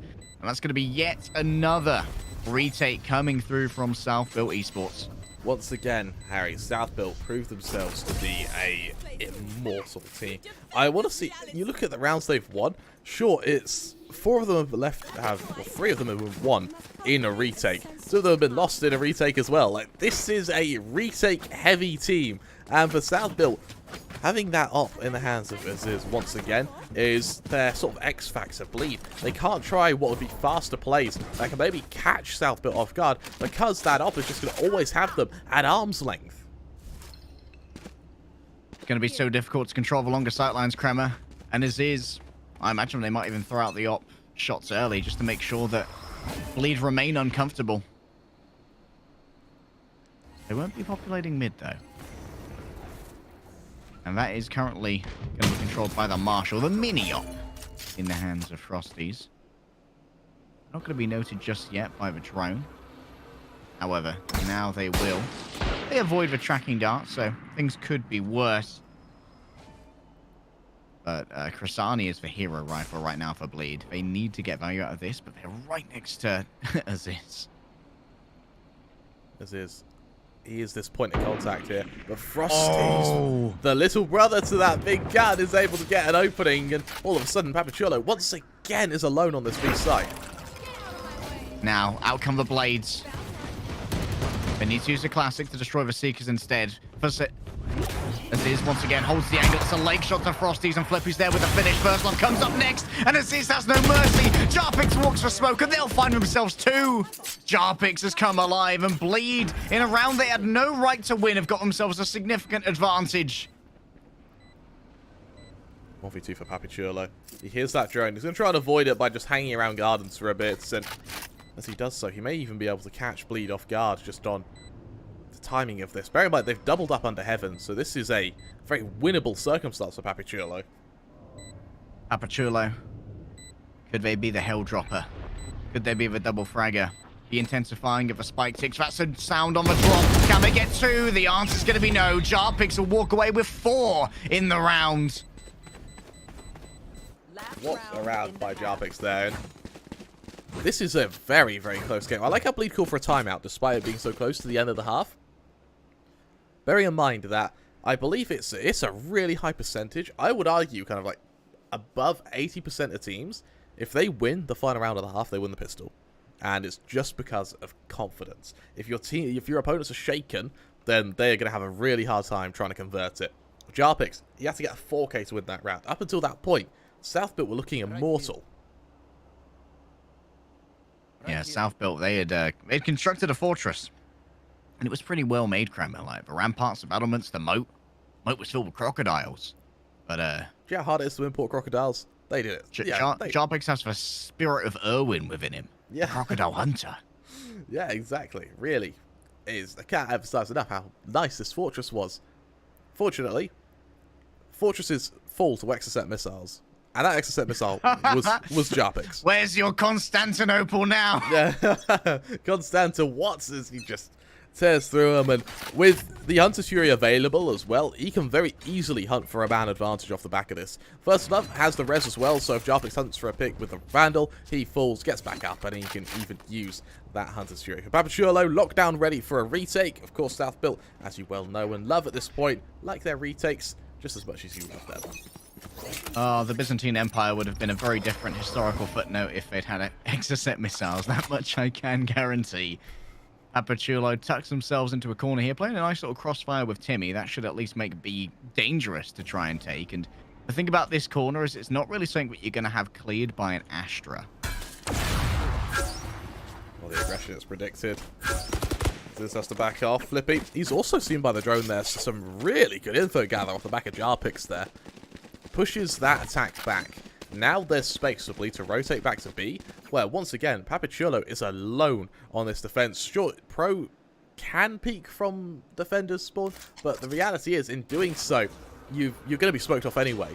Papichulo is so very alone here, Harry. We've seen Papichulo do amazing things in this area before. One of our highlights, in fact, was the 4K from here. Could it be the suck? Indeed it will be. That's the first. Crasania falls on down. The gravity ball doesn't get anything more than this. Here comes the Shorty, baby. Controlled alongside it with the shock dart. But Jar now stands ready. That's going to be 1 at least. But they share out the bullets between everyone else, as this is a touch late for their meeting with Destiny. But Lexi, if they poke out too far, they could find themselves a victim of the operator. It's an angry little angle. And Aziz is forced to back off of it. It's false positive, though, for Jarpix could come to be punished. Out comes the Cloudburst. And these are the retakes that dreams are made of. They've cleared through B main now. So now it's down to Flippy to continue pushing this area. Frosty's holding it with the operator, and they're holding it bloody well. What can Aziz do? Not enough against Frosty's. Could it even be a third? You bet that it will. Freeze them out, say Bleed. Wipes them out, and at 6-6 now, Southbuilt, who had for a moment a very dominant half at what could have turned out to be an 8-4, instead has stripped from them in the final 2 breaths, moments of satisfaction for Bleed as they equalise at 6-6. It comes down to the pistol round, and well, if the last pistol round was anything to go by, this is going to be a close one, but Bleed, despite how close it was, they still emerged victorious. How close it is, Kramer, winning this first map might be so important, because if either of these teams can get momentum on their side, that might exacerbate any small differences. You're absolutely right. With Southbuilt having to face what looks like a very fast take into mid, they're going to be battling both Frosty with a Sheriff as well, accompanied by Jarpix for just that bit of info. Check out that defensive smoke right there as well. That really does breed some paranoia. That's very aggressive for likely to have put down. And that keeps multiple members of South Build just staring at the smoke like, what's this for, guys? Huh? That isn't right. That isn't normal. Aggression seems to be invited over into mid. Bleed sees him coming. How many, though? Oh. They have to dash out before they can reload. 2 bullets in the chamber was simply not good enough. They get into the cubby, but as they move, they're going to catch even more. And now they find themselves surrounded. They do have at least the help of their friends to try and survive here. And if they can find anyone hit by the vulnerability inflicted by the snake bite, that should be a singular body shot to end their lives. This stack on B as well from Bleed. Look how close they are together. They could be swarmed very easily here. They've sort of foregone all the entrances to the site. Well, for South, but they're trying to punish it. Chrysania seems to be doing plenty already, though. They might get chased down here as they try and get something done from B site. Frosties. Oh my goodness, they catch a headshot from Java. The pick there is instant Papachulo. Can't get anything. Chrysania drooling out on the site. You dare come into my domain? This is my pit, baby. We haven't actually spoke about Chrysania because they have had a fairly quiet game. But Chrysania's Viper, they were the first one we saw to start using the Pavlovian wall over on splits. And it has worked on blind, and it has been beautiful for them. And yeah, it's like innovation at work here. Chrysania has been pushing the boat out as this Viper, and it's been working so well for the rest of his team. Now, in aim-wise, he's had a fairly quiet start to the series, but you need to remember, Viper isn't an attacking character. They're made for defense, and in this case, First Love, over on A, may be tested for their own defense. I expect big things from Frosties here, but I don't think the enemy will give them the peaks that Frosties wants. And Kramer, you said that you like investing that tactical timeout in the final round because it often means they can convert the pistol. Seems that you were correct. I do that sometimes, Harry. Yeah, can you imagine Kramer being correct, audience? Every now and then. Put your votes in chat. It just happens, you know. Frosties, thinking to mid is going to hope for an advantage. Not quite able to warrant it. Instead, it looks like that first point of contact might actually be for Chrysania against the now congregating South Build, looking to make their exodus to B. Chrysania, though, looking to halt this pilgrimage with a nasty little snake bite. Chrysania is hoping to just call the gravity well. It should be prepared here by Lexi. Out comes the poison orb, the snake bite as well. But after a shot is fired, we got what we wanted. Yep, that's the expenditure. And it's a noisy rotation now. There's only 30 seconds left as well. Jarpix, he's gonna have so much info here. The second Jarpix is that bird. Out goes for Shock Dart. That's a oh lot of damage. my Look at all the health bars descending. The Shock Dart gets 2. Oh, is that Zeus I see before me? Lexi's grabbed yet another. That's going to be a 3rd. And South Built Esports are absolutely decimated on their eco. Barreling their way to A. They cry, smite me down, Zeus. You don't have the gall. You don't have the guts. Yep, in this case, Jarpix definitely does. As he just ruins them. I think that may have been about 400 damage total in 2 shock darts. That was just fabulous. And well, for South Built, they get to move their full by. Sure, it helps, but Jarpix, his gun's bigger than yours. Bleed. Lex and Thunder. That's what dictates this. A headshot here from Frosties could get an early advantage. They are going to be hit with the recon dart though, and so it's time to vacate mid. Just a little bit more control over to Aziz. Going to be emboldened here by the lack of pings. And may decide to try and split the B already. Oh, hello. That was a risky peek there for Frosties, but they do get away with it. Looking to try and take down this wall here. The door that's been taken down just to make sure that you guys have to continually worry about that. Look at this cubby from First Love. It's going to be checked by Pro. Oh, and Pro. Beautiful pre-aim, beautiful pre-fire. Now it's all about A, and Lexi's by themselves with a ghost and a dream.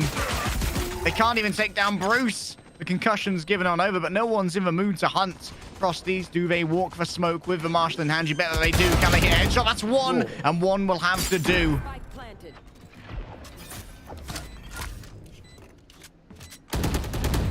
Likelihood of retaking this Kramer quite low. Shock dart damage done. Chrysania going to be the one on point here. They have to deal with Timmy first.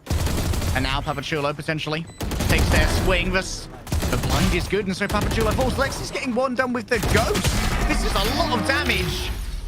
Lexi, they have done more than enough with a single pistol. This has ruined the SBE run-through economy. All of a sudden, Harry, things suddenly look really dire for Southbuilt. That was a really strong round up until the site defense. They're so strong in their retakes. It's like they're applying retake mentality to an afterplant, where they're like, okay, we need a man advantage. We need a man advantage. So they're peeking one at a time, and they end up getting mobbed by Bleeds with inferior weapons, but it doesn't matter. They clutch out the round, but they're going to have no money going into this. Lying down to the bottom of the barrel. And Crasani is hoping to make sure you stay there. Aziz instantly taken down by the Battle Viper. And now those of you who would try to move elsewhere, Papachulo's been laid so low. I need to call Sky over. Mummy, I need some healing. Oh my goodness. That was a little bit arrogant there from Frosties. They have to back on off. Taken down to 47 HP. And they're actually obfuscated by their own Viper there. It's like, get off that angle. You can't afford to do that anymore. You're too low. Some aggression coming through.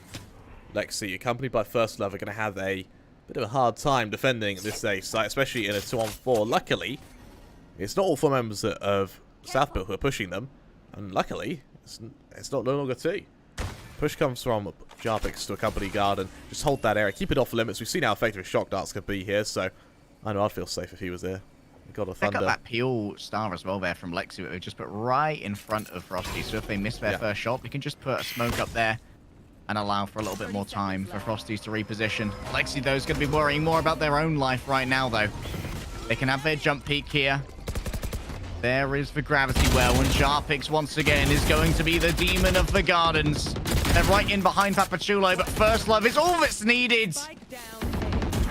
Still one remains here. Pros all by themselves, and Jarpix is like, oh, there's a server over here. Not for long, only me, baby. Well, I mean, the kill, it makes it does a little bit of damage, sure, but that is a massive silver lining. For Southbuilt, that is a round you cannot be losing. That was your full buy. That was it for your economy. And for Bleed, they now are going to be feeling very happy with themselves. They chucked that up over to Frosties, knowing full well that while he missed the last round, Frosties, he doesn't miss twice, Harry. But look at the ult usage of Southbuilt. Every single one of them are in sync right now, and it means that this round they're going to hit a huge power spike when they get 4 of their ults online. Question is, would they use any of them on an eco round? I would say it would be a waste. For many of them, when they die, if they die, they will be given over their ultimate. Passing through this wall right here is they're vulnerable to being jump spotted.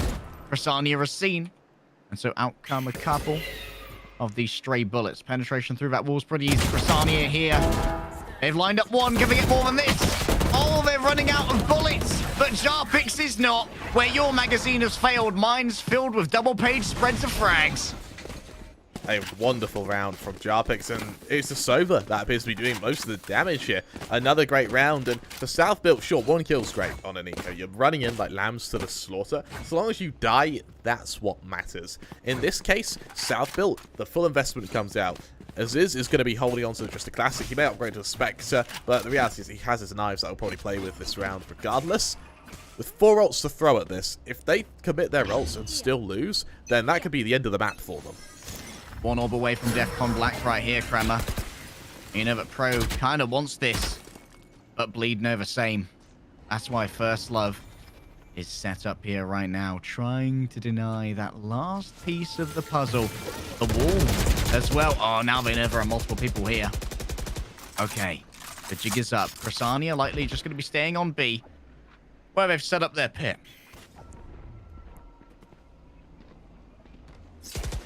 Slow control in A main. They're just trying to be as... They're desperately trying to get this Hunter's Fury available. Finding at the ult orb. Here it comes. Over in mid, though, Frosties is hunting for a man advantage. That was so close to Papachulo being a victim, remember. If they want to cross over here safely, away from the site that's currently controlled by Crasania, they have to go all the way around the back. But in fact, they're actually opting in to just trying to overwhelm Crasania. Everyone's rolling over in this direction. And unless they just double pump this across mid, Apachulo. Oh, what a timing! Frosties are just left for scope! Excellent opener right now. And that means you're now concerned about mid control. That's why you see Jarpix backing off. They don't even have time to close the door. They have to try their best to stay within this. Out comes Jarpix with the Hunter's Fury. They've done enough damage here, pushing everyone into the Viper's pit. Crysania falls in a hail of bullets that run their way, but First Love has done plenty from the back. Jarpix in a 1 versus 2. They won't be able to win it on out, or will they? Pros grabbed a pair. They have to hold this plant, and they're safe to do so. It ends up in a 1 versus 1. Remember, this was must win for the side of South Built. This was their final bit of economy. And Lexi just about manages to dodge away both the shock darts. Neither of them fatal. Pro has been noted. Oh, the ponytail. It betrays you. I know the undercut looks kind of sexy, but the death does not. This is proof that fashion gets you killed, Harry. This is proof right here. A wonderful round from Lexi there in the 1v1. Just confidence is what reigns supreme. They doubt the timing. They were told to go and get the operator. But now we just got to finish the other half. I'm sorry, mate. It's gone. You died too far away. Woo, Lexi. If they'd have lost that to Lexi trying to get the op, I don't know what I would have said, but it probably wouldn't have been pleasant, to be honest. Nonetheless, I'm quite a bitter man, Harry, and South Built, despite... Would have been fired for swearsies. Entirely likely. It's amazing we haven't done our job already, to be honest. Like, I feel like we're at the stage now we get away with quite a bit. But nonetheless... Royal SPA Challenge 2, now with new castings. South Built, they're going for a full invest. At least the best investment they can, down to 2k. Couple of sheriffs, the odd Spectre. It's not great, and this game is slowly slipping from them. Always is here. They can win out against Frosties. What was that? They were blinded. They had no idea. And still they take out the operator. Okay, as this is decided, but this is finished. A second headshot, but Jarpix after that ping has no mercy for you and no mercy for anyone else. Suddenly it's 3 versus 2 despite the early advantage. Jars on the flank, they could catch out the Astra unawares. Could it be a knife? Could it be a knife? Jars, a knife? No, never mind. We're just going to grab up a new rifle anyway. Now we've got to deal with Jarpix and First Love. Can they get the first? No, they cannot. And now Pro alone with a Sheriff in a 1 versus 3 because Crysania has been returned. No risks taken here by Bleed. Jarpix leads the squad. They have been noted. It's not the bounce that they wanted from the shock dart, but it's just fine. It doesn't need to be, Harry. It does not need to be. That's going to be match point for Bleed on their opponent's map pick. They have really woken up, but I tell you what, day 1, we're warned by Louvre. This is the side to watch out for.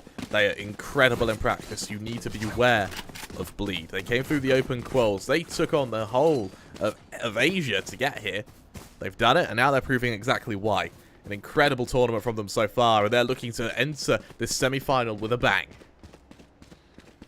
Bleed, they battled their way through Group B, and I think it's fair to say now, Kremer, that Group B was our superior group, winning 3 of the 4 in our quarterfinals, only losing Bren in the process. And Philippines, they could be on the edge of losing their next team as well.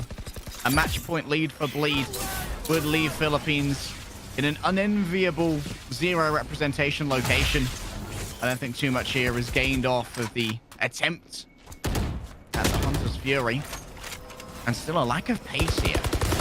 Crysania, look at how they tuck themselves in. They can get so much on the century. They actually eat a full blind. Frosties catches Pro. Up on top of the generator is but Crysania with a random spray finds 2. Somehow in the midst of all of this, out come the blades! And it's gonna be a knife and a fork to cut up SPE as Bleed. They have their dinner on this first round. They play with their food a little bit, don't they? But Frosty's style points to end it. An incredible defensive side from Bleed there. All of them sharp, all of them deliver. For South Built, their retake, sure, they were good on their defenders' side, but it was in their attack that they were ultimately let down. It was just that inability to catch out. There's always one extra Bleed member wherever they push, whether it be backside, whether it be on the fast rotation. It's that extra member that was always wreaking havoc on them. Let's be honest as well, Jarpix, his skill certainly didn't go amiss in a 13-7 victory.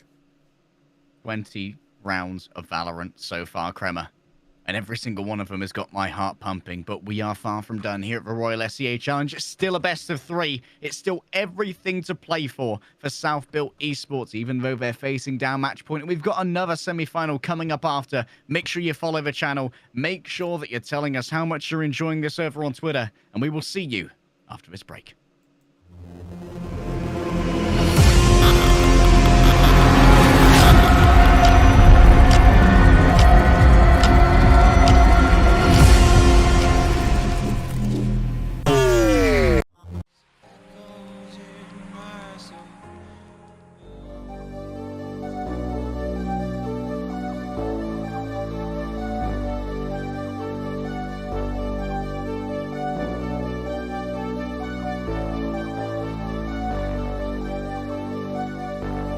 Fill me out with your smile.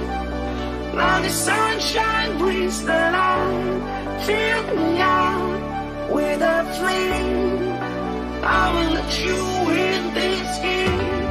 Take me out when I'm down. 'Cause with you I'm safe and sound. I'm safe and sound. I'm safe and sound. I'm safe and sound. I'm safe and sound. I'm safe and sound. I'm safe and sound. I'm safe and sound. I'm safe and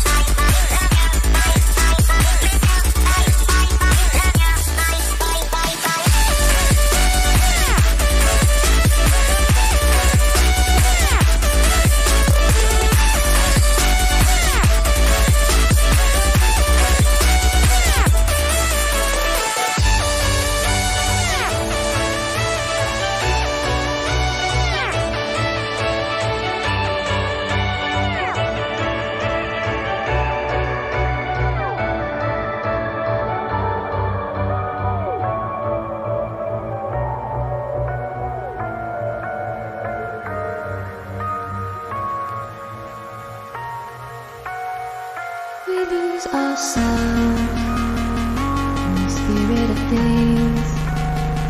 We lose our sight when we put our trust in things of this material world, of things that fade away. Yet you keep coming back, keep coming back, keep coming back, keep coming back, keep coming back, keep coming back, keep coming back, keep coming back, keep coming back, keep coming back, keep coming back. Of things we know.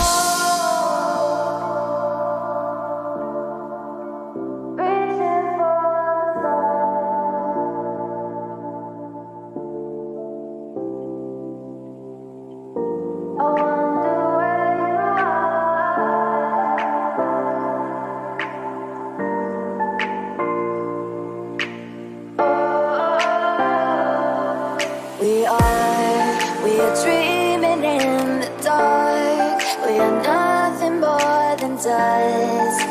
Search but you stay lost. We are reaching for the stars, but we're making this too hard.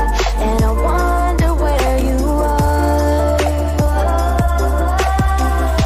Mysterious, that's the part you always show. 'Cause you're too curious. Maybe you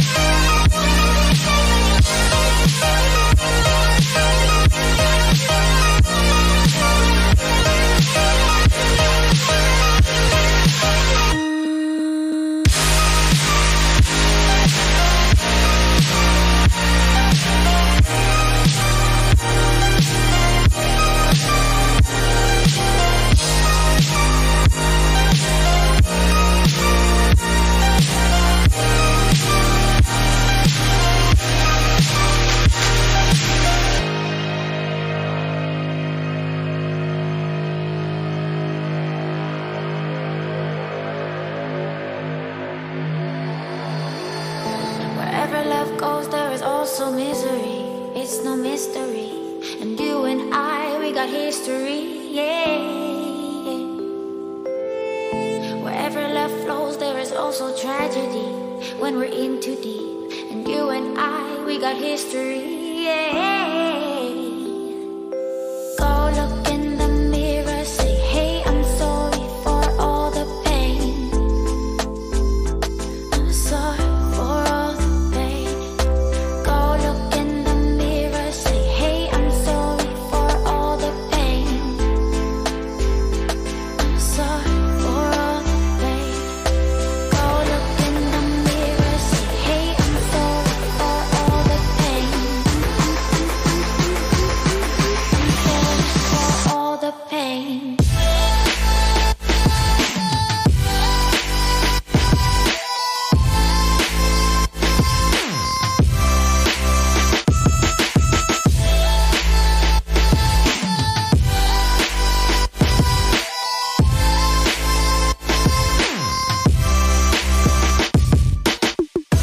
I know my limits. You can break me down, but I'll stay till the finish line.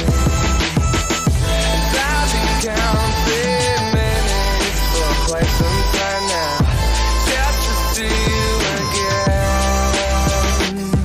And I've been counting days to get away, to see you again, see you again. Been finding ways to get away, to see you again, see you again.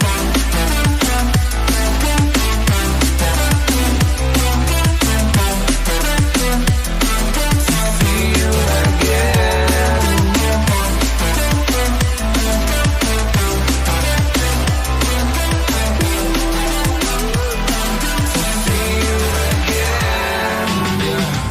I can never ever find the right words, and there's no way this is real life.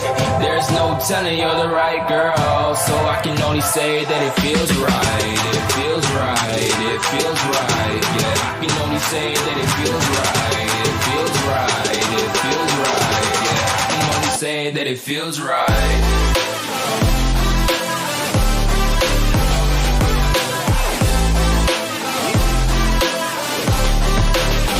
That it feels right.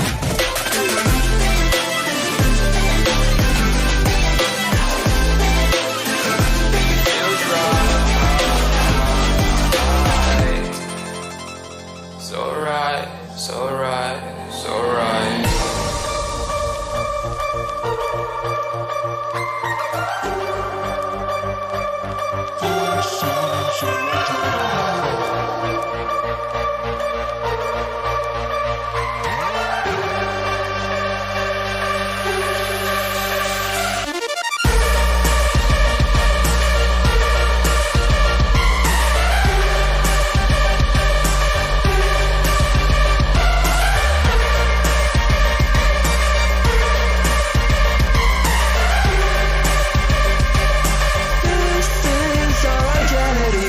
When you want to get off the darkest ground, but gravity pulls you straight down. Earth from a bird's eye view. You should grow feathers and see this too. When you want to get off the darkest ground,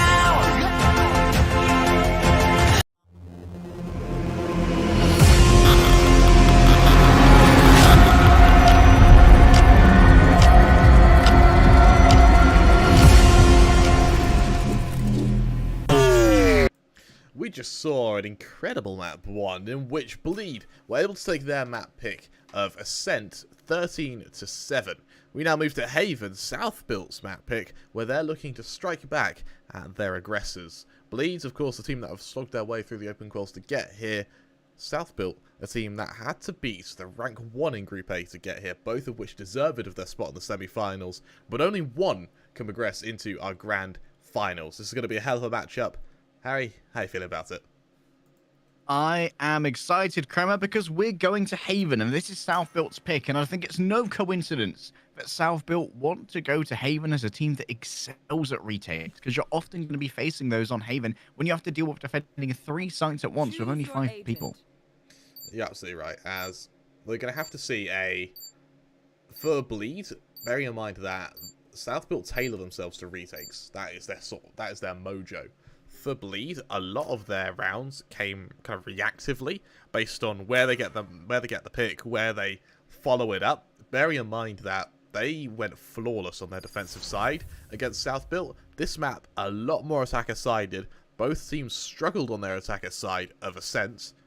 This could be a very messy game, Harry, and I actually think that this could be a 2-0 for Bleed here. I mean, Crasania, the Viper enthusiast. I think the only time we've really seen Bleed drop maps in a more embarrassing fashion is when Crasania, like, went over onto the Omen. We were like, but why, man? What's he doing here? Yeah, you're right. Crasania is Viper. Come on. We're going to see Pavlov's Wall soon as well, of course. What has been interesting with Bleed is that they've been a team that they haven't stuck out. That makes sense. They've been really, really average in their group. They had no upsets. They lost to the teams they were expecting to be losing to, for instance, Brand, for instance, Paper Rex. But now they've hit playoffs, all of a sudden, it feels like, wait, hold on. Where's this team come from? They were like average in their group. But here we are, currently a map up in the semi-finals. They're looking to go through mid and potentially even catch out these C players, these C defenders. Frosties on the old Jet Ego buy. A Sheriff and no utility. However, Papachulo here is going to have an advantage when he peeks into B because Timmy's on the other side. Going to let them know if anyone comes on through. Waiting this attack. Frosties, he hears the turret. Papachulo is just waiting for that point of contact with his machination rather than being with his body. Trying to take down Timmy here with the wall banks, but it's perfectly positioned that that piece of wood isn't penetrable. So Timmy will survive for now. And Crasania and Jar just exchanging fire every now and then. It's the world's slowest fight, but it's going to speed up a whole lot more now as Frosties tries to make their way in here with the Sheriff. Can they connect the headshot? Jar's going to swing on through. Get 3! Jar has come alive. That's going to be 5. That's going to be the ace. That's a way to start your map, Harry. That right there is a way to start your map. Jar, bearing in mind that he had a very shaky ascent. It wasn't bad necessarily. It was just for Jar. He's left with an ace here. A stellar way to start. Bear in mind that for Azies, he was the main man to watch out for on Ascent. The fact that he's now accompanied by another heavy hitter, and similarly to how Jarpix was accompanying Frosty to heavy hit over on Bleed, now Jar's here to play. Suddenly things are going to get a lot more competitive. It's going to be a Marshall duel. Oh my goodness! Aziz got themselves a collateral there, and they're going to finish off those who were a little bit more damaged. They got one, I believe, through the chest of Crasania into Frosty's crotch. And then from there, they had an easy finish. Hey, anyone want to come grab that Marshall? I dare you. I dare you. Actually, Pro dares you first. And Pro's on a good one. It's just going to be a no-scope from Aziz. The Diablo. Oh, no knife for you, Aziz. No knife for you. Pro's not letting you have fun. As his name says, professional at all times. We're not going to see any fun exactly. here. No shenanigans. Yeah, no funny business. No malarkey. No naughtiness. Yeah. Bleed, they move into their full investment though. Having lost the eco, it's to be expected. Bit of bonus for South Built to be accomplished now. A few Spectres, there is that Martial on as we saw, but they're against the rifle buy of Bleed. If South Built even make this close, if they end up killing 3 or 4 players, then this counts as a victory for them. Bleed, they need this to be one-sided. I can't allow for South Built to start getting some early progress here. Although it will be a free claiming of the orb for Pro, so they get a touch closer to that Hunter's Fury.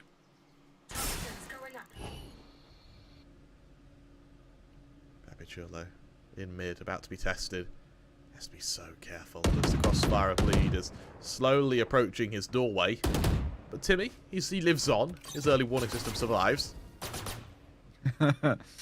Timmy survives for now. But what about Jar? When this wall drops, this should be easily checked by Chrysania. But who makes the first move? Oh, Chrysania Jar saw the making gun. sure of it. Yep. The gun has been seen. And there's the execution. This is on the other side. Flippy! What a beautiful refrag. Jar surrendered their life. But already the damage has been done. They wanted this to be flawless, but they're going to have nothing near the sort. As is, what can you do? Can you hit any headshots right here is the question. Swapping over now to the Sheriff, over to get something a little bit more. But they just dash into a nano swarm. They get hot feet from the cold feet of Vidal. That's going to be an easy swap there. Onto the planter, and Flippy picks up 3 on the round. That's humiliating, Kremer. That is a wonderful round by Flippy there. How does his Spectre do that? It's just like mine's broken. Yeah, ours are broken comparative to that because he treats it like a rifle along Is C it long. skin? It could be across from C long. He gets a kill like that. Then backside, these are some ranged duels he's taking against phantoms, against vandals, and he's still killing them like it's nothing. Shut and lock the door. Bit of an ADS warrior. On the eco now, Frosties still feeling themselves. They brought out the old Marshall. But with this smoke here as well, it's going to be quite difficult to get too much done. Given the checks we saw Frosties make there, they might have been somewhat concerned that Aziz could have already brought out the operator, and they're correct to believe so, except Lexi's the one who finds it on the other side. And with that being found, now this flank is no longer secure. Timmy's no longer going to be active. Marshall versus operator, Jet versus Jet. Aziz begins their movement here, and Frosties gets one right in the head. Jar, though, is not going to allow your forays into garage. You may well have been able to take out our operator, but we've got more than that in our battlements. Operator retrieved by Frosty now suddenly makes this whole attack by Bleed that bit scarier. With the Killjoy dead, though, on Bleed, it means that your turret in defense 3-man flank won't work. Yeah, First Love is due a really bad time right now. Yep, a classic versus this entire kill score. That is going to be a bad time. Apachula doesn't check it, though. That's 1 and 2. Oh, that was so close to being 3. Jar down at 72 right now, and the heroics of one man in a classic has made this very, very winnable for Bleed. Flippy, they aren't going to check behind them, surely. Chrysania is able to get that done easily. Chrysania actually gets them both with the Sheriff, so an upgrade for you, good sir. That is your reward. And Bleed, they seem to do better when they're on the eco. Well, I mean, you can't mimic that from Chrysania. A wonderful round with the Sheriff, accompanied by the fact that Frosty's, I'm sure, his couple of kills are great, but it's all down to First Love. With a classic, a free gun, by the way, Harry, is able to kill 2 and tag the 3rd.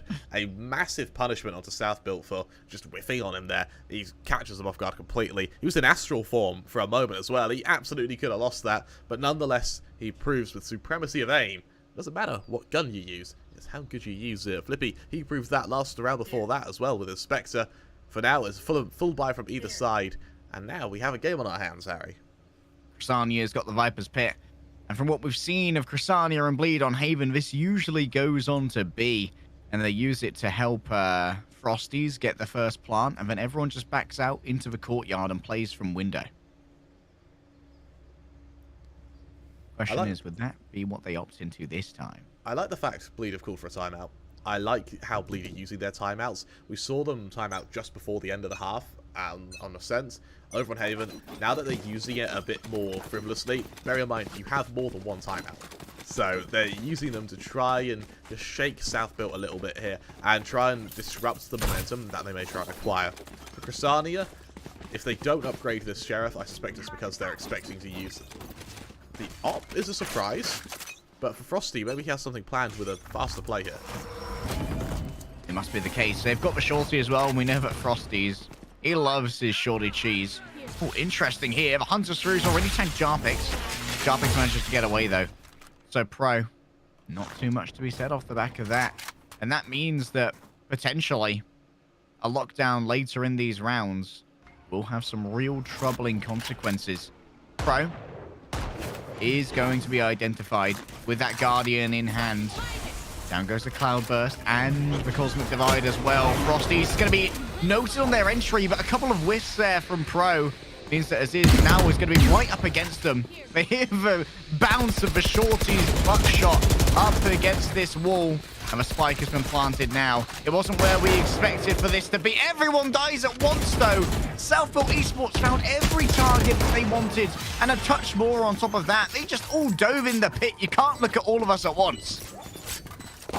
That was very messy by Bleak there. The idea to give the op to Sania was because they were going to send Frosties over to A quickly.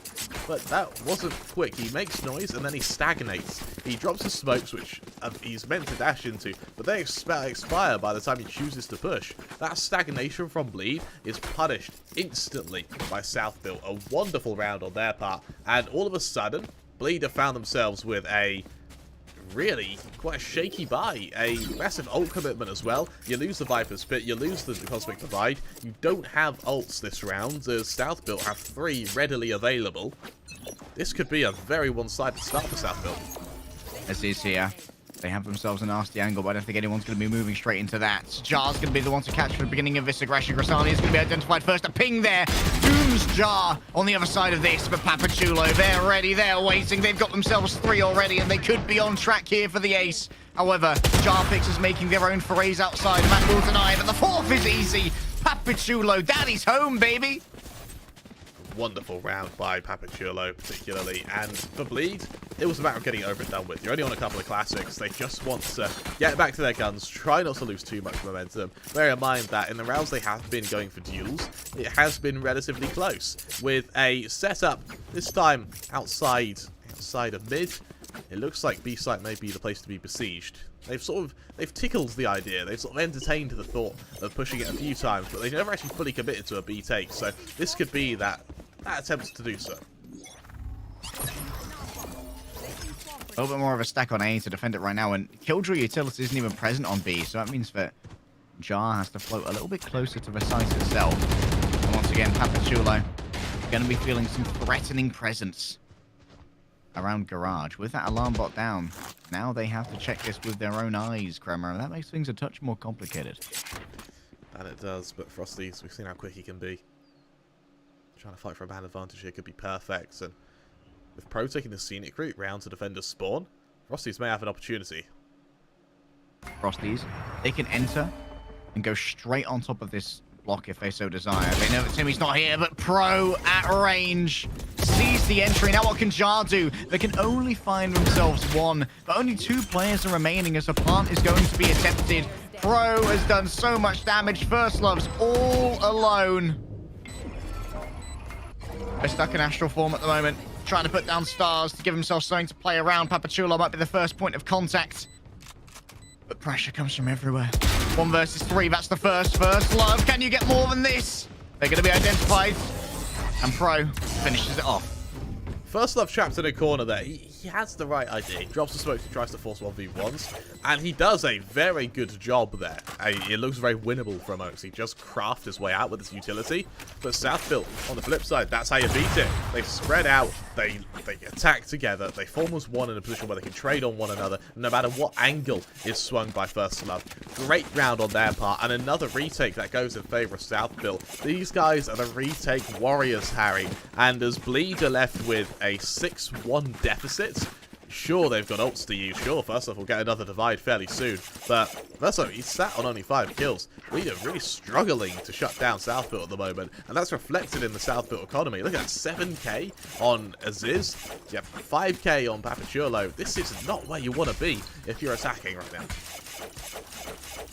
With 6 rounds already on the defensive half of Haven, Kremer, everything else in this round is simply gravy. Let's have a look at the economy right now for Bleed. Having lost 3 rounds in a row, including that one with rifles, things are looking a little bit tenuous, I think it's fair to say, but Frosties might be able to buy a rifle for somebody else instead. They can just play with the Shorty, and of course the Bladestorm, and we know that Frosties, they would play with the Shorty anyway. They love themselves a good updraft, dash, and then just drop on top of someone and steal their gun. Mr. Steal Your Rifle, I think Frosties could be. That he could be. For now, though, Steal Your Rifle has got a lot to do. it's still... For Bleed, I need them to see at least 4 rounds on their attack. They need at least 4. Anything less, and they're sort of at the stage where the odds are significantly against them. With 4 pistol rounds, you get the anti-eco. Then you have a bit of room for error when it comes to the full buy. For now, though, Frosty's hoping for something fast with this Blade Storm. Frosty's has the spike right now, which is an interesting choice because it might just be hand-delivered to the enemy. Timmy's going to be waiting here, and Frosty's... Oh, my God! Apachulo! Stop it! Stop it! Stop it! Stop it! What was that by Frosty's? That must be a misclick. Midway. He doesn't stop. He just doesn't dash. He walks out the smoke with his knife. Credit where credit due to Papachulo. He wrecks anyone who goes through that smoke. But when they're sort of handed to him like that, of course he does. What was that? It's so easy when they give it to me. Yeah, exactly. Yo, do that right? again. That was sick. Yeah, really tough position now for Lead, and at 7-1, this is turning into a very one-sided game, Harry. In fact, this could be our inklings. These could be our warning signs for a third map. An attempt to take the orb as it is going to take the shot. Oh my goodness. I think they got boned there by movement accuracy. They're all so close. All of those shots. I think Aziz might have accidentally dropped off the platform. If they'd not, Chrysania would be dead and gone. Oh, Papachulo returns fire. Papachulo, the second he knows already what it is, he expends the entire mag, man. Just in case there's someone more. Yeah, why not? Just making sure. Just better safe than sorry. Look at Jar. Jar here. They could win a swing. The drone's going to be able to tag them, though. Surely Jar dies here. There isn't any cover behind that wall. You know this, Jar. You should run. You got to run straight away. The attacker puts down their lockdown. The Hunter's Fury is trying to remove it and will be able to do so, but the spike's already been planted in the safety of C. It will be defended by 2 sheriffs, looted operator, and of course Jarpix at range. Jarpix is in a great position here to try and get a post plant with their Hunter's Fury available. That they are.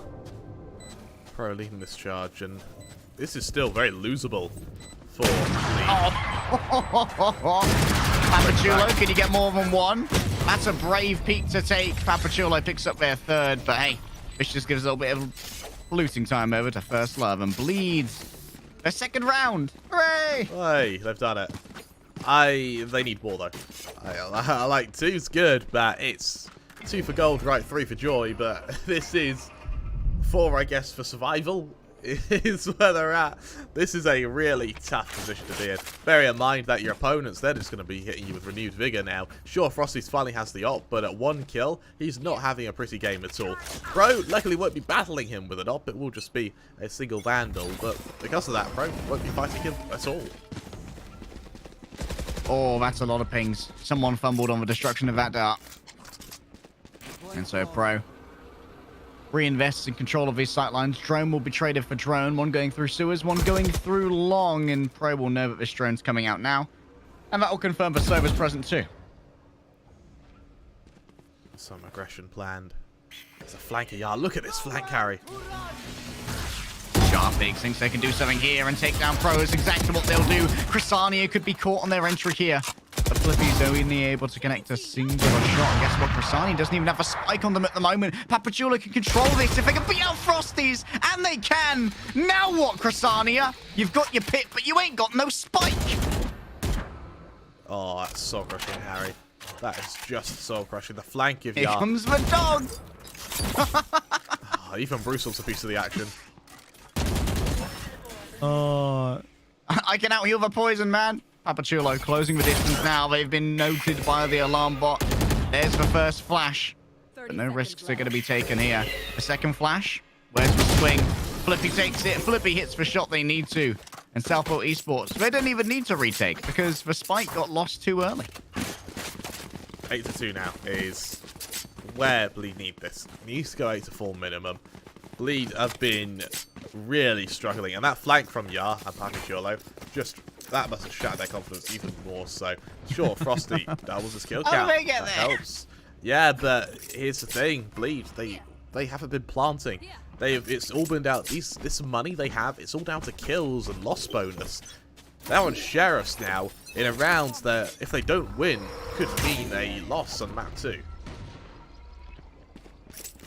Pro once again going to be the one to try and control this area. They could be outpaced here if Frosties gets a jog on, but I don't think that's going to be the case. In fact, they're abandoning A, moving over instead over to the heaven. And if they get inside this wall, they could definitely make a fool of Frosties. Pro has spotted them now. Up comes the wall yet again. The shock dart is exchanged from Pro for a little bit more presence as Bruce controls some of these entries. And you know what South Hill Esports are like, Kremer. You know what they're like. They just want to wait for this retake. This is where we shine, baby. And we've got ourselves a Killjoy ult. There it is. It's worrisome now. Frosty has to try and go through this into the belly of the beast. That's one. Can Frosties get any more than this? They need to get a jog on, but it's not going to be the case. Flippy gets them down.